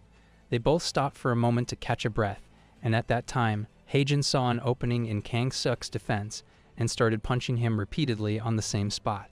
He was losing, he was getting tired, and by mistake, he lowered his high guard. Haejin didn't miss the opportunity and punched Kang Seok in the face. Seeing the clean hit, everyone around them cheered for Haejin. They knew that Kang Seok was going to break into Haejin's hands. Now that Haejin had gotten his hands on him, he used the Kizi technique and almost ended the fight. One more fatal hit is what he needs to finish off Kangbuk Nam. And for that, Haejin wanted to slam him. A body slam is what he was planning for, but before he was able to finish it off, the continuation of Han Jaeha's explanation was given. The reason for him being called a rhinoceros was not only because of his physique, but also because of his ability to not give up on victory. Even though he's beaten to unconsciousness, he can change the odds all to himself by only having a single tackle. If he gets only one hit in, he can change the course of the whole fight. This was what happened with Haejin. Kang Seok threw his shirt in the air and distracted Haejin. As soon as that happened, Kang Seok got what he wanted. He went for a tackle and caught Haejin. Haejin managed to take him head-on and didn't let him grab him. He was still standing. It was his strength that was pushing him forward. Kim knew that Haejin just needed a single hit. Haejin used his elbow on Kang Seok's shoulder, but nothing happened. Han Jae-ha said that his persistency makes him a rhino, as he never lets his opponent get away from his grip. The same thing was happening on the battlefield as Haejin got slammed into the wall, and with that, Haejin lost his advantage. In a moment of surprise, Haejin was now in Kang Seok's grip. It was the end for him. A suplex was what he received, but it was still not enough to beat him. Haejin was getting ready to break free from Kang Seok's grip, but without even flinching, Kang Seok pulled him up again and slammed him into the floor. A consecutive suplex it was, by his neck. Still, it was not enough for him. Again and again, he kept on throwing Haejin into the ground. The attack is called infinite suplexes. In the end, Haejin admitted his defeat against the Rhino. Kang Seok called Byum-sang and told him about the situation. Byum-sang told him that he's sending a backup team for him. He also told him that Naeugyeom had successfully neutralized Kane Bukdong's action team. Han Jae-ha went to check on the action team and got a whole new understanding of the situation. All of his action team members were incapacitated by Eugyeom. He also got the news about Haejin. It's what Byum-sang had planned, and his plan was working, and the enemy got hit by it properly. Chan-ung asked Han if he should step in, but before he could answer him, he saw something weird. It was Kim Soo-yeon who was walking right into his territory. The smaller ones praised him for his courage and called him fearless for walking into enemy territory. They had a discussion on their main goal, which is to finish off their common enemy, Kanebuk Nam-hai. Jang called Kim, and they both exchanged the crucial part of their discussion, which included the extension of their alliance. This will now remain even after they conquer Kanebuk Nam-hai, as both of their requirements will get fulfilled after it. Their next step was to defeat the top 20 higher-ups, as Kim had received this as a second part of his main quest. Kim went to their strong points and defeated the Bang Bros. Haru was on the mission, and Yakuza was having some unusual feelings. It may be because of his potential that he was about to awaken. It was slowly seeping in. Back at the Kanebuk Nam headquarters, Kang Seok was wearing bandages for the injuries that he had suffered. He had never expected Haejin to be that strong. He was in bad shape, and Byum-sang suggested that he not fight anymore. He agreed with this opinion and asked about their next moves. His next move had already failed, as he wanted to make both of their enemies fight against each other. Kang Seok asked him how he thought his plan would work. He reminded him that their alliance is fragile and is on the brink of being shattered. As for that, they just need a little push, which will make both of them fight against each other. This scheme was looking great on paper, but Byum-sang didn't know that Kim had already persuaded Han Jae-ha. An informant came to him and told him about this new treaty that Kim Soo-yeon had formed with Han Jae-ha, and following that treaty, both schools together launched an attack on them. Byum-sang got frustrated and told Kang Seok to stay put while he prepared a new plan, but Kang Seok wanted something else. He ordered him to tell their troops that he had defeated Haejin and was now going for Kim Soo-yeon. The word spread around like wildfire. Everyone was talking about it. The morale of the southern soldiers increased upon hearing that their leader had already taken down a prominent figure among their enemies. Dongwu gave his speech, and the foot soldiers got pumped up, but they were not alone, as Ryu Sikyung, the number 3 of Kangbuk-dong, was also there. While Kim had defeated number 16, he got news that Han Jae-ha and his team had already defeated 5 of the enemy higher-ups until number 10. They are storming the battlegrounds. Kim got excited. He was informed that the Kangbuk-dong team is about to get engaged with the number 9 of Kangbuk-nam, Lee Ji-yeon. But there was a very high possibility that Ji-yeon would lose to them, as their strength is comparatively very low. Yakuza wanted to save her, and he told Kim that. He was aware that what he's going to do is not the right thing, but he also knows that he cannot leave her at a place like that. Jang came out, stopping Yakuza from going there, as letting him go would mean that their alliance with Han Jae-ha would be at stake, as it would be called a betrayal from their side. Even then, his reason is also not that strong that it would let them get away from the Kangbuk-dong. He told him that he understands how he feels, but still, there's this situation in which he should refrain from doing what they should not do. Kim told him that he had a way for him to do what he wanted. On the other side, Ji-yeon asked for additional reinforcements, but Beam-sang told the informant to make an excuse and reject her request. While at the battlefield, Ji-yeon had defeated all the smaller threats herself, but now she was facing Daesung and Do-yeok, along with Park Jeon. She was tired from the fight, and Jeon took advantage of it. He kicked her from behind and was ready to end the fight, but then something happened. She was taken away, and the person was Yakuza with a paper bag on his face. Jang was getting worried, but Kim told him that he had Yakuza covered with his bag. Daesung told John about him being Kim Bag, the person who alone defeated the number 20 of Kangbuk-book in his own bar. Ji-yeon asked him why he had saved him. On that, Yakuza told her that he had something that he needed to take back from her. Kim was keeping a watch over him, as he knew that Yakuza's time had come. He had already asked Haru and Lee about their awakening experiences, and all of it was summed up in the form of the strongest feelings that challenge one's mind, and for Yakuza, that feeling is love. Kim had understood it, and knew that Yakuza would awaken today. The scene had changed. It's Ju Hakjin who has called all the upper-ranking members of Kangbuk-nam. He told them that he had something important to say, and that this would change their future. He wanted to betray Kangbuk-nam. He explained the current situation to them, and reminded them that they were naturally going to lose this war.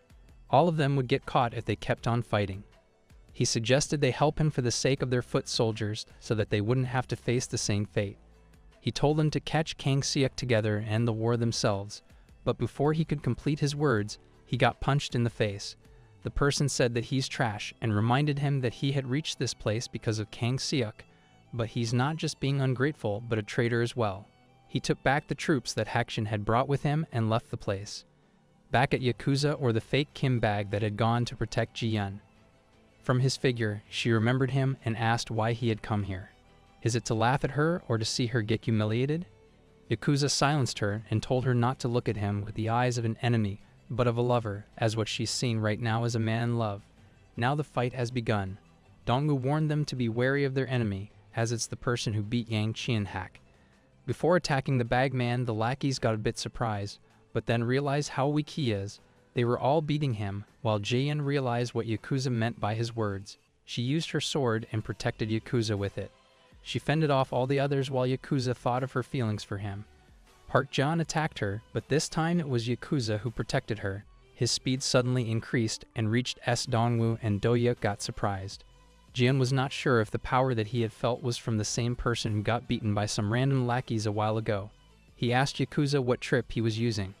Ji-yeon also noticed the strange change that had occurred in his body.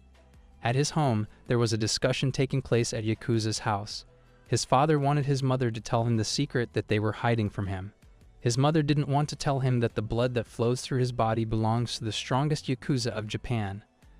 The fact that he's the son of Yamazaki, and because of this, she does not want her son to turn out like him, like a beast. This was the truth. This is what she doesn't want him to know. One by one, he was defeating all those who were attacking him, or Ji-yeon. A system notification arrived, which stated that Yakuza had unleashed his hidden potential. The potential of his bloodline had awakened. On the other side, Haru and Kim were handling the situation. The foes that they were fighting were weak, but they had no choice as it's needed for them to clear out the way. but something strange was happening to them. Once they were all down, but then suddenly they got up, stronger than before. They were fighting back. Their stats had increased as well. It could have happened because it's the last fight that Embarks is having. After it, all of them would get wiped out completely. And if that is happening with the smaller ones, then the core team would be much stronger than they could expect, and their boss would be a greater monster as well. While he was thinking about it, he saw someone storming into the battlefield from behind. With a metal pipe and a wench in his hand, the person standing in front of them was Ju Hakshin. He threw his weapons and surrendered in front of Kim. He told him the truth and said that he wanted to join Embarks. He suggested Kim use him as a joker under his sleeve, as he would get his help along with the locations and details of other Embarks members. The offer was beneficial for him, but before Kim could judge it, he had a side quest. With the reward of a golden card, he could stake the safety of his own crewmates by trusting in Hakshin, as the quest wanted him to accept Hakshin with an open mind for possibilities. Now that it's a quest with a statement like that, Kim got stuck. Kim had only two choices in front of him. He could either accept or reject the enemy who wanted to betray his team. If he rejects, then he would also lose the golden card. The situation was tough, so he took his time and discussed it with his teammates. Kim made the point that he didn't like him because of his previous actions. Jane told him about Hakshin getting beaten by his own teammates because he discussed the betrayal talk with them. He also got his underlings taken away, and now he had nothing in Embarks high. His reputation as the number 8 had also been ruined. Jane voted for the acceptance of Ju Hakshin. Kim presented his point and said that it could be a plan for letting them lower their guard. He's a coward, and they all know about it. All the points were presented, and now they got even more confused, but then Kim got an idea. He called Hakshin and straight up accepted him into his crew. With a weird smirk on his face, Hakshin also joined them, and thus Kim completed the sub-quest, getting the golden card as a reward. On the other side, Yakuza and Ji-yeon were still fighting. They had cleared out all the subordinates of the enemy team, and now only the big shots remained. Ji-yeon told Yakuza that they just needed to stall them for a little longer, as she would soon get reinforcements. Ji-yeon broke her bubble and reminded her that she's the only high-ranking fighter who was sent to the front lines. If reinforcements were to come, then it would have happened a lot earlier. He told her about the news that he had just received that the higher-ups of Embarks had taken her position back, meaning that they had abandoned her. It was their plan from the very beginning. Ji-yeon got shocked hearing all that, but Yakuza called John and hit him with Systema. Since his stats had come back to normal, he got hit easily. Yakuza lost his balance and got punched in the face. Ji-yeon was mocking him to counter his attacks, while on the other side, Ji-yeon was getting covered by Dongwoo and Do-hyuk. Seeing her in danger, Yakuza got up again, but before he could understand anything, Ji-yeon took his hand and almost fractured it. He asked Yakuza if he's the same person who had defeated Gang Chien-hak of Embarks High. He came near Yakuza and was about to unmask him to see his true identity. But then Ji-yeon came with her wooden sword and fended him off at that exact moment. But it was not enough, as she got caught and was getting beaten. The three of them were beating her all together. This reminded Yakuza of the day when he discussed his crush with his father. There was this problem that he had. He was a lot weaker than the girl he likes, and since it's a rule of nature that men have to be strong to protect women, he was failing at it. The girl that he likes was stronger than her, and he was the one getting protected by her. Ji-yeon took her wooden sword and swung it to finish her off, but in the meantime, Yakuza came. It was his father's words that lingered in his mind. He was weaker than her mother as well, but still he's here. It all happened when he came to Korea for study purposes. He used to deliver newspapers, but one day he saw a member of the Yamazaki family, the strongest Japanese Yakuza. They were different, like the sky and sea, with different ideals of life, but still, when he got the chance, he protected her. Even though she was able to do it herself, he still did it because he was in love with her. Yakuza was now raging with energy. His stamina was recovered. All of his stats were increased, and now his hidden powers had reached their maximum level. He was at the top, and with that, his potential finally awoke. With this new awakening, Yakuza obtained 2 special cards. The first one was an attack card, the Yamazaki Ryu, which granted him the maximum potential of Karat. Using his newfound powers, Yakuza used a direct punch and threw away Park Ji-yeon. He did that again and sent both Dongwoo and Do-hyuk flying into the sky. He was completely changed. He reminded Ji-yeon that they had never had a proper introduction. In a shocked state, she gave her name, while the confident Yakuza introduced himself as the Diablo. His stats were high, higher than they could expect, as he had obtained S+ in strength, S+ in speed, S in potential, D in intelligence, and SS in endurance. Now the time for the final revelation has arrived. Yakuza told GM that she had been abandoned by her school, but it's still so bad, as it had collapsed anyway. He told her that nothing like this ever happens in Kanebukseyo, as their leader respects all of its members equally. He offered her to join Kanebukseyo while returning her wooden sword. She was about to decline him, but Yakuza made a pro-player move and silenced her again. He told her that she should not make any decisions right now and told her to think about them properly. All of this was not just some situational stuff that had happened, it was a pre-planned situation that Jang Jinyuk had created using Yakuza. But Yakuza had his own rules that he needed to follow as a man and a proud member of Kanebukseyo High, and because of that, he didn't insist on her giving a positive answer. He did not want to use any dirty tricks on her. On the other side, Ju Hakshin was selected to be the Joker for Kanebukseyo, but it was not how things were meant to turn out, as all of it was planned by Byung-sang. From the very beginning, he used his own troops to get against Ju Hakshin to make it look natural. He then used the news of this incident in his favor, saying that he was a coward who wanted to join Kanebukseyo. It was the trap that Byung-sang had set up to capture Haru. Taking down Haru by isolating her, using Hakshin as the bait, was the finest thing that Byung-sang had planned for this war. He explained this to all the other high rankers. Hakshin, on the other side, told Kim and his team about the ambush team that Byung-sang had prepared to get them. He suggested he not ignore this ambush team, as it would just sneak up on them while they were least expecting them to. Hakshin asked them to trust him, and believing in his words, Kim and Haru decided to go there. They thanked Hakshin and were now prepared to kill the enemy. On the other side, Byung-sang was waiting for Haru with all the higher-ups of Kanebukseyo. They had decided to break her legs to prevent her from getting away. After hearing the battle plan, Seonmin felt guilty for hitting Hakshin without knowing about the details, but Byung-sang told him that Hakshin would get plenty of acknowledgement after the success of this plan to make up for it. Others didn't like the secrecy of his plan, but Byung-sang explained that it was a necessity for him to not tell them about it to maintain the success ratio of his plan. While he was thinking about the next step of his plan, he saw someone flying over. It was Kim Soo-yeon with his crew and a team behind him. Their hideout was exposed, and it was all because of Ju Hakshin. The person who was acting as a traitor had now become a traitor himself. Kim got Hakshin, and the traitor who betrayed his team for the sake of betrayal of his betrayed team was now being betrayed by the team that got betrayed by the traitor who was used to betray the betraying team. They started beating the smaller ones, while Byung-sang told his lackeys to outnumber the enemy. Just then, huge outbursts of air current occurred in the form of Yamazaki-zuki. With one blow, the awakened Yakuza evened out the numbers. The nurture quest got completed, and its reward was obtained. Kim used these new nurture cards on himself and increased his strength and endurance. The top shots of Kanebukseyo were looking like some random fighters in front of the crew of Kanebukseyo. Kim chose Naeugyeom to be his rival, while Yakuza was dealing with Songmin and Chongyu. They both punched him in the face, but Yakuza absorbed their energy through Kyokushin Karate and returned the punches with a much larger impact. For one hit each, Yakuza took down both of his opponents and looked for the third one. It was Ojingu, but Haru already took him down with a critical hit. The scene was cleared, but then something strange happened. All these defeated leaders of Kanebukseyo were getting up. Their stats were increasing due to the determination that they had. It was the second life that they were using. On the other side, it was an even battle that Kim was having. Naeugyeom had higher stats, but Kim had an advantage with his cards. To beat Yugyeom's speed, Kim used additional weight to get close to him, but got hit in the solar plexus.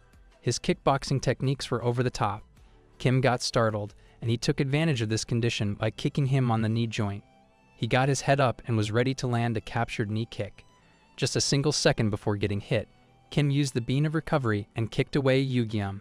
He regained his stamina and understood that if he hadn't used the bean of recovery, then he would have just been lying on the floor. The kick to his solar plexus was something that he had used as his hidden card, which he didn't show with his fight against Chien-hak. Kim decided to act as a tired fighter to win this fight. Hakshin was getting worried to see Kim getting hit like that. All of the attacks that he had just sustained made it seem like he was going to lose. If that happened, then all of his betrayal would be of no use. He cheered for Kim and started guiding him, but Kim was getting beaten with the same attack pattern. He was monitoring Naeugyeom's movements and was waiting for him to land the plexus kick again, and the formation for that occurred. Hakshin warned him, and then the kick occurred. Kim got a little backward, got down, went below Yugium, and remembered the time when he used to think about his new attack formation strategy. From there, he got this idea of using additional weight along with skyrocketing to give out a punch on the lower jaw with a force of 156 kilograms in it. Everyone was shocked to see that, but the attack was not completed yet. He used a downward stomp with the active overweight on his face, and with that, Yugium was not able to fight anymore. The fainting Yugium remembered the time when he met Kang Seok. He was the one who took him in and provided financial aid for his family. He told Yugium that he was the major reason for the overgrowth of Kangbuk Namhai. Remembering all those moments, Yugium got his strength back. He rushed into Kim, but he was now aware of his power. He opened the random exquisite offensive card, and using that, he finished off Yugium, and now he was ready to take down the leader himself, Kang Seok. Ju Hakshin was shocked to see the almost dead Kim Suyen defeating the overpowering Yugium. He got even more shocked when he looked around, as all the other higher-ups were also lying on the floor. Son, Haru, and Yakuza had defeated 3 of the top 5 of Kang Seok's crewmates. He had never expected Kangbuk Seo to be this strong, and he was happy for his decision to betray his own school for the sake of these strong people. Their subordinates had caught and tied Byung-sang. Kim asked him for Kang Seok's location, but also told him that he's not required to tell him as they already know that Kang Seok is at the school. It was obvious as he had no place to go other than Kangbuk Nam High School itself. Kim told Yakuza and Haru to warm their bodies while he was looking at the new card that he had obtained. It was the card that he had obtained from taking Ju Hakshin into his crew. The card was revealed, and it turned out to be a normal card called High Pitch. This will grant him the ability to have a high-pitched voice. It is the advanced version of the card that he once had. Kim was not sure if this card would be useful for him. Also, about the Platinum card, he's still not sure how he's going to use it. Outside Kangbuk Namhai, Kim and his crew met with Han Jae-ha and his team. They had Byung-sang with them. Han Jae-ha had taken down the executives and cleared out the area with his crew. Kim asked about the division of area that they had captured, as it seemed that Han and his team had taken a lot of it for themselves, but Han told him that they hadn't planted any flags for the same reason. He suggested that they'll first have the whole of Kangbuk Nam under them, and after that, they'll divide the land of Kangbuk Nam among themselves. Kim agreed with that. He then told them about the stronger forces that are hiding inside the building, along with Kang Seok. They had defeated a lot of their members who had gone inside to get Kang Seok out. Ryu asked Haru about her being a girl in a fight like this, and Chang'an asked Yakuza about his age. The problem that they were having at the school were the students who had only one thing left for them, and because of that, they were fighting like savages. Unpredictable was their nature, and Kang Seok was the one guiding them himself. Believing in their power, both groups left to take down their enemy. Kangbuk Seo from the left and Kangbuk Dawn from the right were the plans. They went in and realized why Han Ji-ha's men face a defeat there. The school was completely cut off from light, and the opponents were attacking in the dark. One of them attacked Kim, but he evaded the attack. Kim saw the enemy forces in front of him and sensed a strange aura from them. He used Peking and saw that all of them were having their potentials awakened. Kim was surprised to see someone other than his crewmate awaken. They must have surpassed their limits in order to protect their school. They rushed into Kim, but Yakuza came forward and protected Kim. He came back to his senses and realized that another group of enemies was rushing towards them. Yakuza told them to go and look for Kang Seok to end this war until he takes these smaller ones. Haru opposed his decision, but Yakuza silenced her the same way. It was cringeworthy, and Kim pointed that out. He took Haru with him and told her that Yakuza would be able to handle them all by himself. Now that he was faced with a large group, his second awakening card was used. This card was exclusive to him and is called Diablo. The ability that he had gained from it was that all of his allies and opponents around him would lose all of their stats by 1 point. Kim went into a classroom on the second floor to find Kang Seok, but got a hand that was about to shatter his neck. Chang'an stopped his friend, who would have killed Kim if it were not for him. He thought that more of the enemies had come to take them down, but that was not the case. Kang Seok was nowhere to be found. Han Jae-ha and his crew had already taken control of this floor. He asked about Yakuza and praised his thought of letting one of them behind, as they had done the same with Ryu. They decided to go to the 5th floor to look down on him, but one of the defeated subordinates of Kang Seok crawled up to them and told them that Kang Seok was waiting for the right moment. It was their plan to split up the enemies and ambush them at the right moment. On the first floor, Yakuza had completed the area, but then sensed something weird behind him. It was Kang Seok who had ambushed him. He went for a grab and used tackle on him. He was there. All this time, Kang Seok was hiding on the first floor. Haru got worried and told Kim to come down with her. Kim agreed with her but also told her that Kang Seok is the one who's in danger. No one understood what Kim had just said, and he knows that. He proceeds to explain that Yakuza is the worst match for Yakuza, and it was the same thing that was seen in the fight. Kang Seok had used his tackle successfully, but he was not able to do anything as his grip was not being made because of his belly size. Yakuza got him and asked if he's doing anything. The effect of Diablo got activated, and all of Kang Seok's stats decreased by 1 point each. Now the third part of the main quest was revealed, which was to win the fight against Kang Seok. Since he was not able to get a hit in, Kang Seok decided to use some of his hidden techniques. He tried grabbing him by the neck, but Yakuza endured the pressure. Kang Seok kicked him away. He was getting angry at the fact that Yakuza was considering himself an equal of his. He removed his shirt in the hope of having an interesting fight after a long fight. He punched Yakuza in the face, but he countered this attack before it could even hit him and gave Kang Seok a punch in the face. He was surprised to see the speed that he had never expected from a person like Yakuza. Yakuza continuously used Systema on Kang Seok. While Kim was handling the smaller opponents, he was continuously watching Yakuza through the camera card. He had expected that Yakuza would be the one to win in this fight. Kang Seok was still standing. Seeing him in a state like that, Yakuza decided to power up his attacks and used Kokushin Karat. He was about to punch him, but Kang Seok got the upper hand on him. On his face, knee on the nose, and head on the wall, the situation got flipped over. Kang Seok told him that fights are won by experience, not by power. He told him that he's the leader of Kangbuk Namhai because of a reason, while throwing away Yakuza. Yakuza stood up, but Kang Seok was waiting for him to land his final move. He went for his legs, but then suddenly, Yakuza dodged his attack by jumping in the air. He was surprised by his speed and missed the chance to grab him. Yakuza came down and gave him a kick in the gut, and then another one in the face, slamming him into the ground. Kang Seok instantly got up to punch him, but before that punch could land, Yakuza remembered all of his heroic moments up until now, including the one in which he asked Jian if she would join him after them taking over Kangbuk Namhai. She had agreed to that condition, and that was the first promise that they had made. With a body-twisting strike, Yakuza ended the war. He told Kang Seok that if he had love on his side, he would be able to beat him. The war had ended, and Kang Seok had lost. Yakuza went ahead to call upon his teammates, but then realized that the end had not arrived yet. Kang Seok stood up again and rammed into Yakuza. He was stronger than ever. His strength was increasing with his devotion to his school and conviction for the cause. Kim saw that and rushed with Haru to help Yakuza. Haru asked him why he was worrying like this, as he's the one who believed in Yakuza.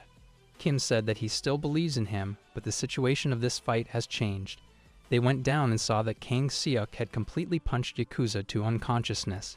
Kim used peeking and saw that Kang Seok's potential had broken all the barriers and had awakened, simply doubling up all of his stats. He was looking like a literal beast.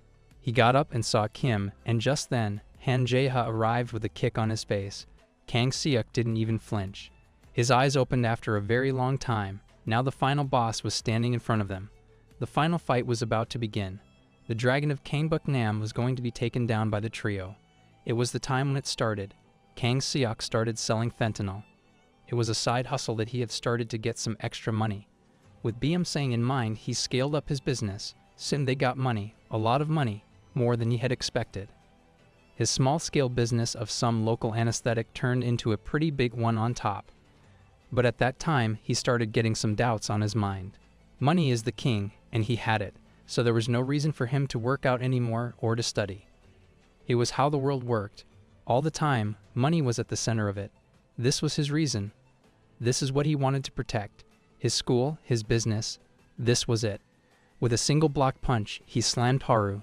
Kim got her and realized that the person that they were facing is someone completely different from the one that they had faced until now, as this person is having his eyes opened. He had turned into a real monster, but Kim also knows the way to defeat him, and that is to wait for 5 minutes.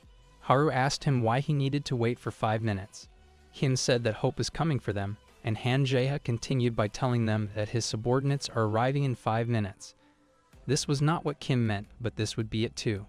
Together, the three of them attacked the rhino, but he blocked all of their attacks and threw them all away. He first ran into Haru, but she used capoeira to dodge and attack at the same time. She was confident in her speed and repeatedly attacked him on all the weak points. On his sides, his neck, and his face, she got all of them. In the end, she wanted to go to his temple and did that as well, but got caught midair. Kang Seok caught her leg while she was still in the air and slammed her to the ground. Kim kicked him in the face but got caught as well. He didn't want to let him go, as he's the reason things turned out like this. Kim got scared, as he knew that something terrible would happen if he didn't come out of Kang Seok's grip. He used his high-pitch ability and screamed into his ears. Kim got away from his grip and launched a punch, which got countered with the exact same force.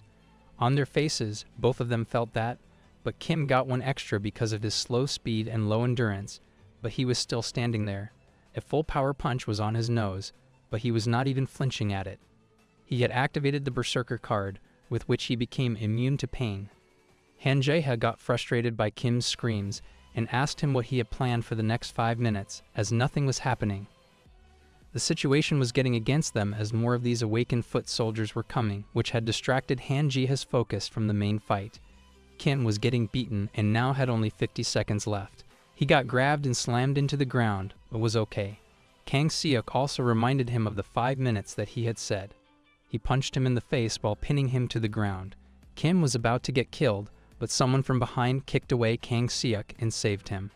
Lee and Haejin had arrived. They were still weak, but they had come.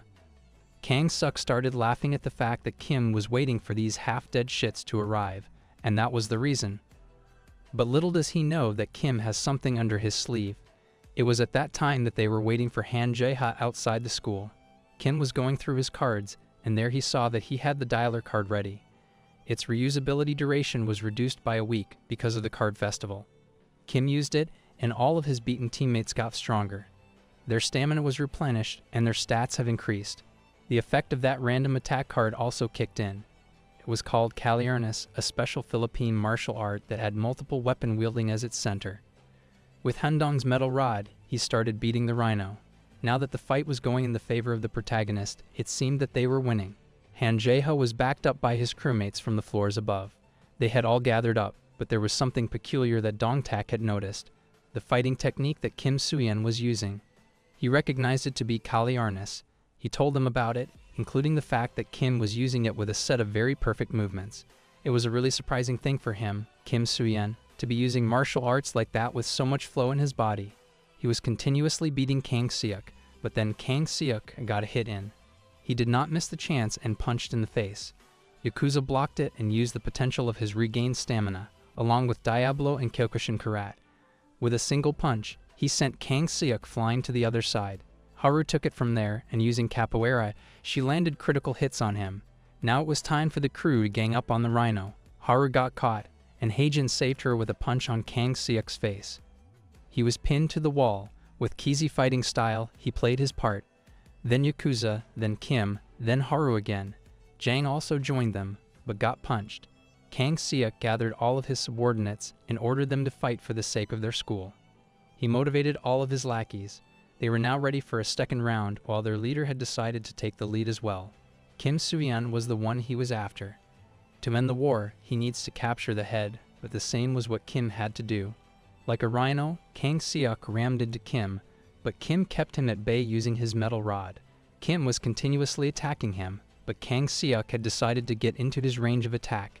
He endured all of those attacks and went ahead. Kim was ready to land the final blow in that position, but at that moment, Kang Seok used a dirty trick. With the blood from his broken nose and mouth, he blinded Kim for a second and got the grab that he was looking for.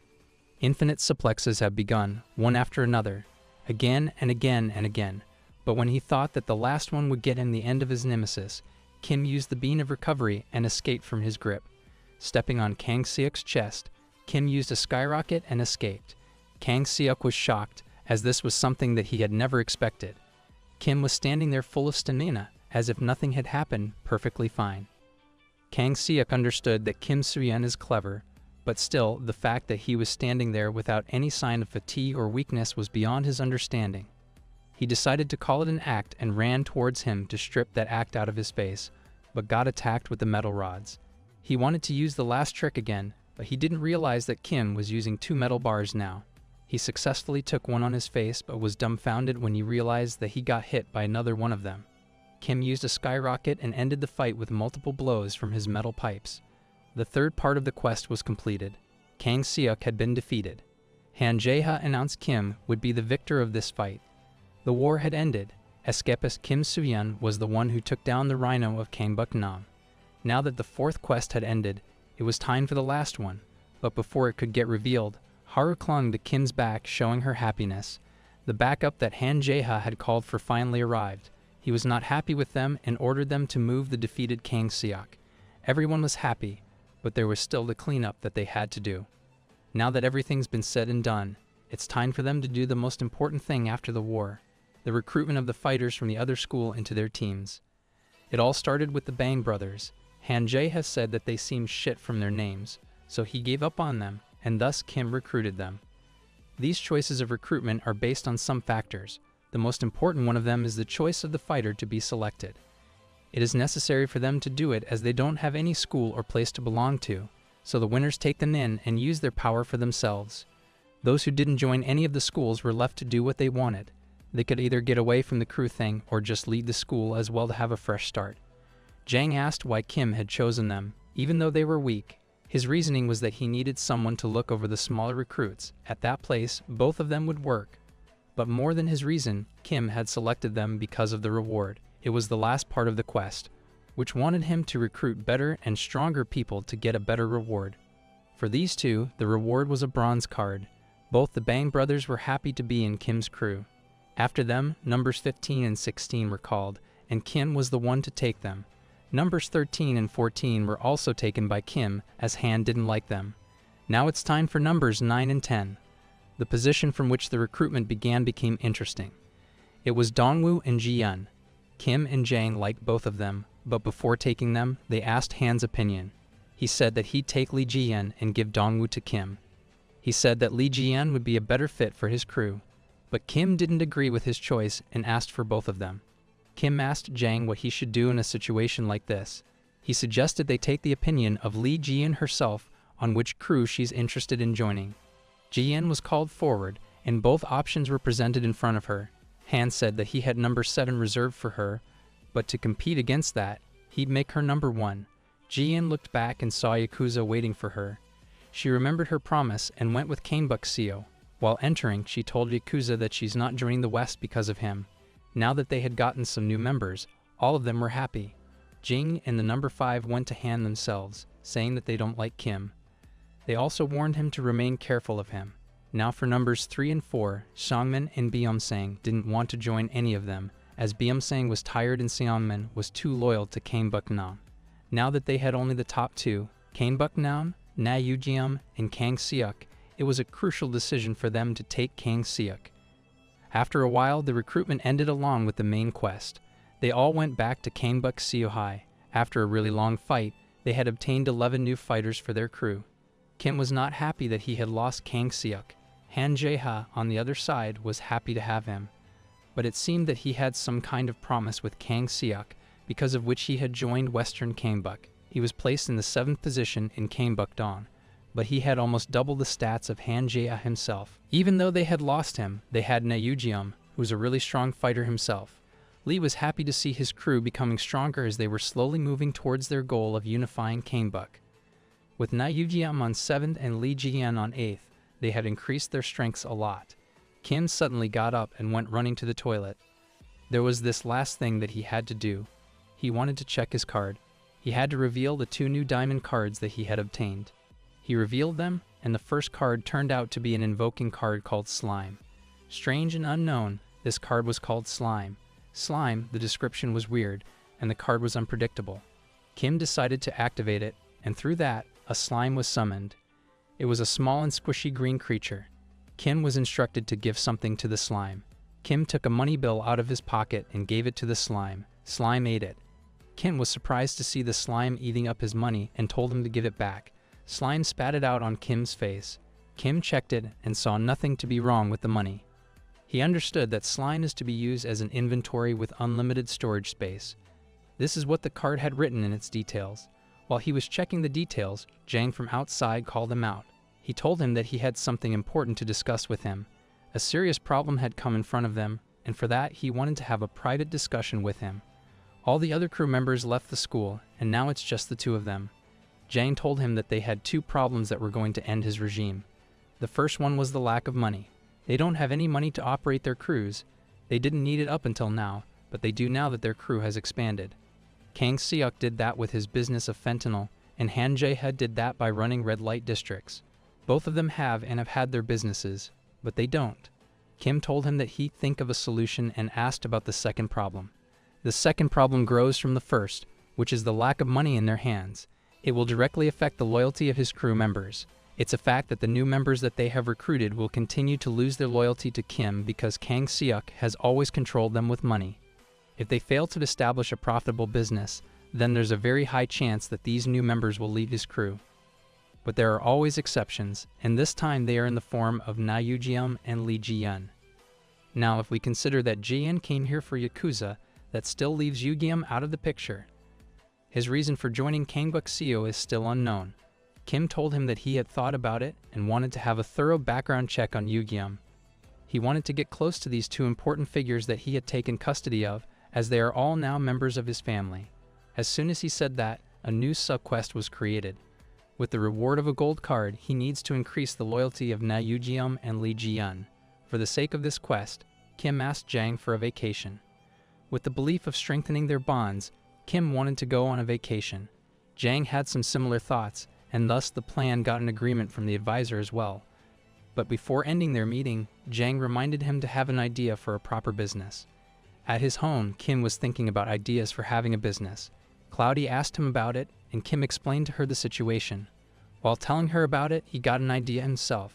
He thought about using his slime as an invisible, unlimited storage tank, and using him, he could easily smuggle drugs across international boundaries.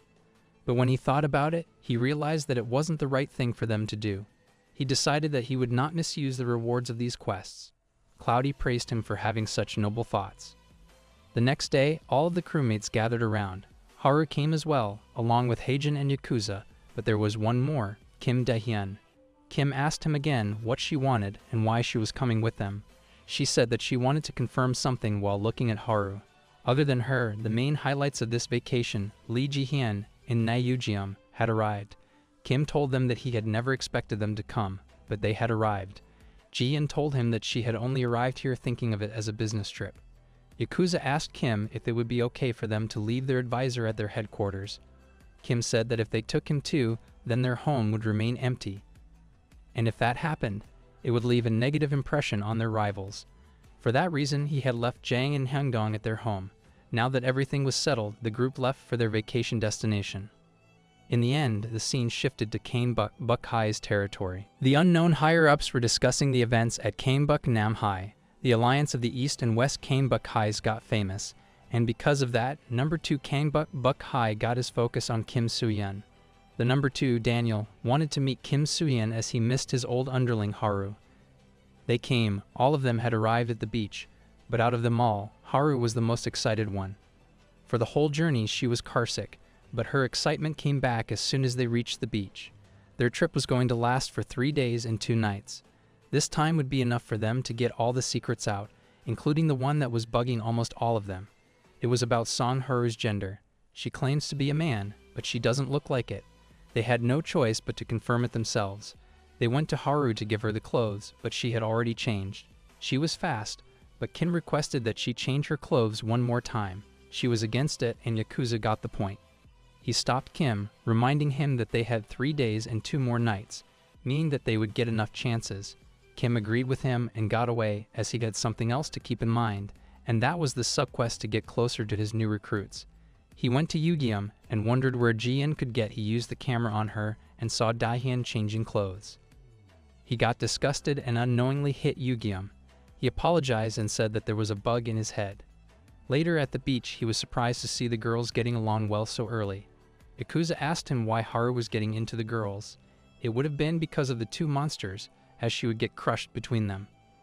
The system notified me that both Lee Ji-yeon's and Na Yu-gyum's loyalty was rising. Kim was happy about it, but he still had the business thing in front of him. At Kanebuk territory, Daniel got information from one of his informants, who told him about Kim Soo-yeon's location that he had asked about. They were at the beach. He also told him something strange that he had observed. Daniel asked about it and found that Song Haru of their school had betrayed them and joined Kanebuk. Even at this moment, she's there at the beach with Kim Soo-yeon. Daniel wanted to know more about it, and therefore, a new situation is about to unfold. At the Kanebuk Billiards Hall, the local members had observed Haru acting very differently, which was actually cloudy, but still they didn't know about it. She was on her normal schedule, as instructed by Kim. He had already told her to despawn if something bad happened to her. While she was at it, Daniel came to the billiards hall. Everyone was shocked to see someone higher up like him. He went to Haru and looked into her eyes. He was sure that the person was Song Haru, but also not Song Haru at the same time. He ordered one of the local students to look for Kanebuk High and tell him about it. Back at the vacation spot, Cloudy summoned herself and landed on Kim. She woke him up and told him that they were facing a big problem. Kim asked about it, and Cloudy told him about the arrival of Daniel, the number 2 of Kanebuk. He was shocked to hear that, as there should be no reason for the number 2 of Kanebuk to be personally checking up on number 39. He asked her about the location of Haru. Haru was lying out there on the beach, but Dahyun was above her. She straight up asked him about her being a girl or a boy. Haru and Dahyun were sitting by the beach, admiring the beauty of the night sky. The situation was awkward, as Haru didn't like her to be sitting beside her. Dahyun came straight to the point and told Haru that she had not come on this vacation for just fun purposes, but for a reason. She told Haru that she was interested in her and again asked her if she was a girl. Haru declined, and Dahyun asked the reason for her long hair. Haru told her a story about the hair salon that she used to visit. The owner of that salon got sick, and in hope for her well-being, she's growing out her hair. This reason made Dahyun jealous. She pinned Haru to the ground and again asked if she was a boy or a girl.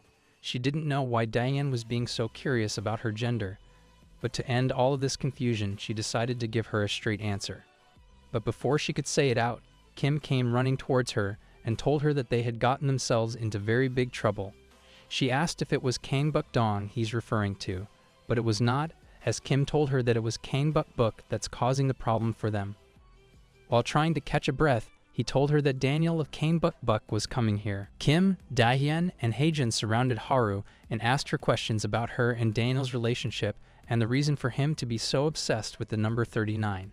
As the leader of Kanebuk, it is necessary for him to know about her and the enemies that they have, as it would be easy for them to handle the situation. Haru told him that she would tell him about it the next time they got the opportunity. Haejin asked her why she was not telling her now, and was about to get the answer out forcefully, but Kim stopped them and agreed with her condition of hearing it the next time. He then asked about Daniel, as they didn't have much time. Daniel is coming to get them. The first thing that they thought was to hide Haru, and after that, they had a civilized conversation with Daniel, as they knew that they were too weak to have a fight against Kanebuk. Kim asked Haejin about Daniel's personality, as by name, he seems like a nice guy. Haejin didn't say anything and went out. At the beach, Jian was having a walk, and besides her, Yakuza was there. He sought permission to walk with her. Jian said that he was already walking with her, so he does not need to have her permission. He asked her about the sword that she carries. She told him that it was the only thing she trusted, as she had been betrayed by almost all of the things that she had ever trusted. She wanted to take revenge from all of those who had considered her weak and had betrayed her. She told Yakuza to stay away from her, as she doesn't trust anyone anymore. Yakuza said that it was okay for her to not trust him, as hell earned her trust. She blushed for a moment, then changed the topic. On the other side, Yoo Ji-young was sitting at the park all alone. He received a message from Kang Seok. He told Yu-Gi-Oh to wait for him to come. At Han Jaeha's place, he asked Kang Seok if Na Yoo Ji-young would really join them. Kang Seok told him about their strong relationship and the loyalty that Yoo Ji-young had for him. It's just a matter of time for them. Han was pleased, but while they were talking, an informant came to them and told them that Daniel of Kanebuk was moving towards Kim Soo-yeon. Han Jaeha got happy thinking that Daniel would be the one to make their work easy, as Kanebuk would get finished by Daniel without them doing anything. Daniel was on his way to meet Kim Soo-yeon and to check on the boy who looked like Haru, but on his way, he met Haejin. He told Haejin that he was going to meet his leader. Haejin asked what he would do if he did not like him. Daniel said that he would get rid of him. Hearing that, Haejin told him that he could not go if he was up to something like that. Daniel asked him why he was protecting his leader and picking up a fight with him, even though he lost against Kang Seok. Haejin got angry and ordered Daniel to get serious about the fight. Haejin's potential was increasing the moment he said that. Daniel reminded him that times had changed a lot along with Person as well. Haejin attacked him, and Daniel evaded the attacks. He told Haejin that he had gotten a little lazy. On that, Haejin pressed his lei on his own and landed a barrage of punches on him. Daniel dodged them all, of course, and almost ended the fight with a single punch in Haejin's gut. Haejin was shocked by this tremendous change. He had expected things to change, but not at this rate. In the olden times they had fought, and they were even. The power difference between them was almost negligible, but here Daniel had turned into a completely different person. He attacked him again, but this time Daniel stopped his attack with the right arm and did a counterpunch with his left arm. He called his boxing so readable that it made Haejin question himself if he had gotten lazy. Daniel told him that he had not changed a bit from the last time and slammed him into the ground with his elbow.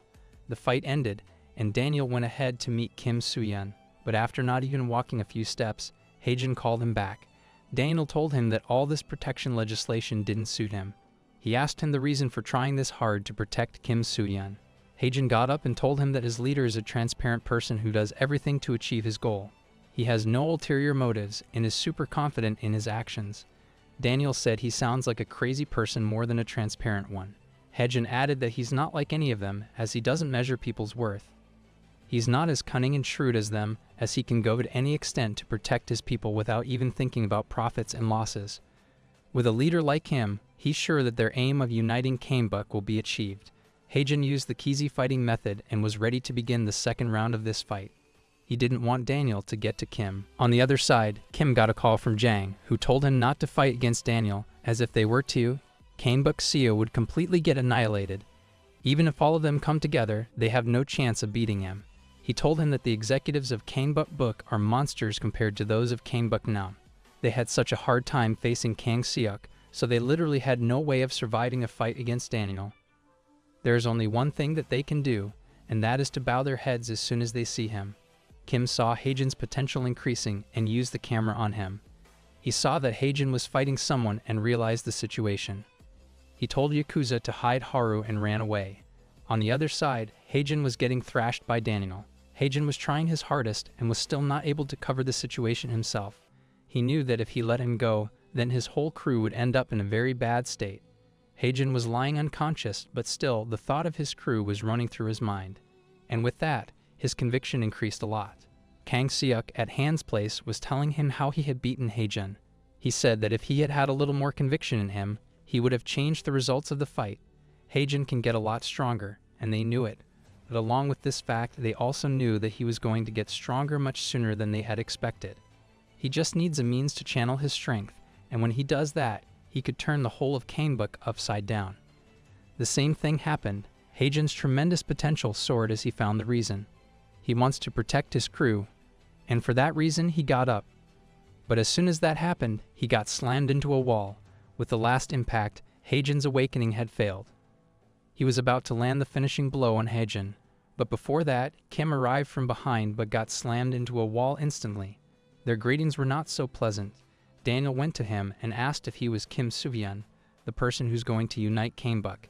Kim was confused as he had taken a huge amount of damage from just a single kick that he had never expected. He used peeking to check on his stats, but got shocked to see that his opponent's stats were over-leveling. At this moment, his card was deemed useless with a question asked by Daniel. Is it okay to get his whole crew finished by him today? It was this question, this situation, and this tense moment when Kim faced the sharpness of his life and the world turning against him. The leader of the Kanebuk Seo, the escort Kim Soo-yeon, was unable to grasp the flow of his life. It was not a new thing for him to get beaten, but it was the first time he was threatened for the lives of his crewmates. With that smug face, Daniel asked Kim if it would be okay for him to have his whole crew disappear today. His words were not harsh but arrogant, along with the fact that his stats were too high for him to peek at. Just then, a main quest was started. The reward was a gold card, and the object was to survive the person standing in front of him. Before he could think about anything, Kim got punched in the gut. All the pressure that his stomach sustained stopped the movement of his lungs. He was not able to breathe, but it was not the end of his suffering as he got thrown away by Daniel's kick. His blows were not normal, and they felt to him like a truck had hit him. Daniel was on a completely different level, as he was a lot stronger than him. After the kick, Kim didn't move, so Daniel thought that he had died. The system gave him a warning and reminded him of the consequences of failing a quest. It seemed that the system also knew that it would not be possible for Kim to survive this monstrosity called Daniel. He went to Kim and saw him to be alive, and in order to finish off the business, he raised his leg and was ready to kick him to death. But before that could happen, Kim used the bean of recovery and regained his stamina. Using that, he ran away from the death blow. With his mind focused on not losing the life that he's having right now, Kim decided to fight back. He used Dempsey Roll, but all of it was not worth anything. To get over it, Kim used his Tachyon eye piercers, but they also got blocked. The bigger surprise came when Daniel identified this technique and asked Kim if he was using Tachyon. Kim responded with a knee kick that got blocked again, but when Daniel countered him, Kim went for his legs and used a skyrocket punch on him, which didn't land as well, but it turned against him as Daniel got him by his leg while he was mid-air and used his velocity against him by slamming him into the ground. He stepped on his chest and told him that he was not the type of person that he would get along with. It was annoying for him to be with Kim, as he hates the conviction that people like him have. While getting fiercely stepped on, Kim told him that he liked him. This was the day when Kangbuk-seo was going to be finished, and as that was going to happen, Cloudy arrived out of nowhere and pushed Daniel away. She was summoned out of her own will. She told Kim to run away while she was stalling Daniel, but she was not enough. Daniel got her by her neck and asked from where she had come.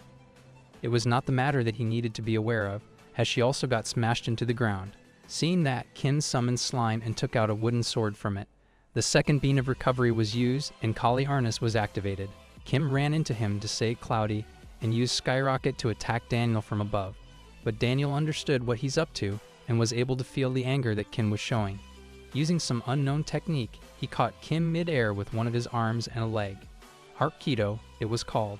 With his gut being kicked, Kim had lost everything other than the fortune pouch.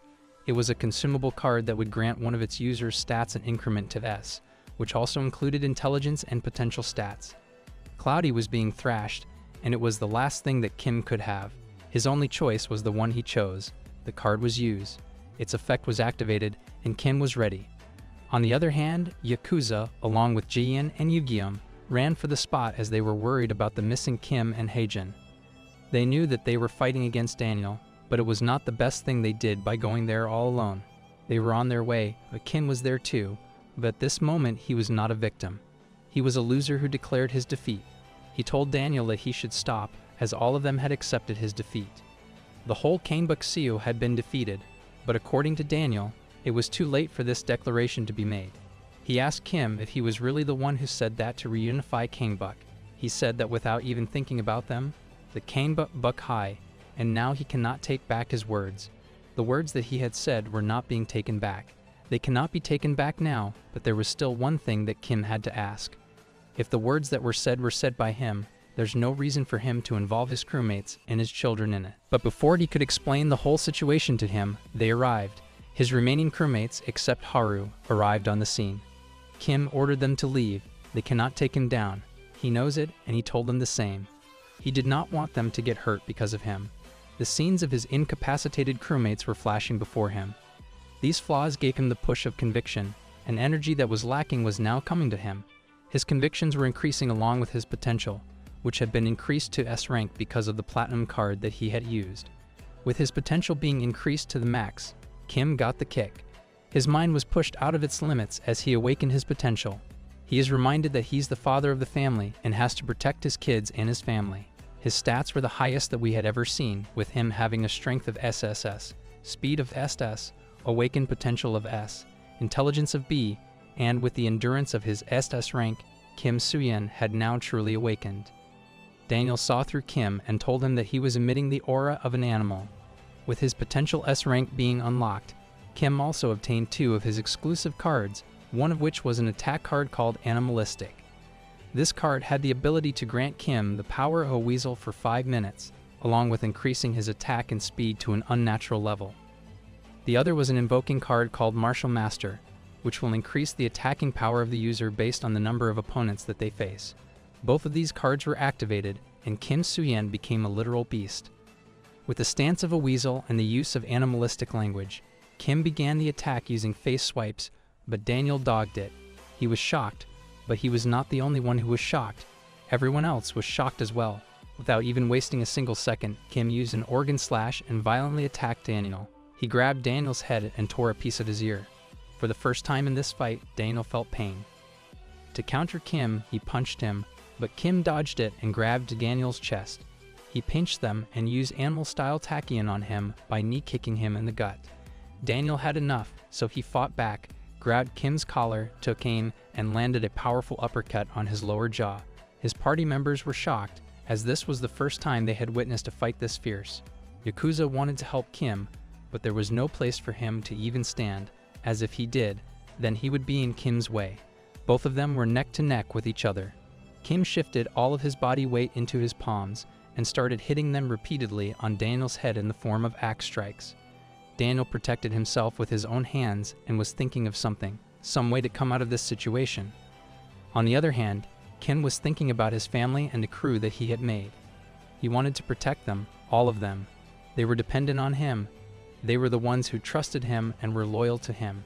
For the sake of those, he had to fight, and for this fight, the second hidden card was revealed, the diamond attack card called Stun Fist, which had the ability to paralyze the opponent's movements for 3 seconds when they get punched by the user. For the sake of his children, Kim activated Stun Fist and held one of Daniel's arms to have a clean hit.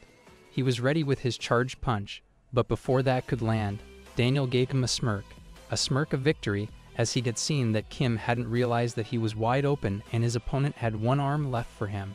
He repeatedly punched him and slammed him into the ground, admitting that he would have lost if it were his older self. He put Kim's head under his feet and provoked the others to attack him. All of them rushed into him together, but all got flipped over by his unknown martial arts technique. He was like a magician who single-handedly defeated 3 of the strongest members of Embarks. He went away from the battle zone to receive a call. The person on the other side of his phone was informed that Kim Soo-yeon was much more dangerous than they had expected. On the other side, it was Ma Jong-do, the number 3 of Kangbuk. He had raided the headquarters of Kangbuk and taken Jang and Lee as his hostages, while all the others were defeated. He told Daniel that they could finish off Kangbuk at the moment and asked for his final decision about it. Kim was perplexed. He almost had the strongest members in his crew, but still, there were so much left by Kangbuk that all of these people got defeated by just 2 executives of their enemy. They were like a one-man army. How were they so strong? Kim wanted to know, but there was something that Daniel wanted to know as well. He praised Jeongdu for his work and told him to hold the call. He went to Kim and asked him the last words that he had as the leader of Kangbuk. He wanted to know what the leader had to say before completely sending him to a state where he couldn't even talk. This was the unexpected end of Kangbuk High, along with their leader, Kim Soo-yeon. But before he could say that, Daniel's phone rang. He got a call. He got up and looked at his phone with a shocked face. Kim didn't understand what was happening as Daniel, the person who was talking about murders and eyes a moment ago, got this nervous from a mere phone call. Kim wanted to know about this person. Daniel picked up the call, and the person on the other side asked Daniel what he was doing. With a nervous tone, Daniel told him that he's in the process of finishing off Kangbuk High. The person on the other side was the boss, who asked Daniel the reason for doing something that he hadn't told him to do. Daniel got a lot more nervous and tried to explain to them that Kim Soo-yeon is a lot stronger than he should be, and to prevent him from becoming a possible threat, he's doing it. The leader stopped Daniel, as he had understood. Daniel apologized for his behavior, and hearing that, the leader ordered him to bring him to their place. He wanted to meet Kim Soo-yeon. Daniel got shocked, and the quest was completed. Kim had successfully survived Daniel, and he was rewarded with a gold card. The scene shifted to Kangbuk High's number 1. The leader of that school is Choyan. He was facing Kim as he asked about him being Kim Soo-yeon. He came to him, and at that moment Kim realized how gigantic he was. He tried to peek at his stats, but it failed as he had expected. Choyan gave him 2 choices and told him to choose between the 2. The first one was to join the Northern Canebuk High Canebuk Buck, and the second one was to die. He wanted Kim to choose between these two options. Kim knew that he wouldn't be able to win against him if he fought, so he used the other trick that he had. He first asked him if he wanted him to join Canebuk Book and said that he did not want to join it. He summoned Cloud Copy, as he wanted to copy the strongest person in Canebuk, and asked Choyan to join them instead. To copy Choyan, Kim told him to join the Western Canebuk High Canebuk Seo. Cloud Copy identified its target and rushed into Choyan to copy him. Kim was sure to have him, but then something unexpected happened. Due to some unknown reasons, the duplication of his target failed. Cloud Copy was unable to copy Choyan. Seeing Kim's face turn nervous, the leader asked him what he had said. He wanted him to join Canebuk Seo, but all of that didn't matter now as his ultimate plan of copying the leader failed. He was not able to understand why that happened, but more than that, he realized how deep of a situation he had dived into, and to get out of it, he tried his luck. He went on his limbs and apologized to the leader, saying that he didn't realize who he was talking to. Kim knew that it was not the time for him to have pride, as his life was at stake. He wanted to survive, and for that, he started buttering the leader. His plan worked, and he survived, safe and sound. He came out of the Northern Canebuk High and reached their place. There he told everyone that they were now a part of Canebuk High. He also told them about the choices that were given to him, out of which his other option was to just die by his hand and see his territory being erased by him. He said that there was no other way that he could think of at that moment, as he did not want anyone to be dead. He apologized to them and blamed it all on his weak body, but Haru blamed it on herself and said that if she hadn't joined them in the first place, then nothing like this could have happened. It was she who ruined this crew by joining it. She apologized to them and said that they should leave this crew. Kim silenced her and told her that she was not allowed to leave the crew. He told her that nothing good would happen if she were to leave the crew, and because of that, there was no reason for them to cry over the past. He said that all that happened because of his own incompetence, and there was no reason for anyone else to feel guilty about it. In the end, Kim summarized the result of this commotion, which was that their dream of reunifying Canebuk had been shattered, and now they are a part of Canebuk High. He was ashamed of himself and knew that his crewmates were too, and for that, he proposed the idea of leaving the crew to them. It was reasonable for them to leave the crew, as now it is not the crew that it was before this incident. He left the decision to his crewmates, especially the new ones, but both Jian and Yu had their minds made up, as they had seen Kim beg Daniel to save them. She said that he should not think so badly of him, as he had not done anything like that.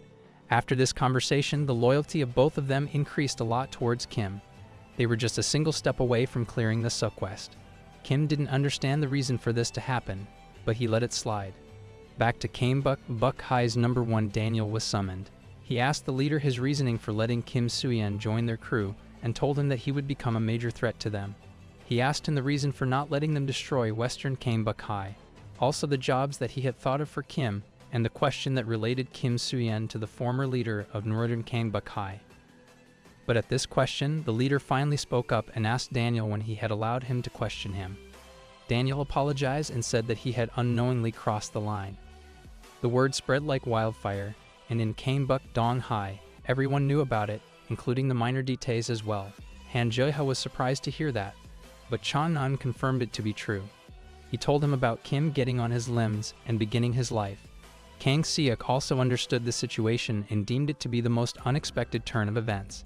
Han Jeha also didn't understand the reason for Kim to be doing it, as he's a strong, proud person himself.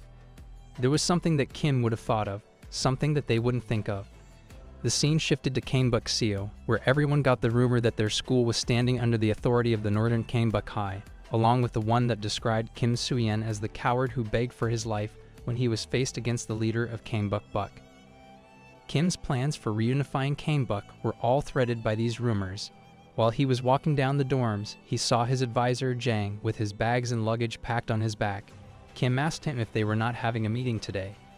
To that question, Jang told him that he was leaving the crew because his reason for joining the West was to reunify Canebuk with his friends, and now that it didn't seem to be happening, he had no other choice. Kim said that he knew he had joined them because of Haru, but that was not the matter here since he had made up his mind. Kim told him to decide what he wanted to do after hearing him out. He wanted to say something, and that was about the deal that he had made with Choyan. When he accepted his order to join the North, Kim also told him about a request that he had. He wanted to end the war that he's having with Kanebuk-dong. He said that he knows about his plans for the reunification of Kanebuk, but the East, Kanebuk-dong, has a very high chance of backstabbing him. There's no need for them to worry as their strength is a lot more than Kanebuk-dong, and their victory against them is sure.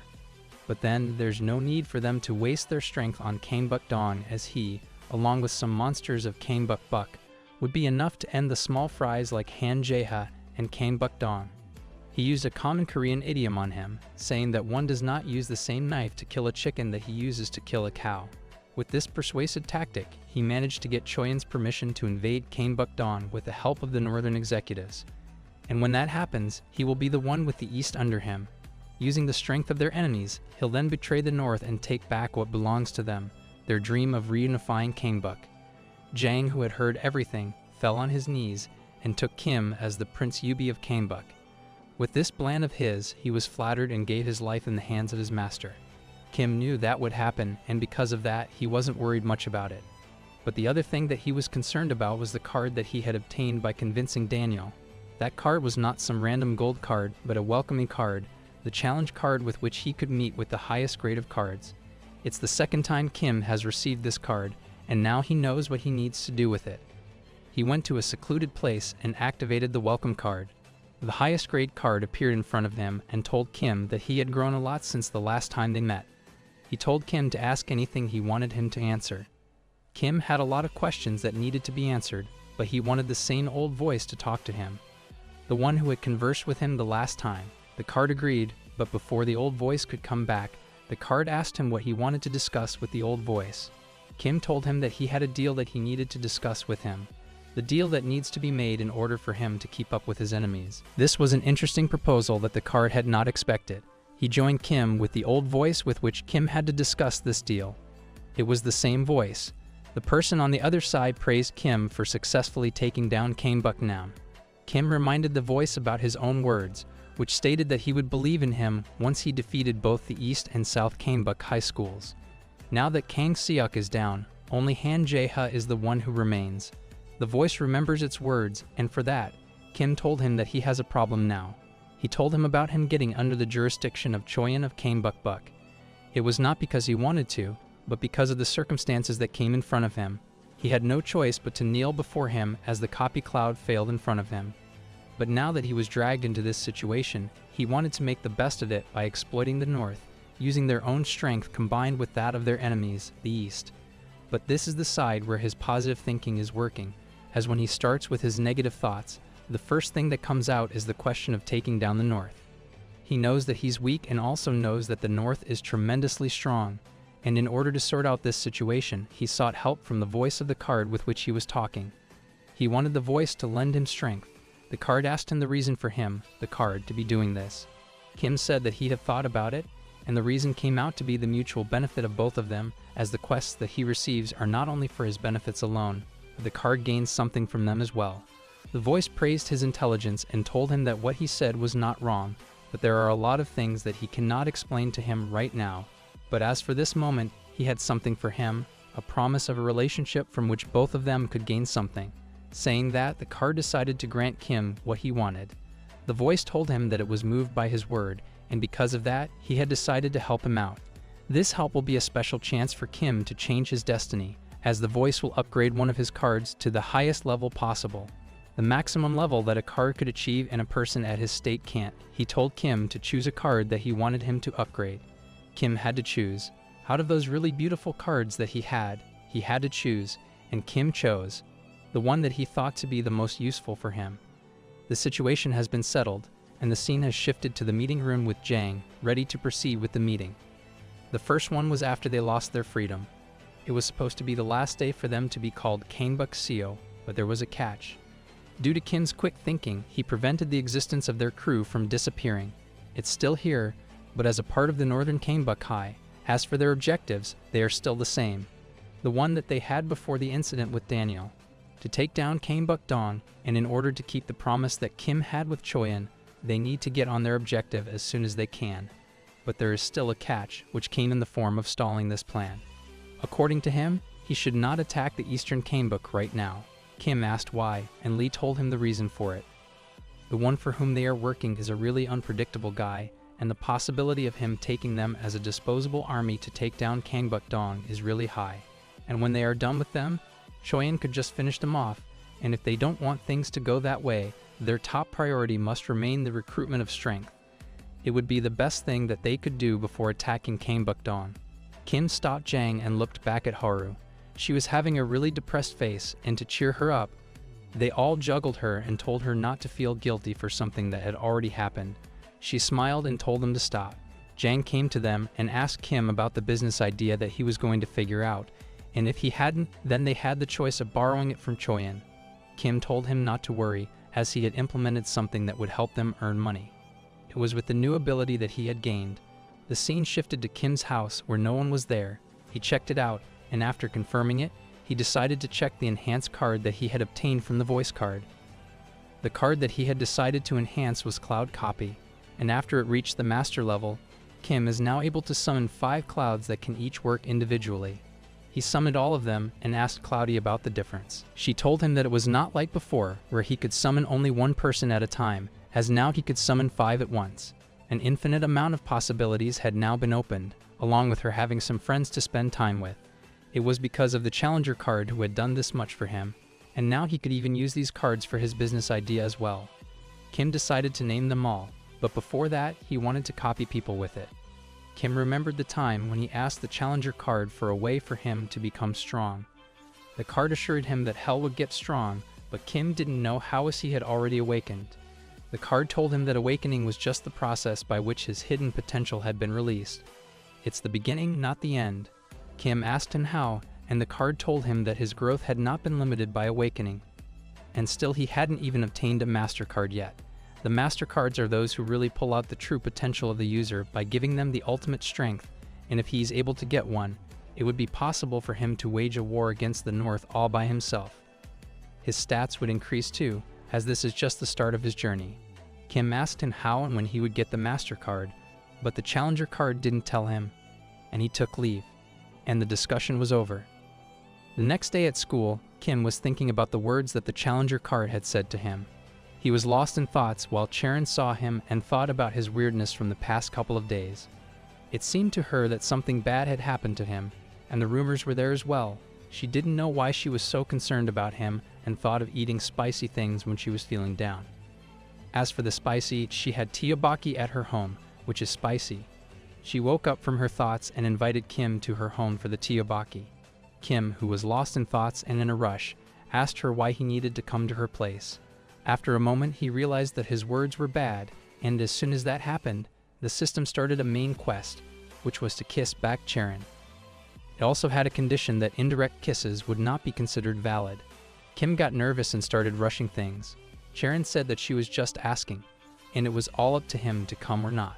Kim asked himself if going to her place would be a good decision. The tteokbokki was something that her friends liked. More than personal liking, they enjoyed her cooking. It was not so different from others, but it tasted far better than them.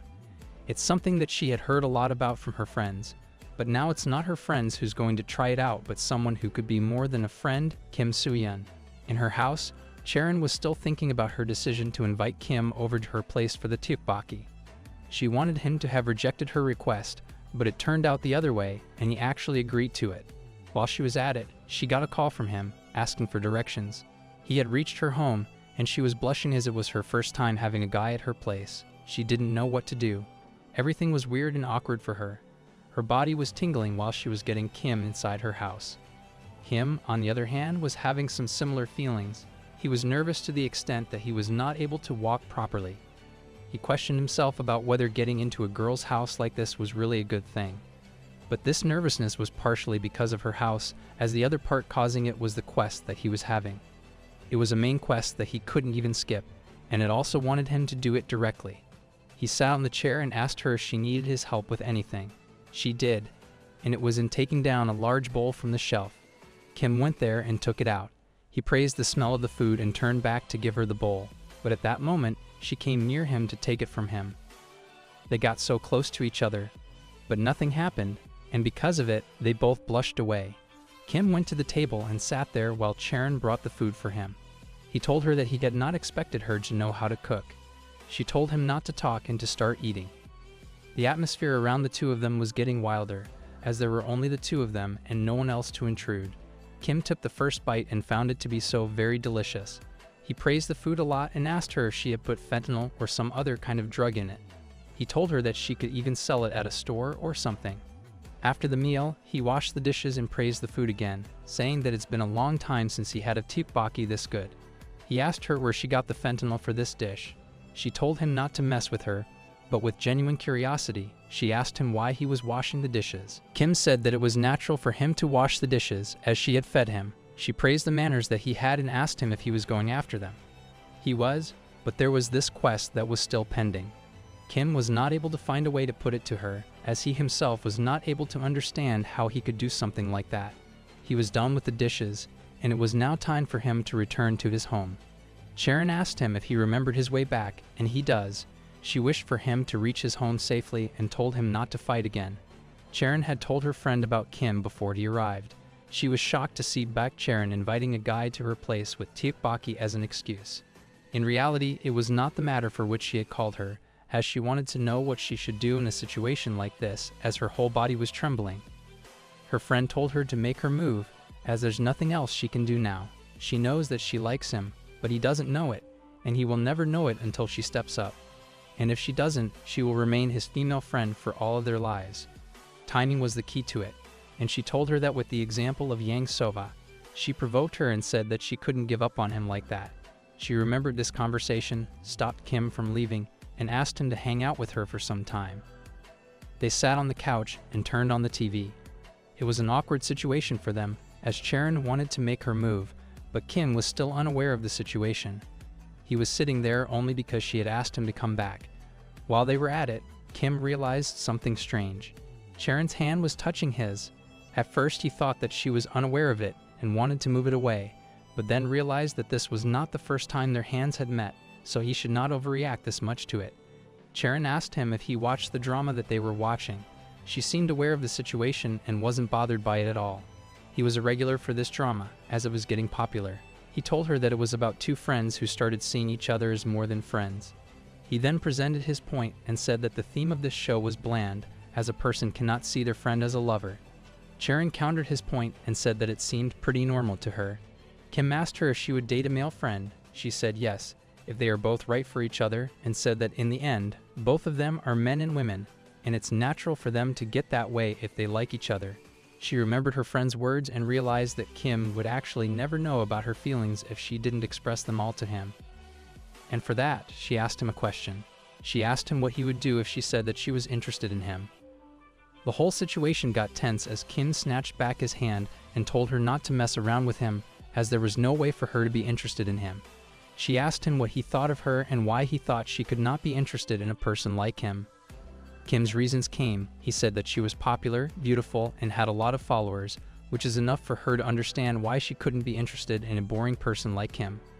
Sharon had enough. She got up and told him that he was frustrating. Kim asked her how, but before the words could come out, she came to him and kissed him. After a moment of silence, she asked him if he had noticed any hint that she had given him and told him to go away. The quest got completed, and Kim went out. He was still unable to understand why Baek Sharon liked him as a man, as he had always thought that she saw him as nothing more than a worthless friend.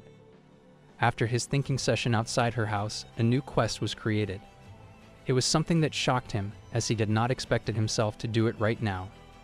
The sub-quest wanted him to formulate a business idea with Sharon. It was an understandable thing because of her skills in tteokbokki. But still, they had some literal awkward moments just a few moments ago, and now the system wants him to do this. On the other hand, Sharon was having that trouble as well. She was sitting in a corner, holding her head, thinking about what she had just done and its effect on their future. The next day at school, Sharon came early, as she was not able to sleep a bit because of what they did. She was thinking about it all night, and her mind had stopped working by now. Behind her, Kim came, and they sat next to each other. She was getting worked up, while Kim didn't seem so troubling at all. She wanted to get over it, and for that, she asked Kim if he had reached his home safely yesterday. He did, and he asked the same question to her, but she reminded her that he was the one who came to her home. She asked him if he had told anyone else about it. Kim asked what she was talking about. She wanted to remind him, then stopped. The teacher saw the two of them talking and pointed them out. They apologized and sat again. Charon wrote on paper and asked him what he thought about her. He said the same things, but this was not what she meant. She asked him if he felt nervous getting close to her or by seeing her. Kim still didn't understand what she meant, but this time she told him through her actions. She put her hand on his and saw that he was not feeling anything strange. Kim turned to her and told her that he wanted to tell her something. Charon was ready for it, and after the class, they went out and discussed this matter. Charon asked him what he wanted to tell her. She was curious. Her mind was filled with the thoughts of him confessing to her, but she was still not sure. After a moment of silence, Kim finally spoke up and told her about his business work with him. He explained about the need for money and the tteokbokki that she makes, which could be turned into a really profitable business if they worked smartly on it. He said that he'd manage the initial funding for it and asked her to think about it. Charon first asked Kim if this was the reason why he had called her out like this. Kim said yes and got a solid punch in the gut. Right into the stomach he got hit. He knew what she was expecting, but it was something that he himself hadn't figured out yet. He was unable to understand the feelings that he was having. The sub-quest was completed. Before coming to Charon, Kim discussed this plan with Jang, who said that it was a good but difficult business idea as they needed proper locations for their stores along with proper knowledge of selling stuff. Also, the fact that they are broke is the biggest problem that they are facing. As for the moment, what they can do is persuade Charon to help them out. As they were talking, a freshman came and told Kim that Choyan of Kangbuk High was looking for him. Jang told him the reason for Choyan's search was because he wanted him to finish off things with Kangbuk Dong. It was a promise that he had made with him personally, and now it's time for them to execute it. The scene shifted to Kangbuk Dong High, where Han Jae-ha was expecting Kangbuk Seo to be attacking them. He had already prepared his forces and had planned their battles too. He wanted Yeon Changnan to fight Yakuza, Ryu Sikyan against Song Haru, and Kang Seok against Haejin. He had some special plans for Seo Dongtak, which he didn't reveal. Kang Seok asked him if the West was coming to attack them. Han Jae-ha told him that they wouldn't be able to come easily, as he had already prepared the border for their arrival. An extended action force is placed there to stall them, and because of that, they would easily obtain their victory. As he was saying this, an informant came running towards him and told him that they had been attacked. Their border had been broken and the intruder was a single person, Kim Soo-yeon. Han Jae-ha thought of it as a stupid move, but this is what was happening there. Kim went alone in the territory of their enemies, but he had not done this mindlessly. It was the plan that his advisor had formed. Jang had told him to end the war with just a single fight, but there were details that they discussed. It's about the morale of his crew, which was at the bottom because of them being taken over by the Northern Kangbuk High. So in order to get them all motivated, he needs to take action and prove that he has grown stronger than ever, and for that, he needs to instill fear in Kangbuk Dong. In order to do that, this plan was put into practice. Back to the present, Han Jae-ha's foot soldiers started mocking Kim, and as a reply, Kim showed them that he had lost to Choyan, not to Kangbuk Dong. He punched one of them to the ground, which shocked everyone. Kim was also getting pumped up, as he was now ready to use the second exclusive card that he had. The Martial Master will increase his attacking strength according to the number of adversaries that he faces. And for now, he almost had 30 of them around him. Kim activated the card, and was now ready to end the war with a single fight. Dongwoo ordered the action force to go against Kim Soo-yeon, and they did, but it all ended so fast that they had no time to think about anything else. They all got crushed against the overwhelming strength of Kim Soo-yeon. In a while, all of them were defeated, and Kim came out unscrambled. This was the power of the Martial Master, which made Dongwoo realize that Kim Soo-yeon isn't even using any martial arts skills on them, and is just defeating them with his raw strength. Seeing that, he went running into Kim, which resulted in a one-hit knockout. With a single kick, Kim took him down. The news of the defeat of his action team reached Han Jae-ha. Han remembered him from before and knew that he was not this strong the last time he saw him. The fact that Kim Soo-yeon took down the whole action team by himself was a surprise that he had received. The informant was not shutting up and was continuously telling him what they needed to do, so Han grabbed him by the mouth and told him to remain quiet. He wanted to place some of his stronger executives in the alley, but before he could do that, he received a call from Changnan. He told him about the place being completely devastated, along with the news that Kim Soo-yeon had retreated from there. It came as a bigger shock to him, and so he asked Changnan about it. He didn't know the reason, but their remaining people told him that he had unexpectedly left the place along with some of their lower-ranking members. His goal was still unclear, as he could have caused greater damage to them, but didn't do anything. It was some kind of plan that he was following. Jang, on the other hand, expected that by that time, Han Jae-ha and the other higher-ups would have realized that it was not a normal ambush but something really different. With Kim back at his base, he received a side quest that told him to successfully carry out Jang's plan, and for this quest, the reward was the fall of Kanebuk Dawn High. This scheme was special as it was planned to defeat the whole eastern Kanebuk High without having a war against them. Kim asked him for the complete plan that he was thinking about, but Jang didn't tell him and said that he should wait and see it unfold itself. He had expected Han Jae-ha to be overthinking his plan, which was true as he was thinking about it, not about his defenses, but the plan of which his enemies must be thinking about, and when he was not able to understand it, he would have to face the second wave of terror in the form of Northern Kanebuk High. The informant came and told him about it. These were the forces that Kim had requested for his attack, and now they are here. Under the leadership of Yang Chien-hak, Hao got frustrated and prepared his men to stop Kanebuk Buck, but before they could leave, another strange news came to him, which told him that Chien-hak had stopped his offense. It was observed that he had received a message, and after it he stopped his attack and went back. He also retreated with his forces, just like Kim Soo-yeon did, and they had no clear explanation for it.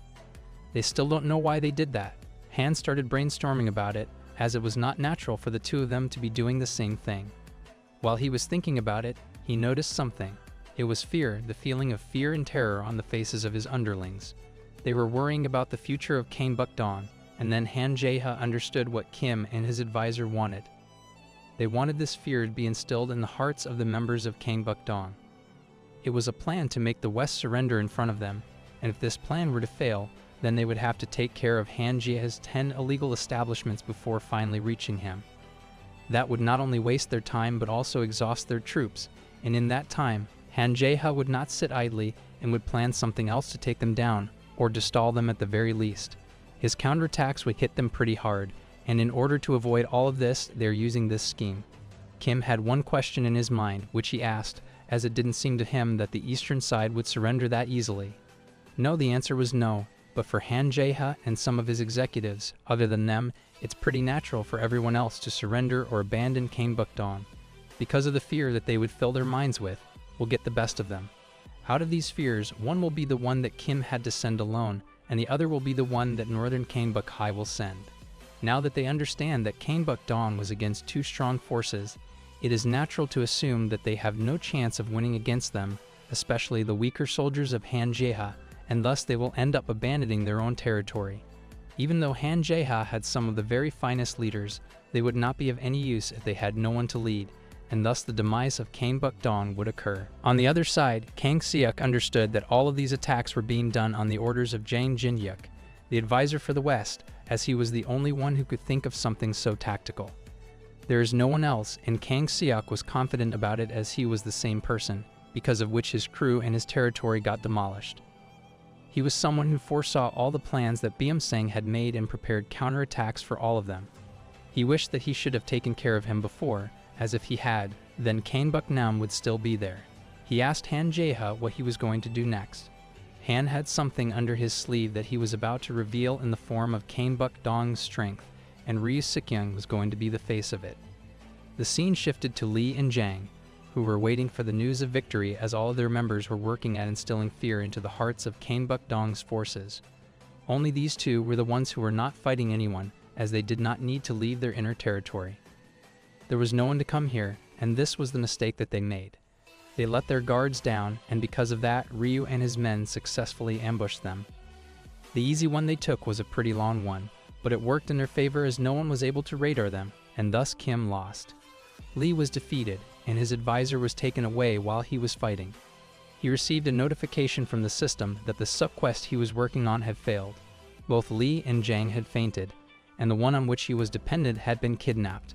The coin was flipped, and the situation was turned upside down as the downfall of the East that was sure a few moments ago now seemed to be fading into darkness. The advisor got kidnapped, and everyone understood where their plan was going. It was falling down, along with their morale as well. The opposite happened with their opponent, Kanebuk Dawn. Their morale had been raised. Now that the news had spread, it affected everyone. Kim knew the outcome, as there was an atmosphere of panic among the forces of Kangbuk-seo. He called out all the executives of his crew and told them that they were going to hold an emergency meeting. Kim himself got his stats lost by 1 point each. Jang, on the other side, was brought to Han Jae-ha. He told him that he'd not tell him anything and would remain loyal to the one and only master he serves. Han told him that he knew about him and the work that he had done for Kim Soo-yeon. He knows everything, along with the reason why he's called the Zhuge Liang, the unparalleled genius. He said that he had always wanted to meet him. Jang asked him what he wanted from him, as the buttering that he has been doing will do no good to him. Han told him that he had a favor to ask him, and the favor was to help and strengthen Eastern Kangbuk. Jang straight up rejected his offer and told him to eat shit. He says that he has pledged his loyalty to his one and only master, and he'll not go against him even if he were to die. Han knew how worthy Jang was for them, so he sent him to one of his karaoke rooms with a meal and told his subordinates to get more information on him. Soon the subordinate came and told him that the major reason he had joined the West was because of their female member, Son Haru. Ham got the hint of Jang's weakness and sent a lady to extort information from him, and his plan worked. Jang was not able to hold himself straight and due to excitement, ended up on the wrong side of the field. Kim saw all that using the camera card. From his point of view, he understood that he was not getting tortured, but still, his precise location was not understandable. Lee fell on his knees and apologized for his carelessness and weakness, because of which their advisor got kidnapped. He said that he'd accept any kind of punishment. Kim called him out and told him that whatever happened to him had been caused by his mistake. It was not his mistake to be weak, as he did what he could do and said that he had fought bravely, but it was the opponents that he was faced with. He told everyone about the situation, as all of them had lost their morale, and because of that, they had gotten a lot weaker. Now, in order to recover their advisor, they need to work together and correct the mistake that their leader made. With that, they had to formulate a plan for themselves to take advice from the advisor and increase their strength. With this being declared, Kim received a 5-part main quest titled Eastern Kangbuk-hi's Ruin. Out of these 5 parts, the first one was to rescue Jang Jin-hyuk. Now that it was time to formulate the plan, Kim explained to them that Jang had to be kept in one of the 5 illegal businesses of Han Jae-ha. For the rescue plan, they first need to confirm which one they kept, and then they'll secretly smuggle him out. For this plan, Haru had the most crucial part, and he'll tell her the details later. But for others, it's time to move. On the other hand, Jang told Han the exact plan that Kim had formulated. In his heart, he felt sorry, but in the end, he was not able to resist the small interaction that he was having. Step by step, he told Han about Kim's exact same moves and told him to set up his men on his businesses to prevent the West from intruding in. These forces will not only protect him, but also be enough to decrease the strength of the main capable units of Kangbuk-seo. To handle them, he suggested Han place his stronger executives on these ends. Han understood what he wanted to say and acted accordingly. Kim saw all of this through the camera card and told everyone that Han Jae-ha knew about their plan. Yakuza asked him how he knew about it, but it was not what they needed to know now. Kim got a message from Haru telling him that they had reached their positions and were now ready to roll.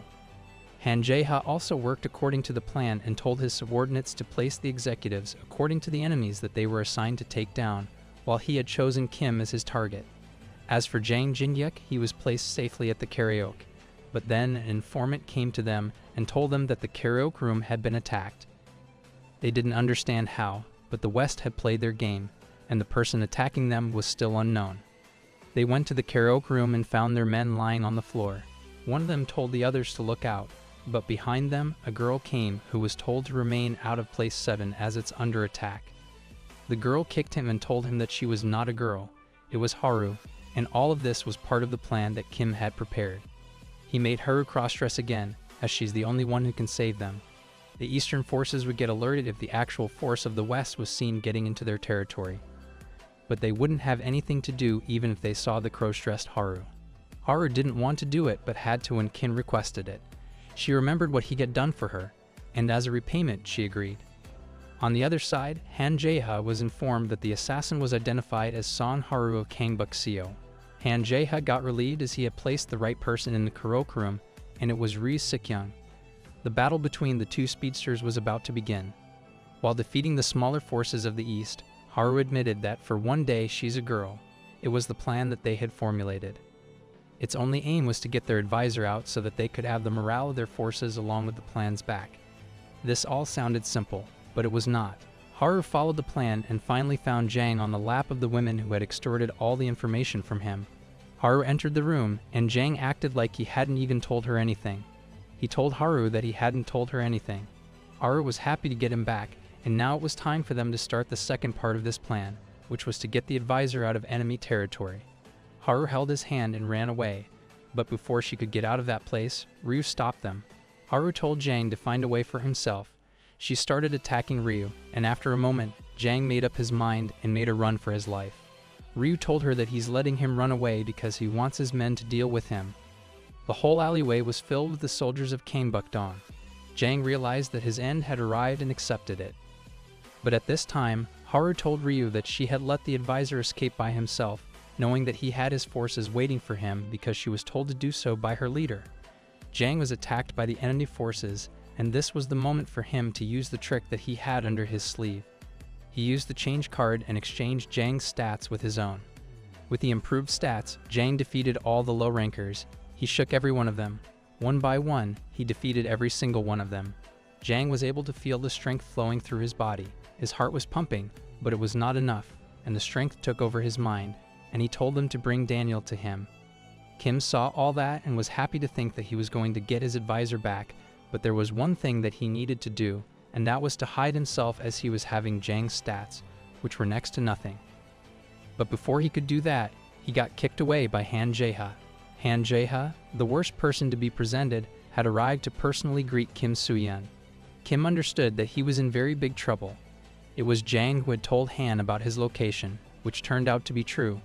Kim had nothing to do but wait until he got his stats back. In order to stall some time, he asked Han if he was really going to fight him, even though he knew that he was the one who took down Kang Seok. He understood that Kim's trying to take time for something, didn't waste time for himself, and attacked Kim without even warning him. Kim saw the kick coming to him and had no way to protect himself, but it got blocked by Haejin.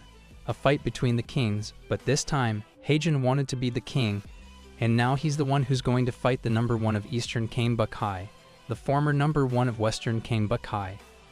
But before the fight could officially begin, Haejin was attacked by Kang Seok.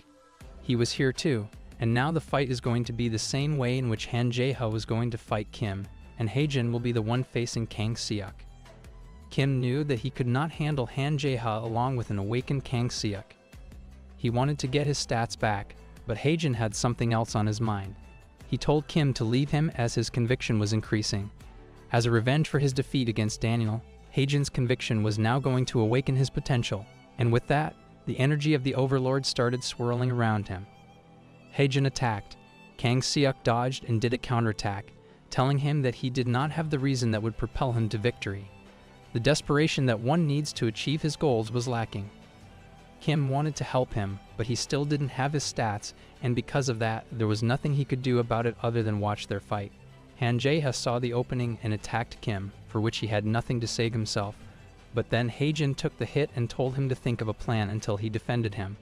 Haru, on the other hand, was managing Ryu, but since her stats were lowered too, there was not much of an impact till she was leaving him. But still, she had an upper hand on him. Kanebukdong's reaction was unexpected. She thought that he was hiding something under her sleeve, but it was revealed before he would land an attack on her. She used capoeira and was landing hits on him continuously, but still, this was not what he was waiting for. He wanted her to show her trump card, but when she didn't, he had no choice left. She grabbed her by the waist and slammed her into the ground using Surium, the Korean version of wrestling. Now that Haru had been taken down, Ryu was free, so one of his subordinates told him about the running advisor who was about to leave this place. Ryu went ahead to stop him, but before he could go out, Haru got up and told him that their fight had not finished yet. Ryu told her the truth. All of her subordinates had been surrounded, and since their morale had already been lowered, there was no way for them to get away from their situation. All of them knew that if their advisor failed to leave, then they would be as good as dead. Everyone was waiting for him to come, and as he was about to leave, his stats returned to normal. One of his lower enemies came to him and punched him, which affected him strongly. He himself understood that the pump he was getting had been stopped, and he wouldn't be able to run away. He got caught, and this news was conveyed to Han Jae-ha. He told Kim about it to lower him down, but now was the time when the coin got flipped again. Haejin told him to run away, but Kim was not in the mood of doing that as his stats had returned along with the secret player that he had hidden in the lair of Han Jae-ha. Lee Ji-yeon was that secret player who came and saved the advisor. The news spread like wildfire, and everyone at Western Kanebuk High School cheered. They got their morale backed up again, and now it was time for them to fight back. Yakuza took charge of his area while Haru engaged Ryu in the battle. Kim, on the other hand, was prepared with his morale held high. Kang Seok wanted to be the one to defeat him, but he failed.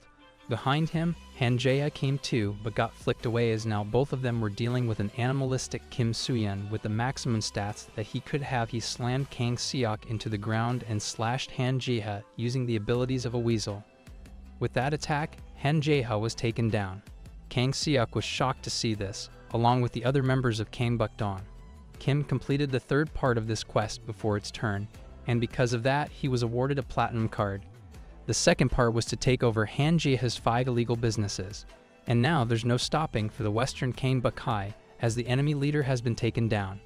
This was just the beginning of the counterattack that they had to execute to get over Kanebuk High. Now that the leader was down, all of their forces were about to get demotivated, and Kang Seok didn't want that. He ordered his lackeys to take away Han Jae-ha and not let anybody know about his defeat. As for him, he's going to handle Kim and Haejin. Kim knew that the situation was now in their favor, and in order to easily complete the 3 remaining quests, he needed to take down Kang Seok. But before he could do that, Haejin came forward and told him that he'd handle him. He asked Haejin if he would be alright alone, and for that, he said yes, as he wanted to experience what true desperation feels like. With this, the fight between the 2 monsters began, and Haejin's potential began to slowly increase. While they were having a battle of fists, Kang Seok continuously provoked Haejin about the desperation he lacks, as if he would have had it, then he could have still been the leader of Kanebuk Seo. He got Haejin. He was losing, and he knew it. With that, he soon got caught in his infinite suplexes, and after 2 slams he was lying on the ground. Kang Seok released him and told him that he was still not desperate enough. Seok slammed Haejin's head on the ground with his foot, and Haejin began to question himself. He was still unsure of the power that he possessed or the desperation that Kang Seok was talking about, as according to him, one needs to have something to protect in order to be desperate about it. He was being thrashed while his mind was still questioning him about the desperation with which he needed to get over this challenge. He got kicked away and was thrown to a side where he thought about his life for a second. His life in elementary school, middle school, and high school as well was of no worries as he was the strongest. He never feared anyone, as no one was stronger than him, but then his life changed. He moved to peace when he started hanging out in the group, and in the end, got beaten away.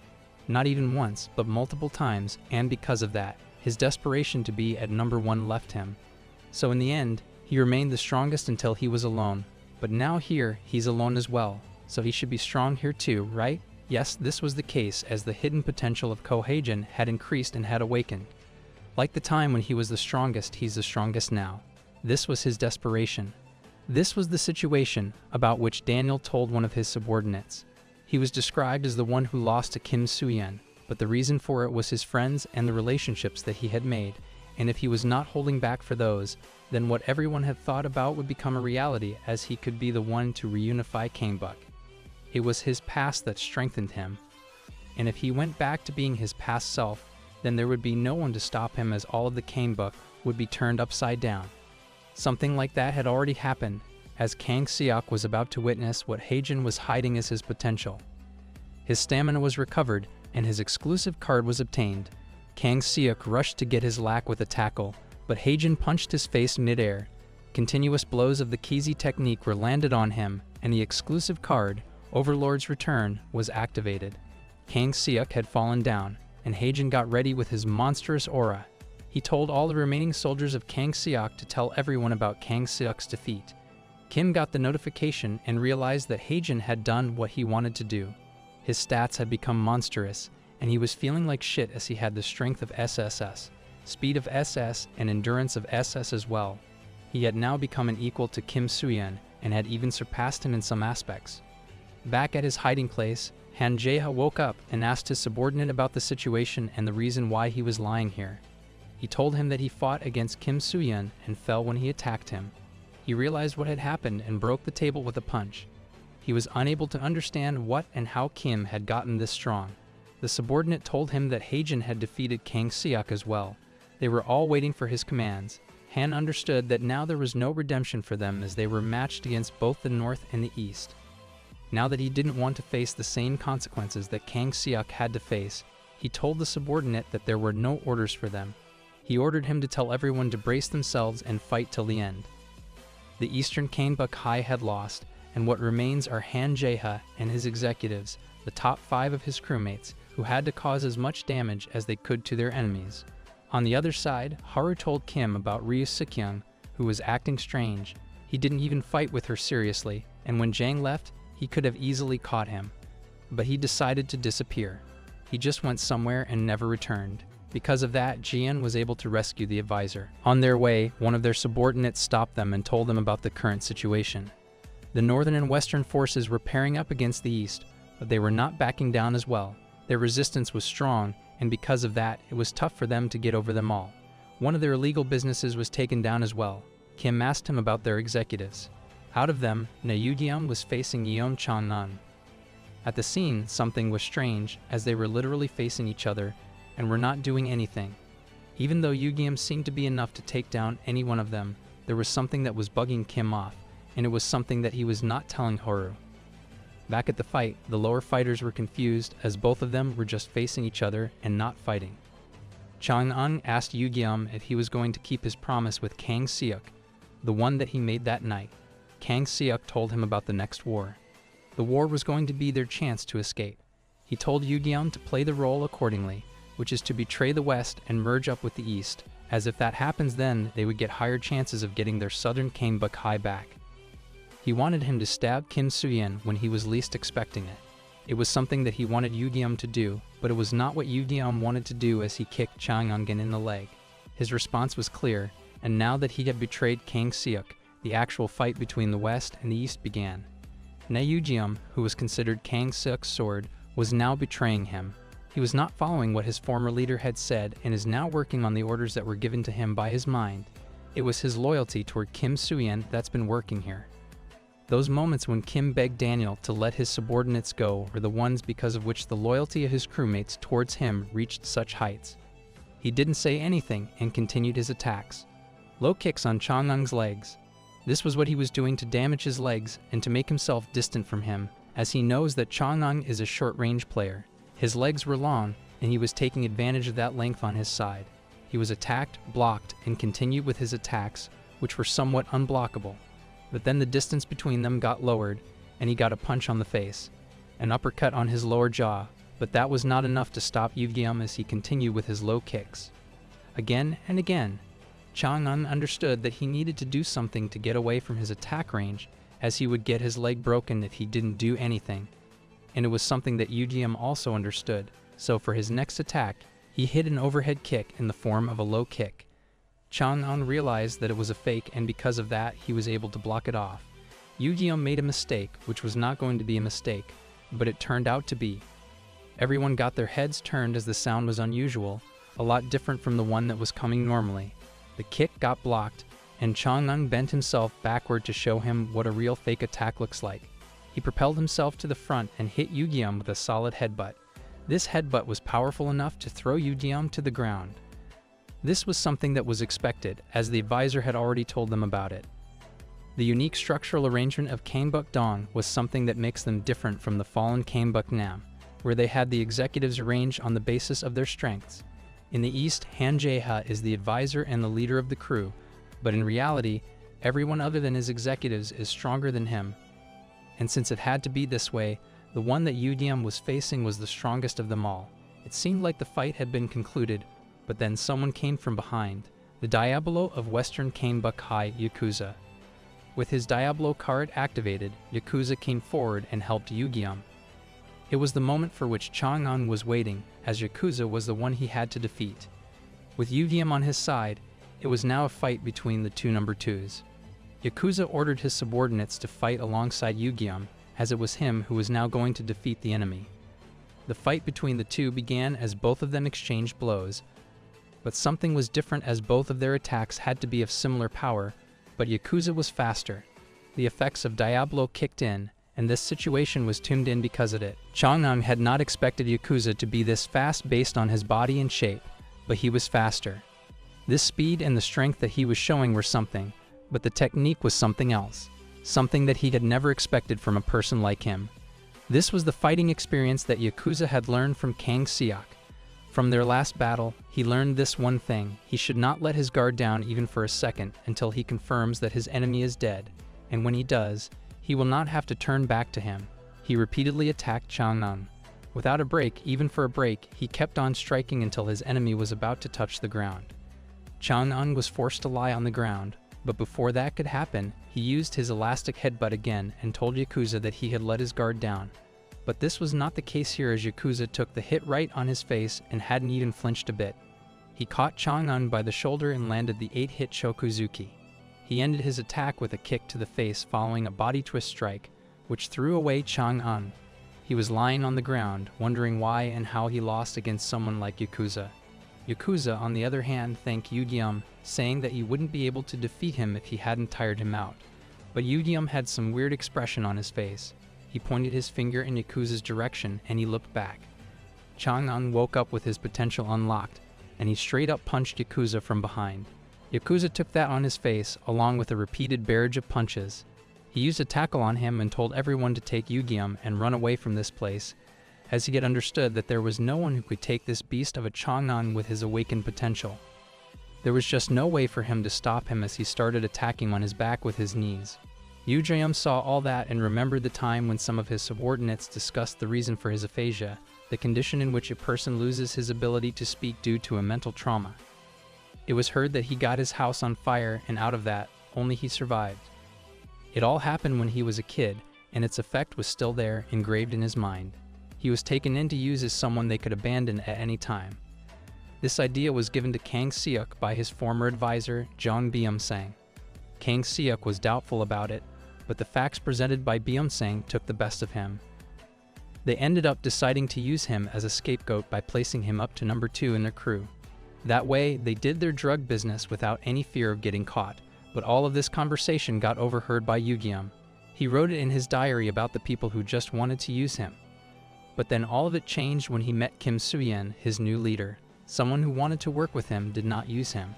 It was different, and because of these recent events, he realized what Kim meant by his words, as he was the one who really worked with him and hadn't even used him a single time. This remembrance filled him with feelings of conviction towards his crew, and his potential started to grow. The potential had reached its maximum, and soon it happened. Now Yu-Gi-Um got awakened. Even though Chang'an had taken care of Yakuza, it was not the end, as Yu-Gi-Um had awakened for the sake of his king, the real master, Kim Soo-yeon. Chang'an rushed into him, unaware of what was coming for him. The awakened Yu-Gi-Um prepared his leg for another low kick, but this time it was not going to be like any other one, as he first charged the kick with the new exclusive card that he had obtained, the Terabyte Low Kick, a low kick packing the power of 3 critical hits in it. Chang'an got his knee hit with that truck of a kick, because of which, first, his femoral joint got shattered, and then he got thrown away after suffering multiple rotations. In just one blow, the awakened Chang'an was splattered on the ground. The effect of Diablo ended, and Yu-Gi-Oh's real stats were revealed, which were Strength SS+, Speed SSS, and Endurance SS+. With this improvement, the West became even stronger, and Yakuza realized that. At his hideout, Han Jae-ha was informed about the loss of his number 2, Yeom Chang-an. This was something unexpected for him, as he had never imagined his strongest subordinate losing to someone.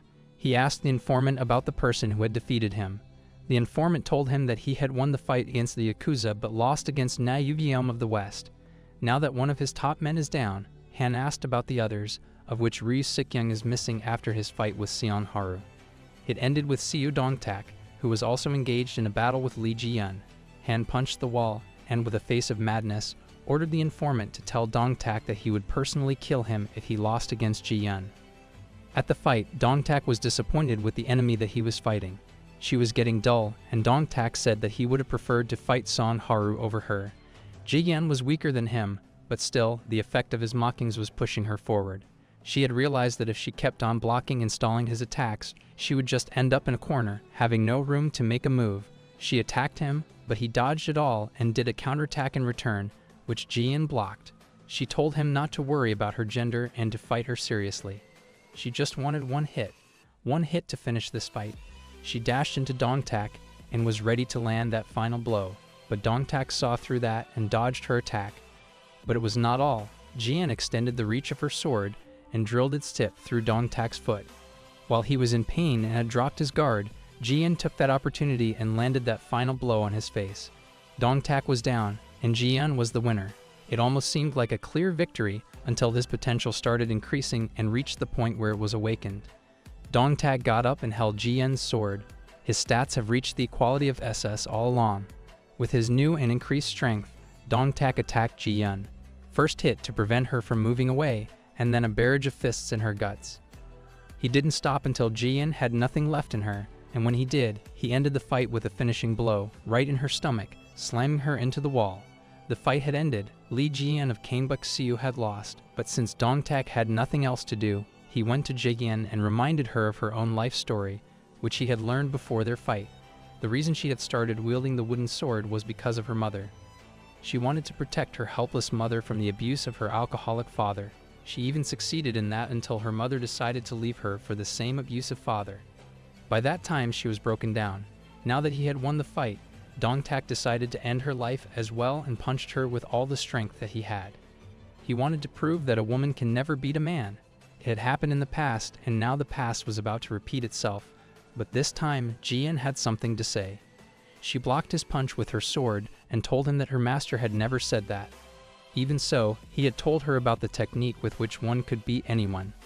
The existence of a technique like that was unknown to her, but it was true. Her master told her that the technique he was telling her about is something for which one needs to give his life.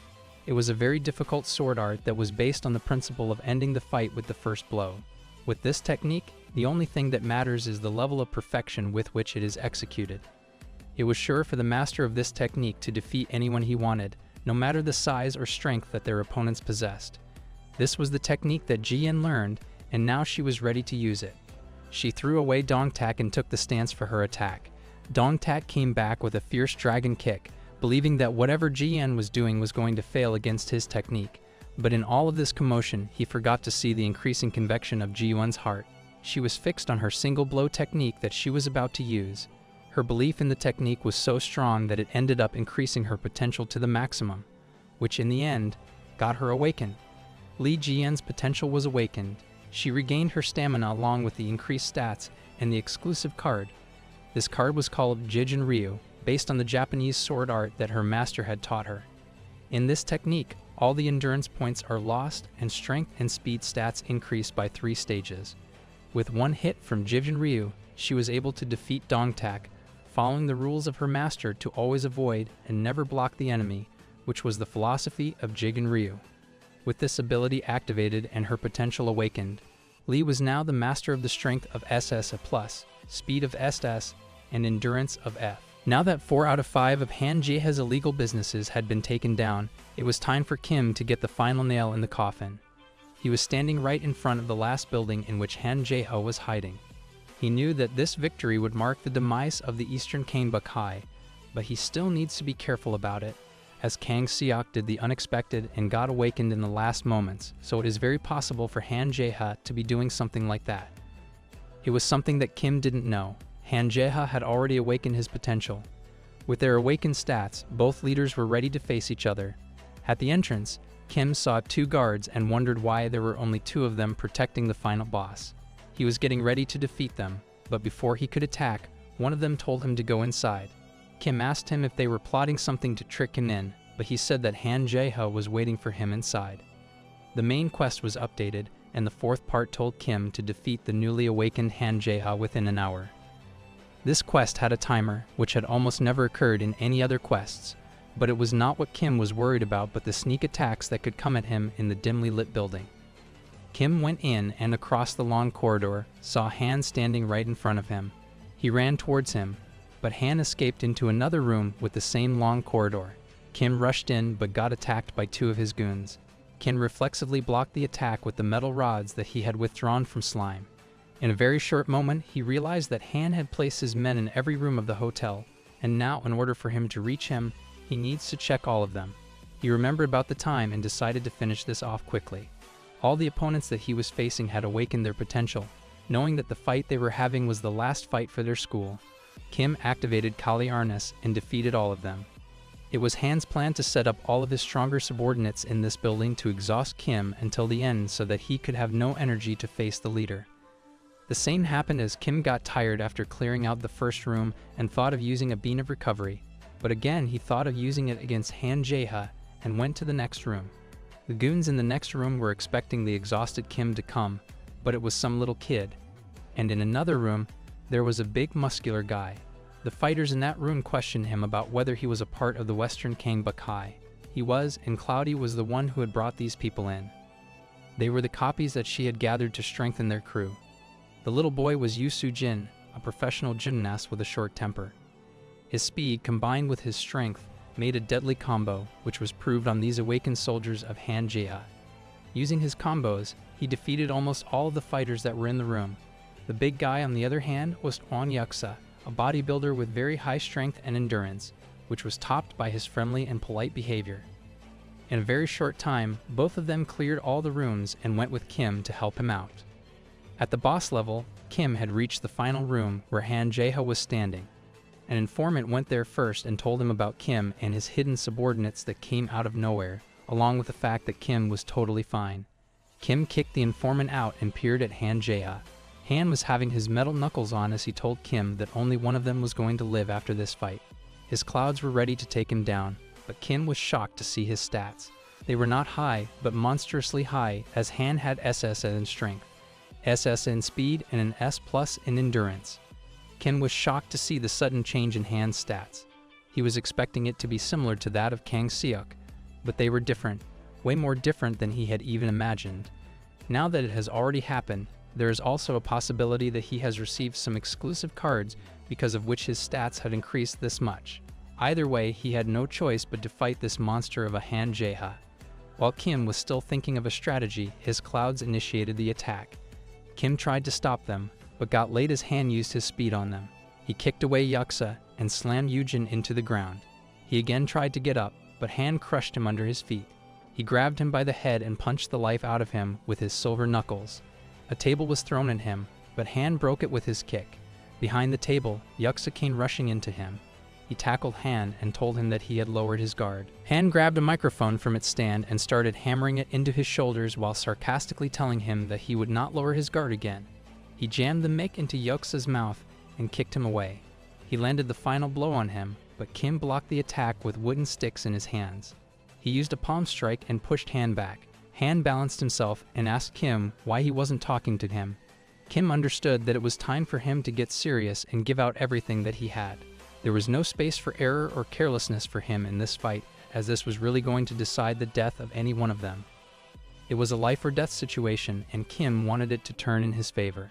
He activated Bestial Eyes and was ready to get Han. At Kangbuk-buk's headquarters, Daniel went to Choyin and told him about the current situation of the war between the Kangbudong and Kangbuk-seohai. He told him about the final fight between the leaders that was happening and said that the possibilities of Kim Soo-yen losing against Han Jae-ha were pretty high. He asked Choyin if something like that happens, then what would they do as their plan could be affected by it. Choyin told him that there would not be any effect on their plan as, in the end, the winner of either side would have to serve them, so there's no need for them to worry about that. Daniel then asked him what he thought of the result of this fight. Choyin gave it some thought and said that Han Jae-ha would come out as the victor in this battle. Daniel asked him the reason for stating that, and Choyin gave him the reason. It was because of the intelligent mind that Han Jae-ha possesses, and he was sure that by this time, he had already figured out what Kim's plan was and how to handle him. It was the same thing that was happening in the battle. Han was completely prepared for everything that Kim was throwing at him. He was easily dodging all of his attacks, and on top of that, his awakened strength was getting over him.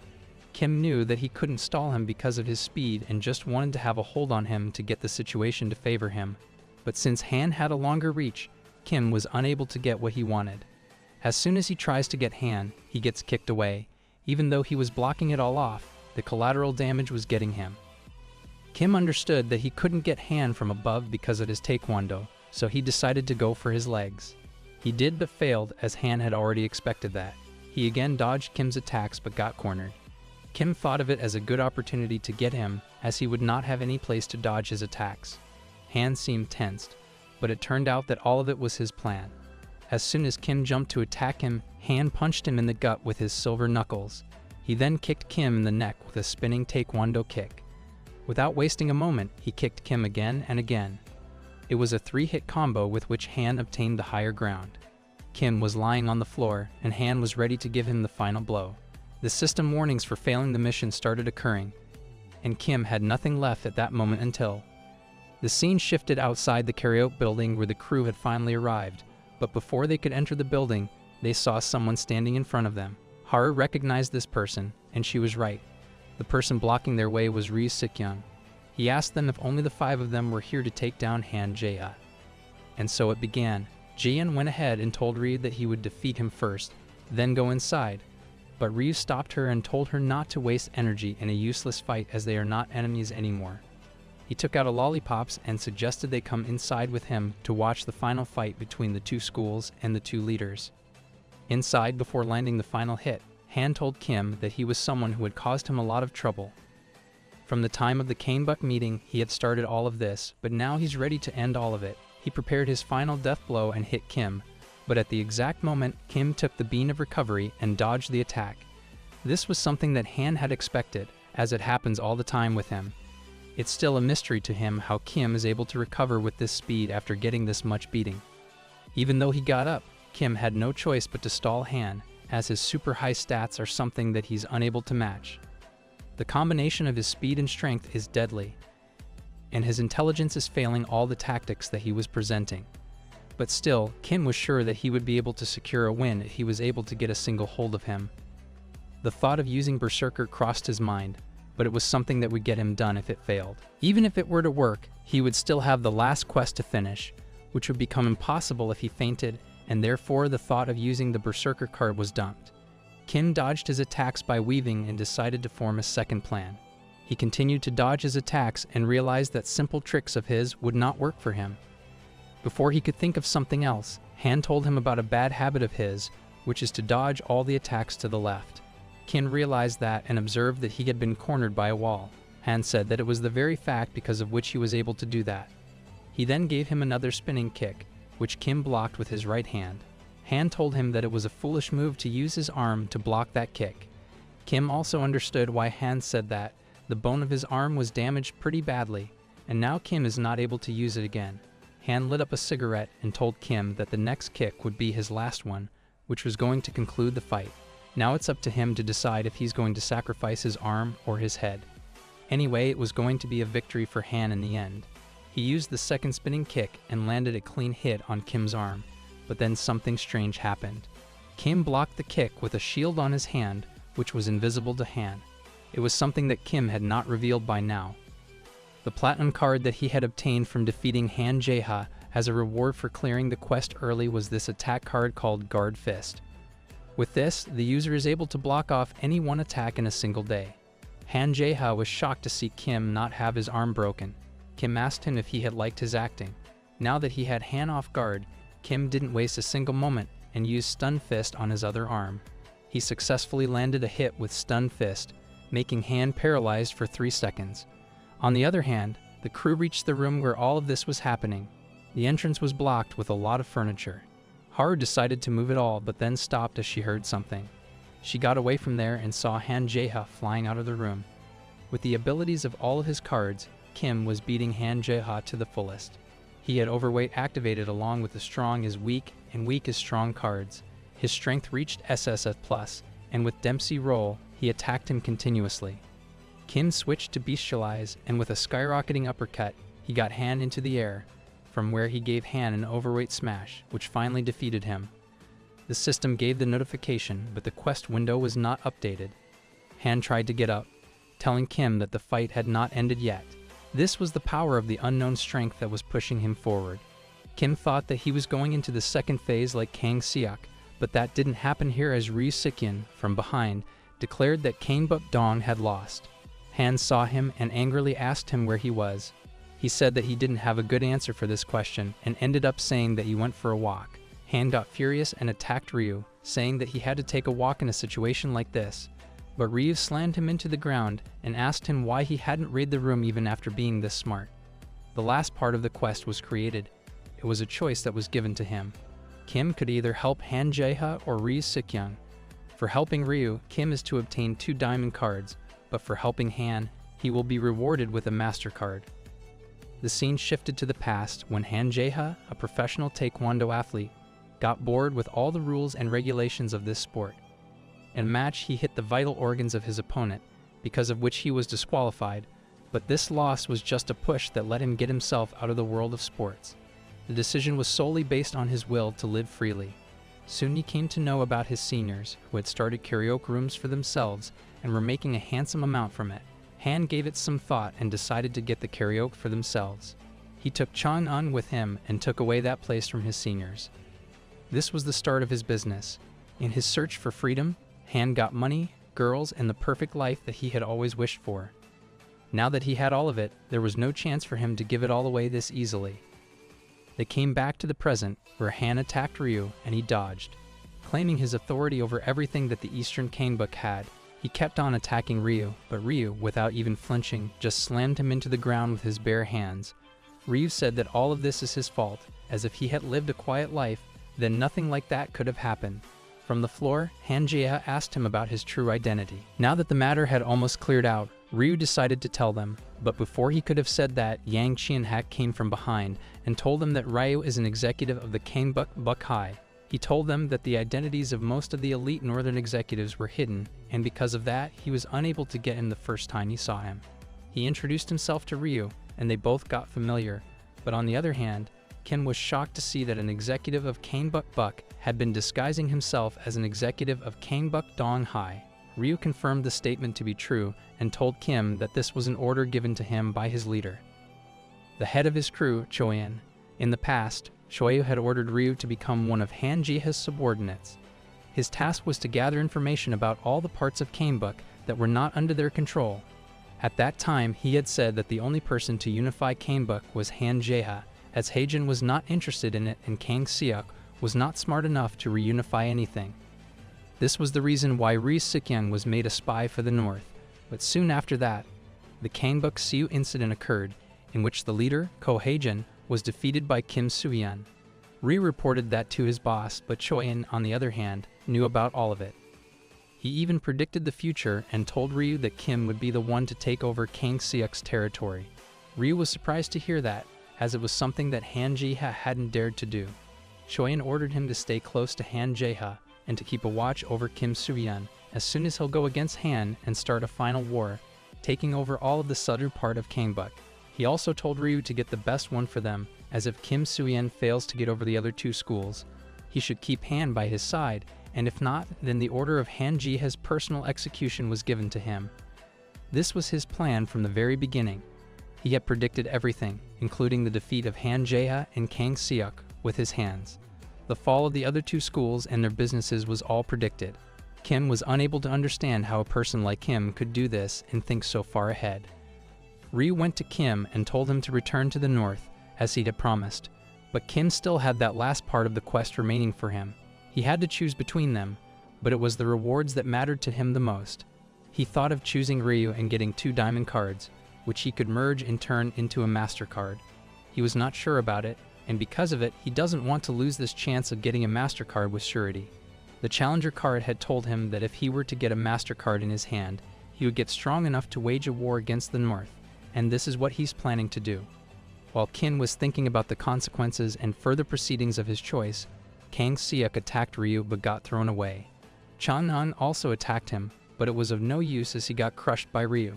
Han got up with the help of Dong-tak and told Kim to think about everything before making a decision, as he didn't know what would happen to him if he went back to the north.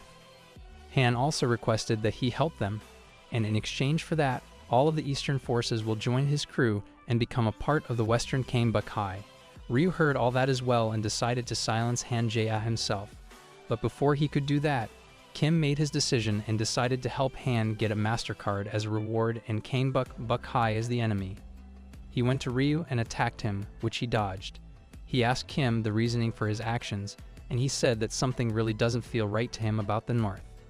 He cannot trust them, knowing that Choin had so much on his mind, so it would be natural that he was just going to do something bad to him. Kim told Han Jae-ha to keep his promise as he was helping him out. Now that all of the East had become a part of Kim's crew, Han Jae-ha, along with Kang Seok, Changnan, Dong-tak, and others, became his crew members. With that decision, all of the Western crew members got pumped up, and Kim declared war on the Kang-buk-hai. With this declaration, a new quest was created. It was the part of the last quest that wanted Kim to land a valid hit on Ryu Sik-young.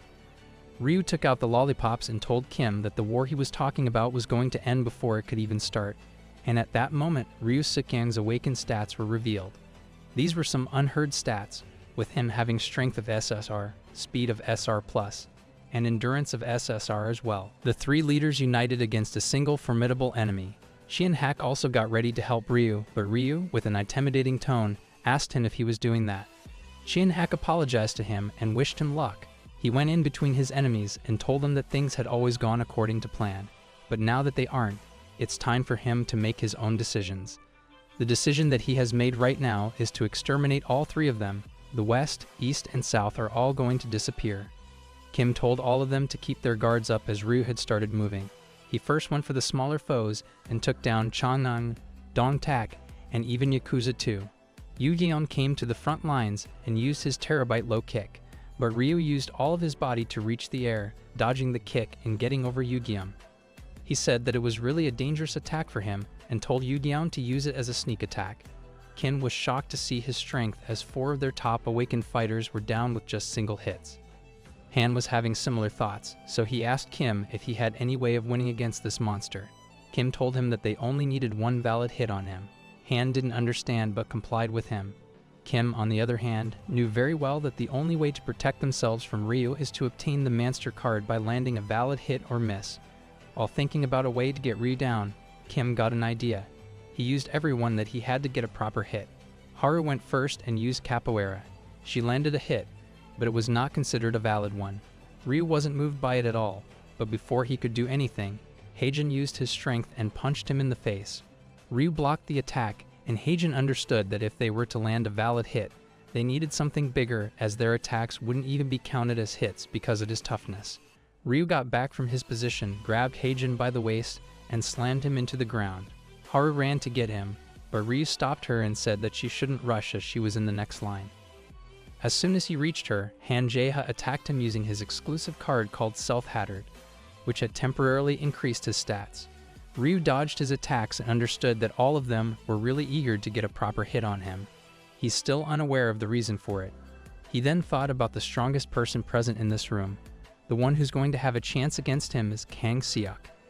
And the same happened with him. Kang Seok came rushing into him and grabbed him using infinite suplexes, but that was not the thing that was going to happen as Kim Soo-yeon came from above. He was the last one to attack, and the attack was going to be a success. Han Jae-ha was excited for the end of this fight, but things didn't go as they should have. Ryu Sik-young got Kim from one of his arms, stopped Kang Seok with the other, and slammed both of them into the ground.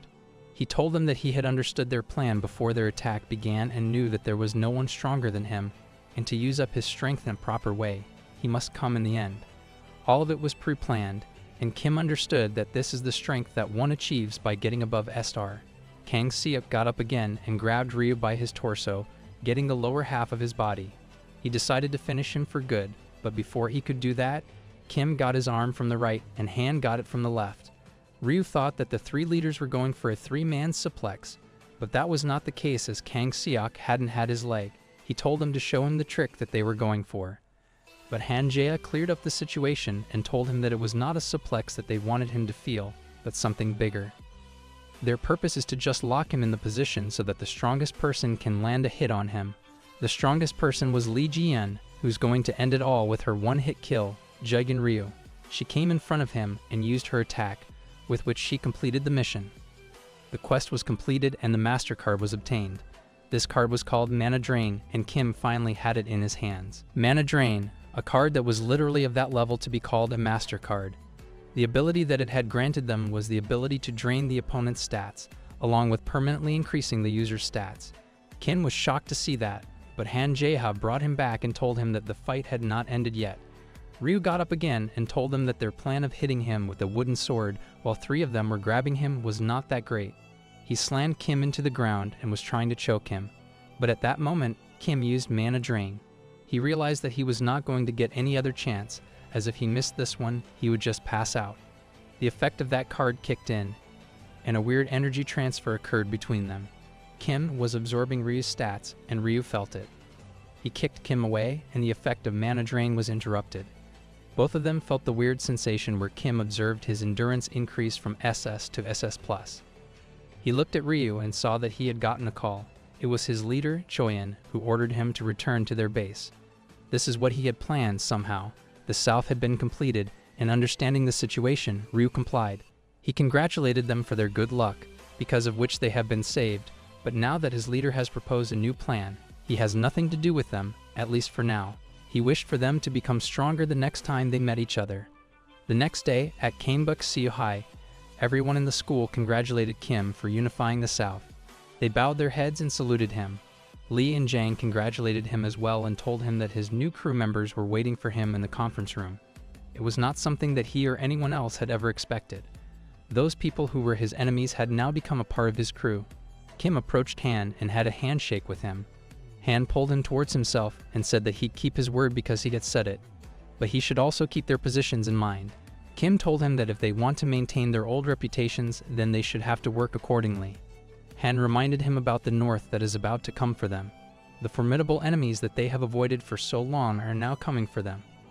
The power that they had never imagined is going to hit them. And he also knows that Kim is smart enough to not wage a war against an enemy like that, so he asked for the plan on which he is working. Jang came into the room and told them all that they didn't have any plans in their hands. Ryu Sikyan alone got over all of them. It was because of sheer luck that they are still standing here, but they wouldn't be this lucky if they had to face them again. Han told him that it was his duty to give them an idea, and Jang had something. He told them that they could tie up the limbs of the North with a scheme that he had in mind. He asked them if they knew about the history of Kanebuk. It was once unified by a man named Johan Seon, who created an era called the God Dog Era, but he was betrayed by his own subordinates, which resulted in the present Kanebuk in which they are living. After the demise of Johan, a war occurred for the possession of the unclaimed land of Kanebuk, from which the four fractions of Kanebuk Buk, Kanebuk Don, Kanebuk Seo, and Kanebuk Nam emerged. Kang Seok asked him what he was trying to say. Jang told him that they needed to seek help from the leader of God Dog, but it could get a little messy as Johan is pretty infamous for his rude attitude. Still, they have hope, and if they fail to get him into their team, their existence will have one leg in the grave. Haru heard that name, and a bell rang in her mind. Kim in his room was thinking about the MasterCard that he had finally obtained. The words on the Challenger card were right. The abilities that a MasterCard possesses are unbelievable. Using it once had increased his stats, and it was a permanent boost as well. He can just increase his stats by holding stronger opponents. He could just become Kim Bag and do it as much as he wants, and he can do it on the monsters of the Northern Kanebuk High. But before doing all that, he needs to increase the level of mana drain that his card has. The scene shifted to the depressed Yakuza, who was being sad because of what he did in the war. It was nothing at all. He needed help even when he's the number 2 on the crew. It was not enough. He wanted to get strong enough to protect Ji-Yun, and for that he trained himself. Both Kim and Yakuza started training to get themselves to be the ones who were able to change their lives. Yakuza did it for the sake of the lady of his life, and Kim did it for himself. He didn't want to rely too much on his cards. The number 10 of Kanebuk Buk High, Ryu Sikyan, had reached the headquarters of the North. There he met Daniel and Choyen, who asked the number 2 to compensate Ryu for his efforts. Ryu was thankful for that, but he had a question, which he asked Choyen. He asked him the reason for which he had called him back. He was having no problem at all while he was fighting with the South, and said that he could have taken them down himself. Choyen said that if he were to do that, then his whole plan would become useless. He wants himself to be the one to finish off the South. From now on, everything that comes after the Northern Kanebuk High is considered South, as it all became one. He then asked Daniel if all the preparations for their plan had been made. They were, and following the intelligence, Choyen decided to reunify Kanebuk. With all the higher executives to be called out, Choyen left the headquarters. On the other hand, another executive from the north was beating up one of his subordinates because Ryu Sikyung is getting promoted to higher ranks. The subordinate had conveyed him this information, and because of his twisted nature, he started beating him. He was jealous and wanted to rise in the ranks as well.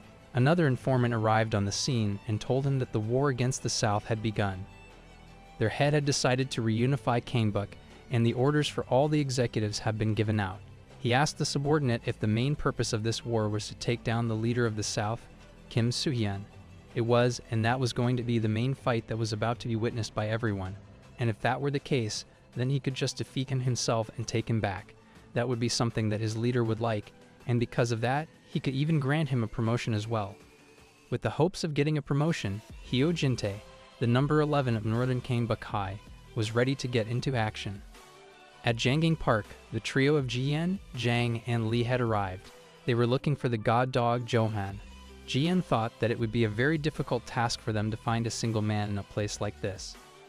As a man who had unified the entirety of Kanebuk, he must be a secretive person. This was the case, but there was a catch in it, which Jang told them.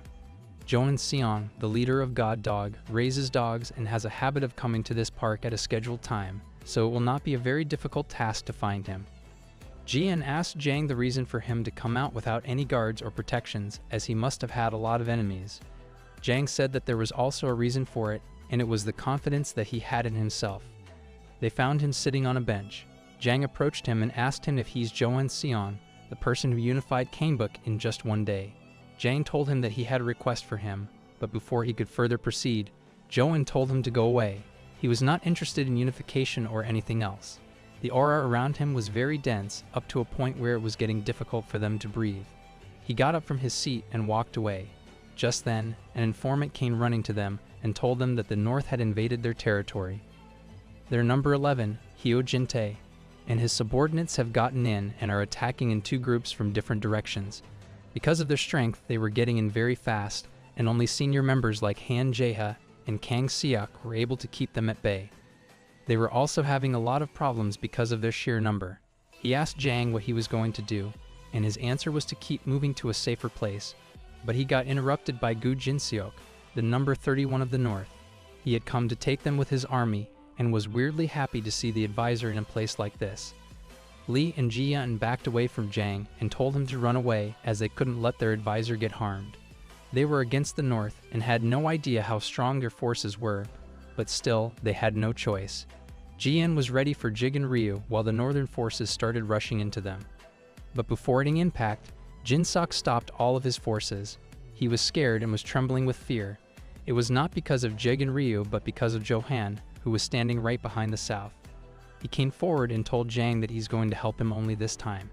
It was not because he was moved by his words or something, but by the interaction that he had with Haru last night. She seemed acquainted with him. Out of fear, the northern forces dropped their weapons. They were confused, as there is no reason for the god dog to be working with the South. Johan reached them and told them all to go away, and when they didn't, he asked them if they wanted him to unify Kanebuk again. The system window broke, and no evaluation of Johan's stats occurred. Seong Haru, a relative of Johan, was a distant one. She was surprised to see that Johan remembered her. It was the change that had surprised her more, as she had always considered him to be a very kind and warm-hearted person, just like the times from which she remembered him. But now he had changed a lot and had become the god dog. It was not a bad thing, but just unexpected. Johan told her to get straight to the point, and she did. She requested that he help their western Kanebuk High, as the North was about to invade them and they had no way to protect themselves. And if they don't do anything, they will have to face some serious consequences. Johan agreed. She was not expecting it, but he agreed.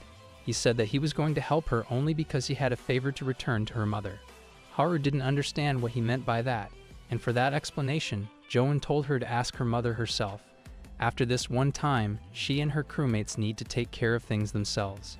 In the end, he said that if they aren't strong enough, they should not run crews. Back to the present, Johan was on his trail of violence, which he had promised Haru. With a single slap, the lower executive was on the floor. Johan moved forward, crushing Jin-seok. The northern forces gathered up the courage and rushed on to him, but there was no chance for them to get what they were going after. Johan was standing there as a wall, which one by one defeated all of them without even attacking. He was just doing simple body movements. Jang was shocked to see a person like that. He was much more than what he had expected from him because of the rumors. There was every possible chance that he would have conquered the whole Canebook in just one day. The number 21 of the North, Jang Section, came to rescue his subordinates but got flipped away in just a single swipe. Seeing the defeat of another executive, the lower subordinates fell on their knees and admitted their defeat. Seeing that, Jang got pumped up and told Johan to just start unifying Canebook now. But this was not his plan.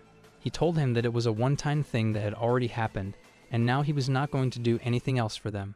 The scene shifted to the Canebook territory, where Daniel was having a call with someone, but then an informant came to him panicking about a major problem that had occurred. He asked about it, and it turned out to be Johan Seon. The informant told him about the situations of the war that had been going on in the Western Territory. A large portion of Jinta's forces had been defeated and backed down because of Johan and the other southern forces. The West had taken back almost all of their snatched away land and had completely reversed the effects of Jinta. As for this moment, they need a solid plan made by their executives to move forward, and if not, then they would lose all of it in enemy territory. Daniel took a look at the head, which was also thinking about the petty efforts these people were making. Daniel asked him if he was talking about Johan and Kim Soo-yeon. He was not. Choyin decided to alter their plans and told Daniel to put all of the executives on standby. The informant told Daniel that someone from the West wanted to talk to him. This person from the West was the number 6 of Canebook Seohai, Jang Jingyuk, the advisor. Jang came forward and introduced himself. It was all part of his plan that he had formulated at their headquarters. A truce is what they needed since Johan has played his part and he's not going to help them anymore.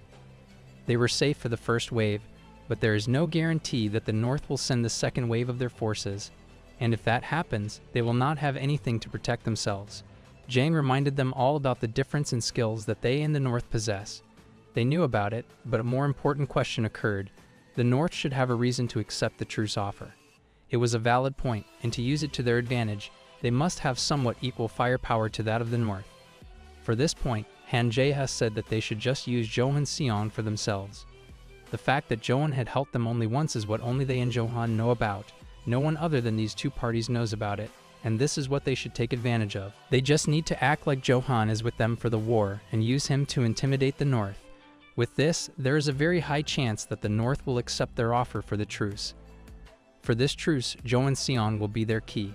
This idea proved that Han Jae-ho was really the brains of the East, but there was still one thing that Han didn't get, and that was the reason for having a truce in the first place, as the chances for things to change at that time were very low. Jang assured him that they would train their forces at this time. With some intense training, they are sure to rise to a level of the North, and when that happens, they will not need anyone to protect themselves. The next 2 months are going to be the preparation period for the Western Canebook executives for the war that is coming for them.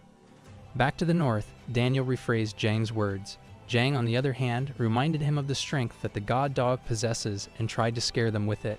But it backfired when Daniel told Jang that they had already decided to take down Johan, and now knowing that he's working with the West, their task is more simplified. Their reason for hiding their true strength was to lure Johan so that they could get an open chance for him, and if they had decided to take him down, it meant that they had already formulated plans for him, which overall means that they know about their enemy very well, so there's no need for him to remind them of that. Jang also understood that whatever Daniel was saying was not a bluff. Daniel told Choyin that they had got their advisor and asked him if they should just go for Johan and the West. Choyin thought about it for a moment, then told Jang that they would accept the truce that he was presenting. Daniel was not sure why this choice was made, and he asked the leader if he was doing it because of Johan. He was. Choyin asked Jang how long he wanted the truce to be. He said 2 months. The offer was accepted, and 2 months passed in an instant. The school had started again. Both Jang and Lee had changed a lot. Jang was excited to see the changes that had occurred in their executive, and Lee was up for it as well. Their leader, who's been training constantly for the last 2 months, and the number 2, the Diablo as well, both of them were pretty serious about it. While they were talking, an unknown man came into the room and asked them if the meeting had started or not. Jang told him that this place is only for officials, but this man said that he was an official. After a moment, they realized that the person standing in front of them was their number 2, Yang Gukcha, the Diablo Yakuza. He had changed, not just changed, he had become literally someone else. What is this, Gintama? This is not Yakuza, but someone else. Everyone gathered around him and asked him what he did to become someone else, and how he got rid of all that body fat. Yakuza said that his mother helped him with diet and stuff. He asked about Kim and found that he hasn't shown up yet, but it has to be true that he has put in more effort than him. He didn't want to be dependent on anyone, and because of that he had also reached another level. He had transformed himself. At this point, I think that they are Pokemon who have just evolved, like seriously. It's been only 2 months. There was nothing to say other than training.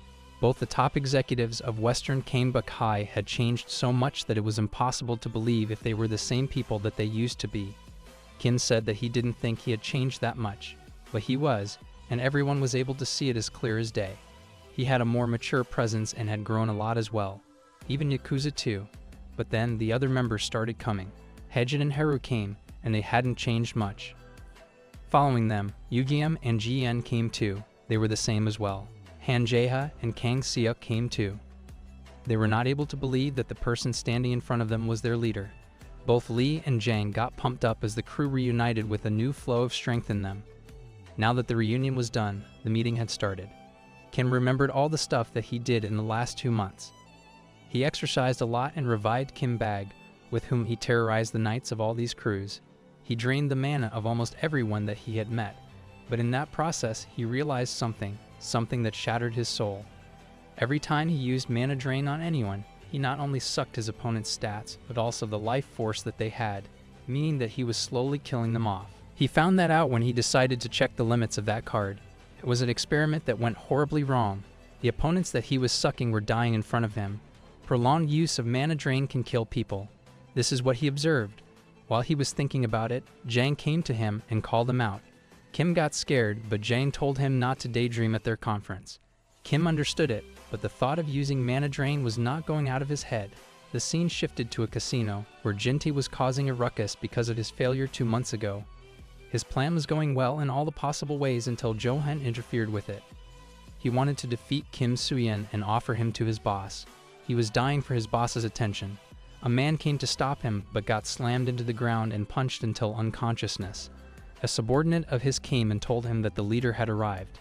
At first he didn't believe what he said, but then he saw it with his own eyes. Choyin was standing in front of him. Jinta fell on his knees and paid his respects. He asked the leader his reason for coming to him. Choyin asked him why he had attacked the Western High 2 months ago. Jinta told him the truth and said that he wanted to rise in the ranks. He only did it for that reason. Choyin praised his truthfulness and told him to bring him Kim Suyan. He promised to promote him if he did that. He gave his hand to Jinta and promised it. Jinta, on the other hand, pledges his loyalty to the leader. He was happy that he was able to grab the leader's hand, but then 2 men came and told him to go away. Jinta gave them the reward for ruining the precious moment for him. The scene shifted to Charon's food chain. She was cooking the food while the customers were enjoying it. Ken was standing behind her. It had been 2 months since they met, but she still seemed excited about it. Kim remembered the situation that occurred last time and realized how he messed it up. He asked about the business, which was going fine as his clouds were all working hard. Along with the clouds, they have Yang Soha working here as well. Kim had brought Han Jaeha and Kang Seok with him. Han asked him about Soha and told him that she seemed pretty. Kim got angry at him, but Han told him that he didn't mean it that way. Then Kim received a call from Haru, who suggested he meet with someone before their war with the North started. The person she wanted Kim to meet was the former number 1 of the Northern Kanebuk High. Later, they both reached the place where the former leader was living. Kim didn't expect Haru to bring her to a place like that, as it was a hospital. He questioned her, but she told him to see it for himself. On the way, Kim asked her about the personality of this man whom they were going to see. According to Haru, the former leader was a kind and noble person who always put his subordinates before himself, and because of that, he was able to have an army of a lot of loyal subordinates. He was the coolest person that she had ever met. Haru opened the door and showed him the former leader of Kanebuk High, Kang Sechin. He was an almost dead man lying on the bed with his life on the machines. He was a strong man, but then he suddenly fell sick and went into a coma. Even the doctors didn't know the reason for it, but the one thing they all knew was that he met Choyin before getting into this condition. At first, Kim didn't understand why his meeting with Choyin had affected Sechin like this, but then he realized something that would have happened, that had caused this drastic change in Sechin's health conditions. Kim used peeking and found that it failed. The reason was the effect of a MasterCard, because of which this individual's stats do not exist. Kim was shocked to see this error message. The error in itself was not a big deal, but the fact that a person had lost all of his stats because of a MasterCard was a shocking thing for him. He understood that the reason for Kang Sechin to be in a state like this was not an accident, but a MasterCard. This meant that he was not the only one who was a player, but someone else as well. Some also had the system and the cards. And if this were true, then there's only one person who can be considered for it, Choyan. Kim called Jang and ordered him to find information about Choyan's past. He wanted to know everything he could about him. From his school days to his elevation to the leader of Northern Kangbuk High, he wanted this journey. Jang understood and told Kim to meet him in the club room. The scene shifted to Jinte, who's now over clouds because the leader had given him authority to organize the attack on the south. He was in charge of it, and under him were the forces of Kangbuk High. Not all of the members of his team understood why he had been given this position, but one of them got the point. Jae In-hyung. He said that it could be a mistake of the leader to put Jinte as the commander, but the number 13, Taehyung, stopped him and said that they should listen to him first. The number 14, Do Minwoo, said that money is what matters to him, and if he is to get it on time, he'll do whatever he says. Jinte got angry and told them that it was an order given to them by their leader, so there was no need for them to complain or ask for money out of it. It was Choyan's decision, which they need to comply with, and if they don't, then they should understand more about the hierarchy of this place, as he's at the top of it for the moment. In-hyung got up and asked Jinte about his plan to capture Kim Soo-hyun. He did not have one and was not going to make one either, as he was expecting Kim to be a lot weaker against the brute force of the people present in that room. Even though they had joined the forces, the South was still lacking in numbers, which they were going to take advantage of. He assured everyone not to worry about the rewards, as he'd distribute them all equally. And with that declaration, the party of 4 executives was ready with their armies to take down Kim Soo-hyun and the Southern Kangbuk along with it. At the Western Kangbuk High, Jang was waiting for Kim to arrive, and he arrived. The intelligence that he had gathered on Choyan was not normal. Jang sent him some older photos of Choyan. Kim was not able to believe that the person in the Ohastos is really Choyan, the leader of the North. Jang was in a similar state as well, and he had also suspected that he was not Choyan, but then it was confirmed that the boy in the photos is the real Choyan of the past.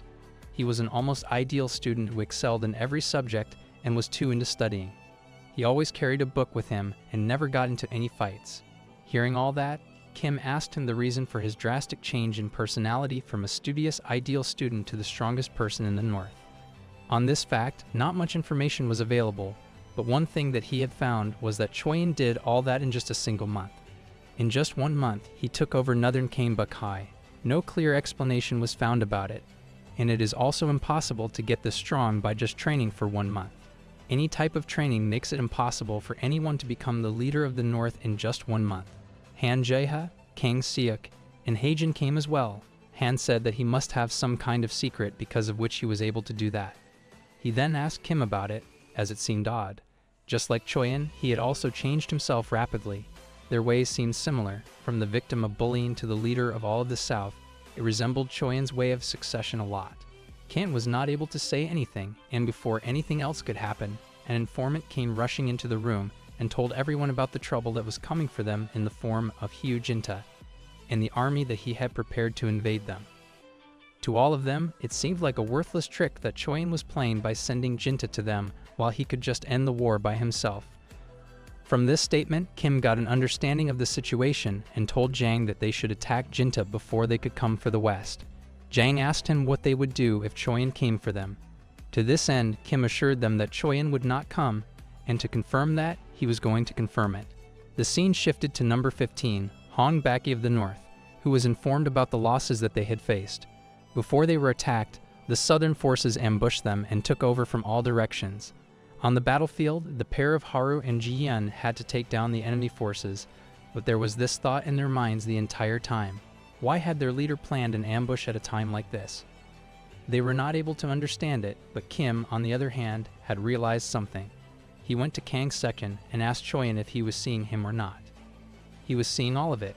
Kim told him that he had never expected someone to have the same traits as him. At first it was just a hunch, but now it has been proven that Choyan is a player as well. His journey started before Kim's, and because of that, he is stronger than him. Kim asked him about his reason for not unifying Canebook while he could. He could just do it all by himself, and if that was going to be the case, then he would have come himself instead of Jinte.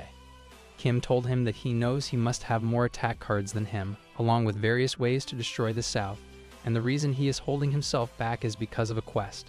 A quest is what he has received, which is preventing him from attacking the South, and if that's the matter, then Kim will take the lead and direct the war as long as he can. Kim told him that he was able to get an understanding of the situation from which he had come since he had also faced it all.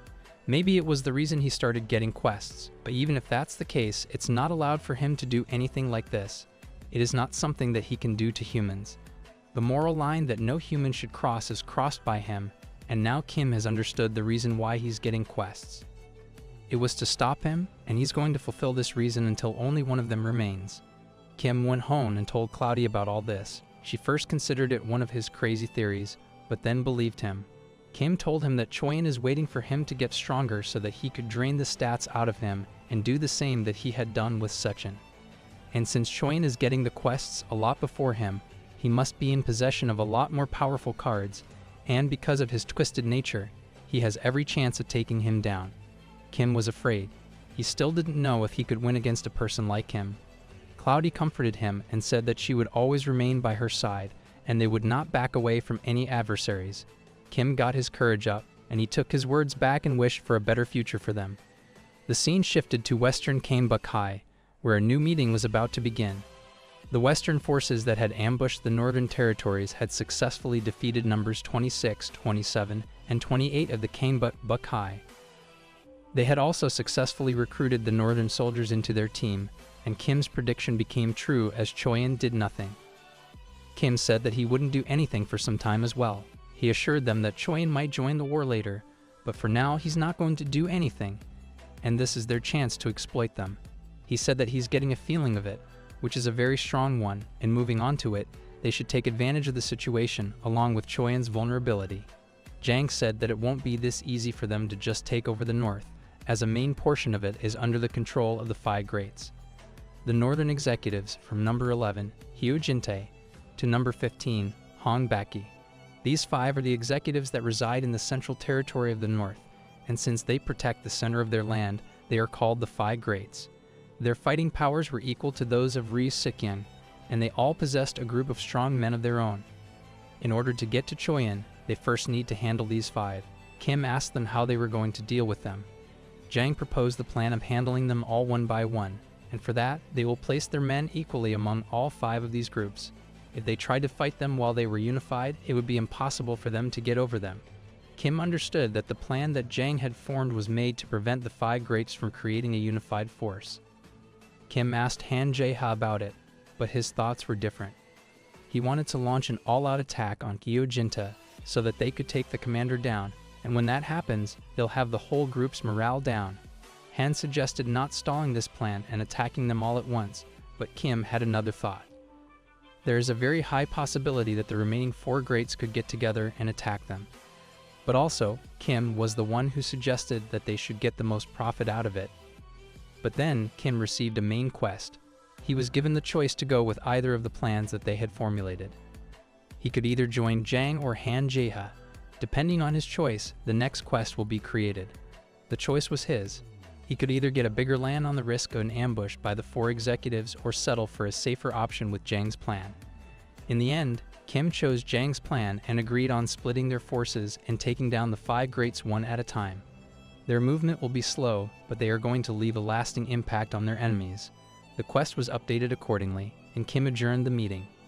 But then, an informant came rushing into the room and told them all that the North was attacking them. Jang asked about the leader of this crusade, and he turned out to be the number 19, Song Jong-gu. Hakshin and Dongwoo were there to fend him off, but they got relaxed seeing that only the number 19 had come to them. They asked him if he was looking down on them, but Jong didn't say anything and kept on stretching his limbs. Kim asked Jang about the number 19 of the North, because of which they were acting this strangely. Han Jae-ha told him that it was not Jong-gu, because of which they were surprised, but the fact that the executives higher than number 20 had started taking part in this war.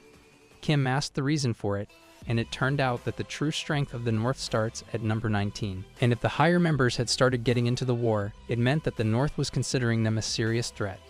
Still, Kim was not able to calculate his strength, so Han gave him an example.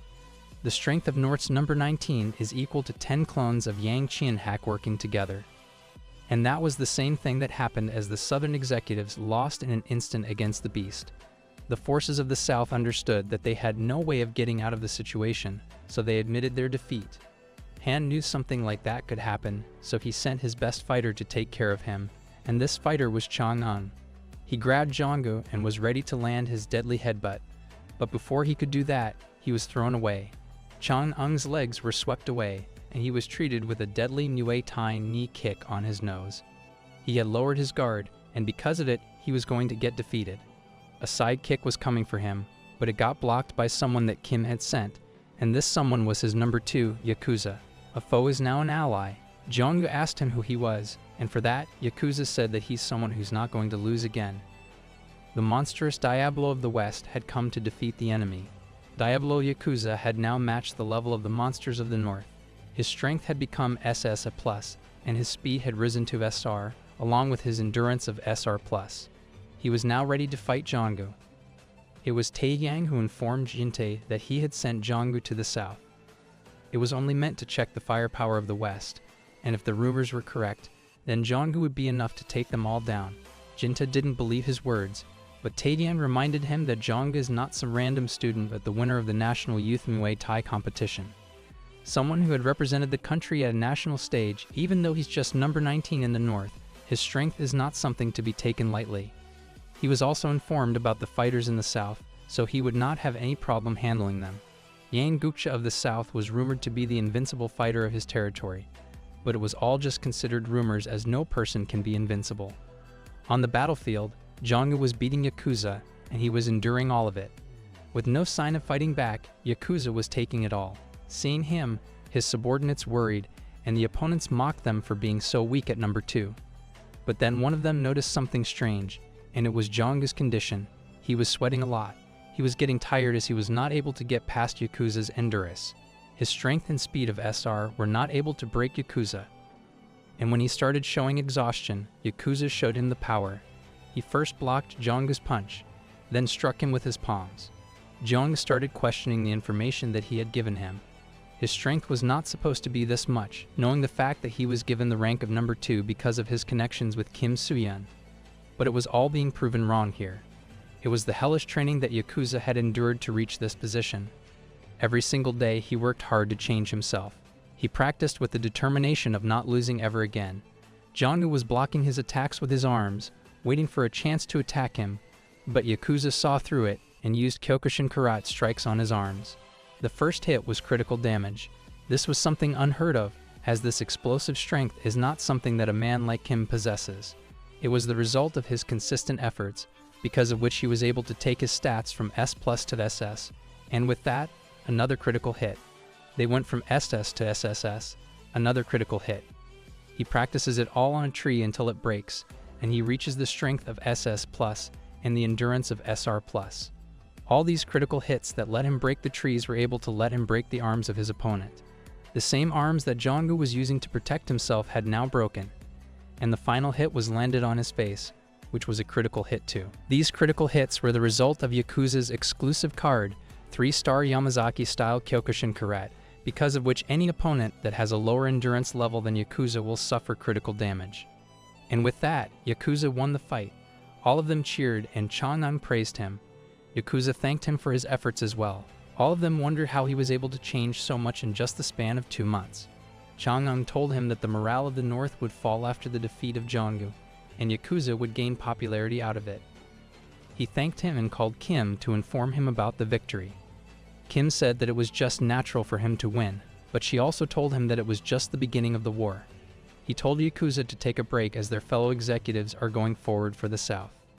The number 18, Baek Kyuk-chae, was informed about the defeat of Zhonggu. Hearing that, he ordered his subordinate to keep the forces on standby. He complied, but before he could go out, Kang Seok broke the door and entered his dormitory. For Cho Minho, the number 17 of the North, Han Jae-ho was sent, and as for the number 16, Haejin had come. This was the start of the war, for which Kim was working hard with Jang. Choyin has yet to come, and it was until they could gather as much land and forces of the north as they could. Kim had trusted them, and his trust had created a new main quest, the quest to get as much land as they could before Choyin came into play. The current reward was a single bronze card, which was going to increase with the amount of land that they were going to capture. Hyukja told Kang Seok that he hadn't expected to see him here. It was understandable for him to lose against the King of the South, but it was totally a surprise to see him working obediently under Kim Soo-yeon as his subordinate. He tried to mock the pride that Kang Seok once had and said that once the leader of Kanebuk Nam Hai is now serving as the number 10 of the Kanebuk Seo Hai. After hearing all that, Kang Seok was not able to control himself and rushed into Hyukja. He grabbed him by his legs and tried to lift him, but before he could do that, he realized how heavy he was, and that was the moment when Hyukja used his advantage. He grabbed Kang Seok by the face and told him that he was not the same person that he had once met. Grabbing him from his face, Hyukja threw Kang Seok into the wall and ordered his men to deal with him. Kang Seok got up and faced Hyukja's men. Hyukja, on the other hand, called the West crazy for sending a single man to invade the Northern Territory. He said that all of them had lost the moment at which they decided to implement this idea. The scene shifted to Han Jae-ha, who was also struggling against Minho's men. They were all attacking him with metal rods and various other weapons, and Minho was guiding them from behind. He ordered his men to not give him any space, as then he would have no place to throw kicks and get into a disadvantage. He did the same and stopped Han Jae-ha's taekwondo. Minho told him that he wasn't this weak the last time they met, and it also seemed to him that he didn't have a plan either. Minho's stats were in the SR category. He asked Han what he had done in the last 2 months in which everyone had trained. Han didn't answer him and made fun of his men. Minho told him that they would soon know what he did in the last 2 months.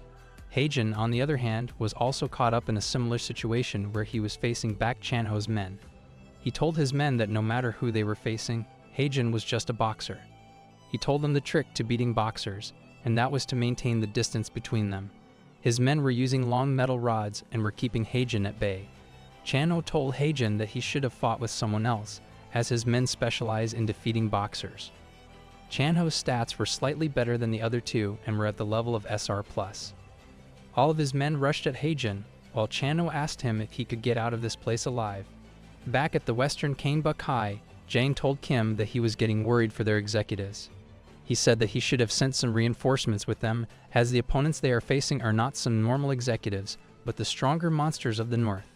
Even though the 5 greats are famous for their strength, the opponents that they were facing had the potential to reach their levels.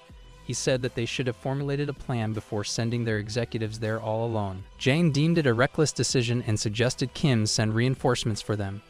Even though they had trained for 2 months, they still shouldn't have sent them there alone to face the enemy hordes. After hearing all of Jang's troubles, Kim told him that he would have been worried if all of this had happened 2 months ago, but now that 2 months have passed, he knows what he did. The 3 executives that he had sent into the enemy territory are the 3 greats of the Western Kanebuk High, and if they fail today, then all of the South would be as good as dead. Back at Kang Seok, who had taken down every single one of Hyukja's men, he called him out and told him that he was just lending his strength to Kim Soo-yeon for some time until his southern Kanebuk High was resurrected.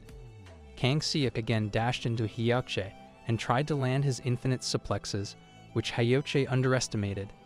Kang Seok told him what he had done in the last 2 months. He took Hyukja into the air and told him that he had done some proper training, up to a level where he had uprooted almost everything that he had seen. And the fact that he was able to lift Hyukja means that he had even rooted a utility pole out of the ground. At this moment, Kang Seok's stats were revealed, with him having a strength of SSR and speed and endurance of SR, overpowering his enemies. One after another, infinite suplexes came into action. On the other hand, Han Jae-ha had also decided to reveal his newfound strength. He punched the senses out of Minho and told him that he had no need to perfect his already perfected taekwondo, so he worked on something else. His stats were the same as Kang Seok's. Han told him his reason for getting strong. He said that he had found someone he wanted to kill, and that person was Ryu Sik-young. The same situation was occurring with Haejin, where he had reached a new stage of insanity. Haejin landed a barrage of punches on his face, which resulted in the fall of Chanho. As his last question, Chano asked him the reason for getting this strong. He also asked him who he wanted to defeat with this much strength. Haejin had his answer, and that person was Daniel. He wanted to take revenge for the last time. Haejin had also turned into a monster with the same stats. Back at Wester High, the news of the victory of his executives reached Kim and Jang. At first, they were surprised to hear that, but then the environment of enjoyment spread. The news of their overwhelming victory spread all around. With their help, the West was able to obtain a larger portion of the Northern Territory. The morale of the Western forces was breaking the roofs, and now it was up to Choyin to give them a proper response. He was by an alley where the leader of the Canebuck intersectional gang was trying to go against Choyin. Choyin didn't agree with him himself, but had sent one of his men to do the job. Ma Zhongdu was the one who was given this job, along with the one to take back what the North had lost to the Southern forces. But better than the land, he ordered Zhongdu to bring him Kim Suyan.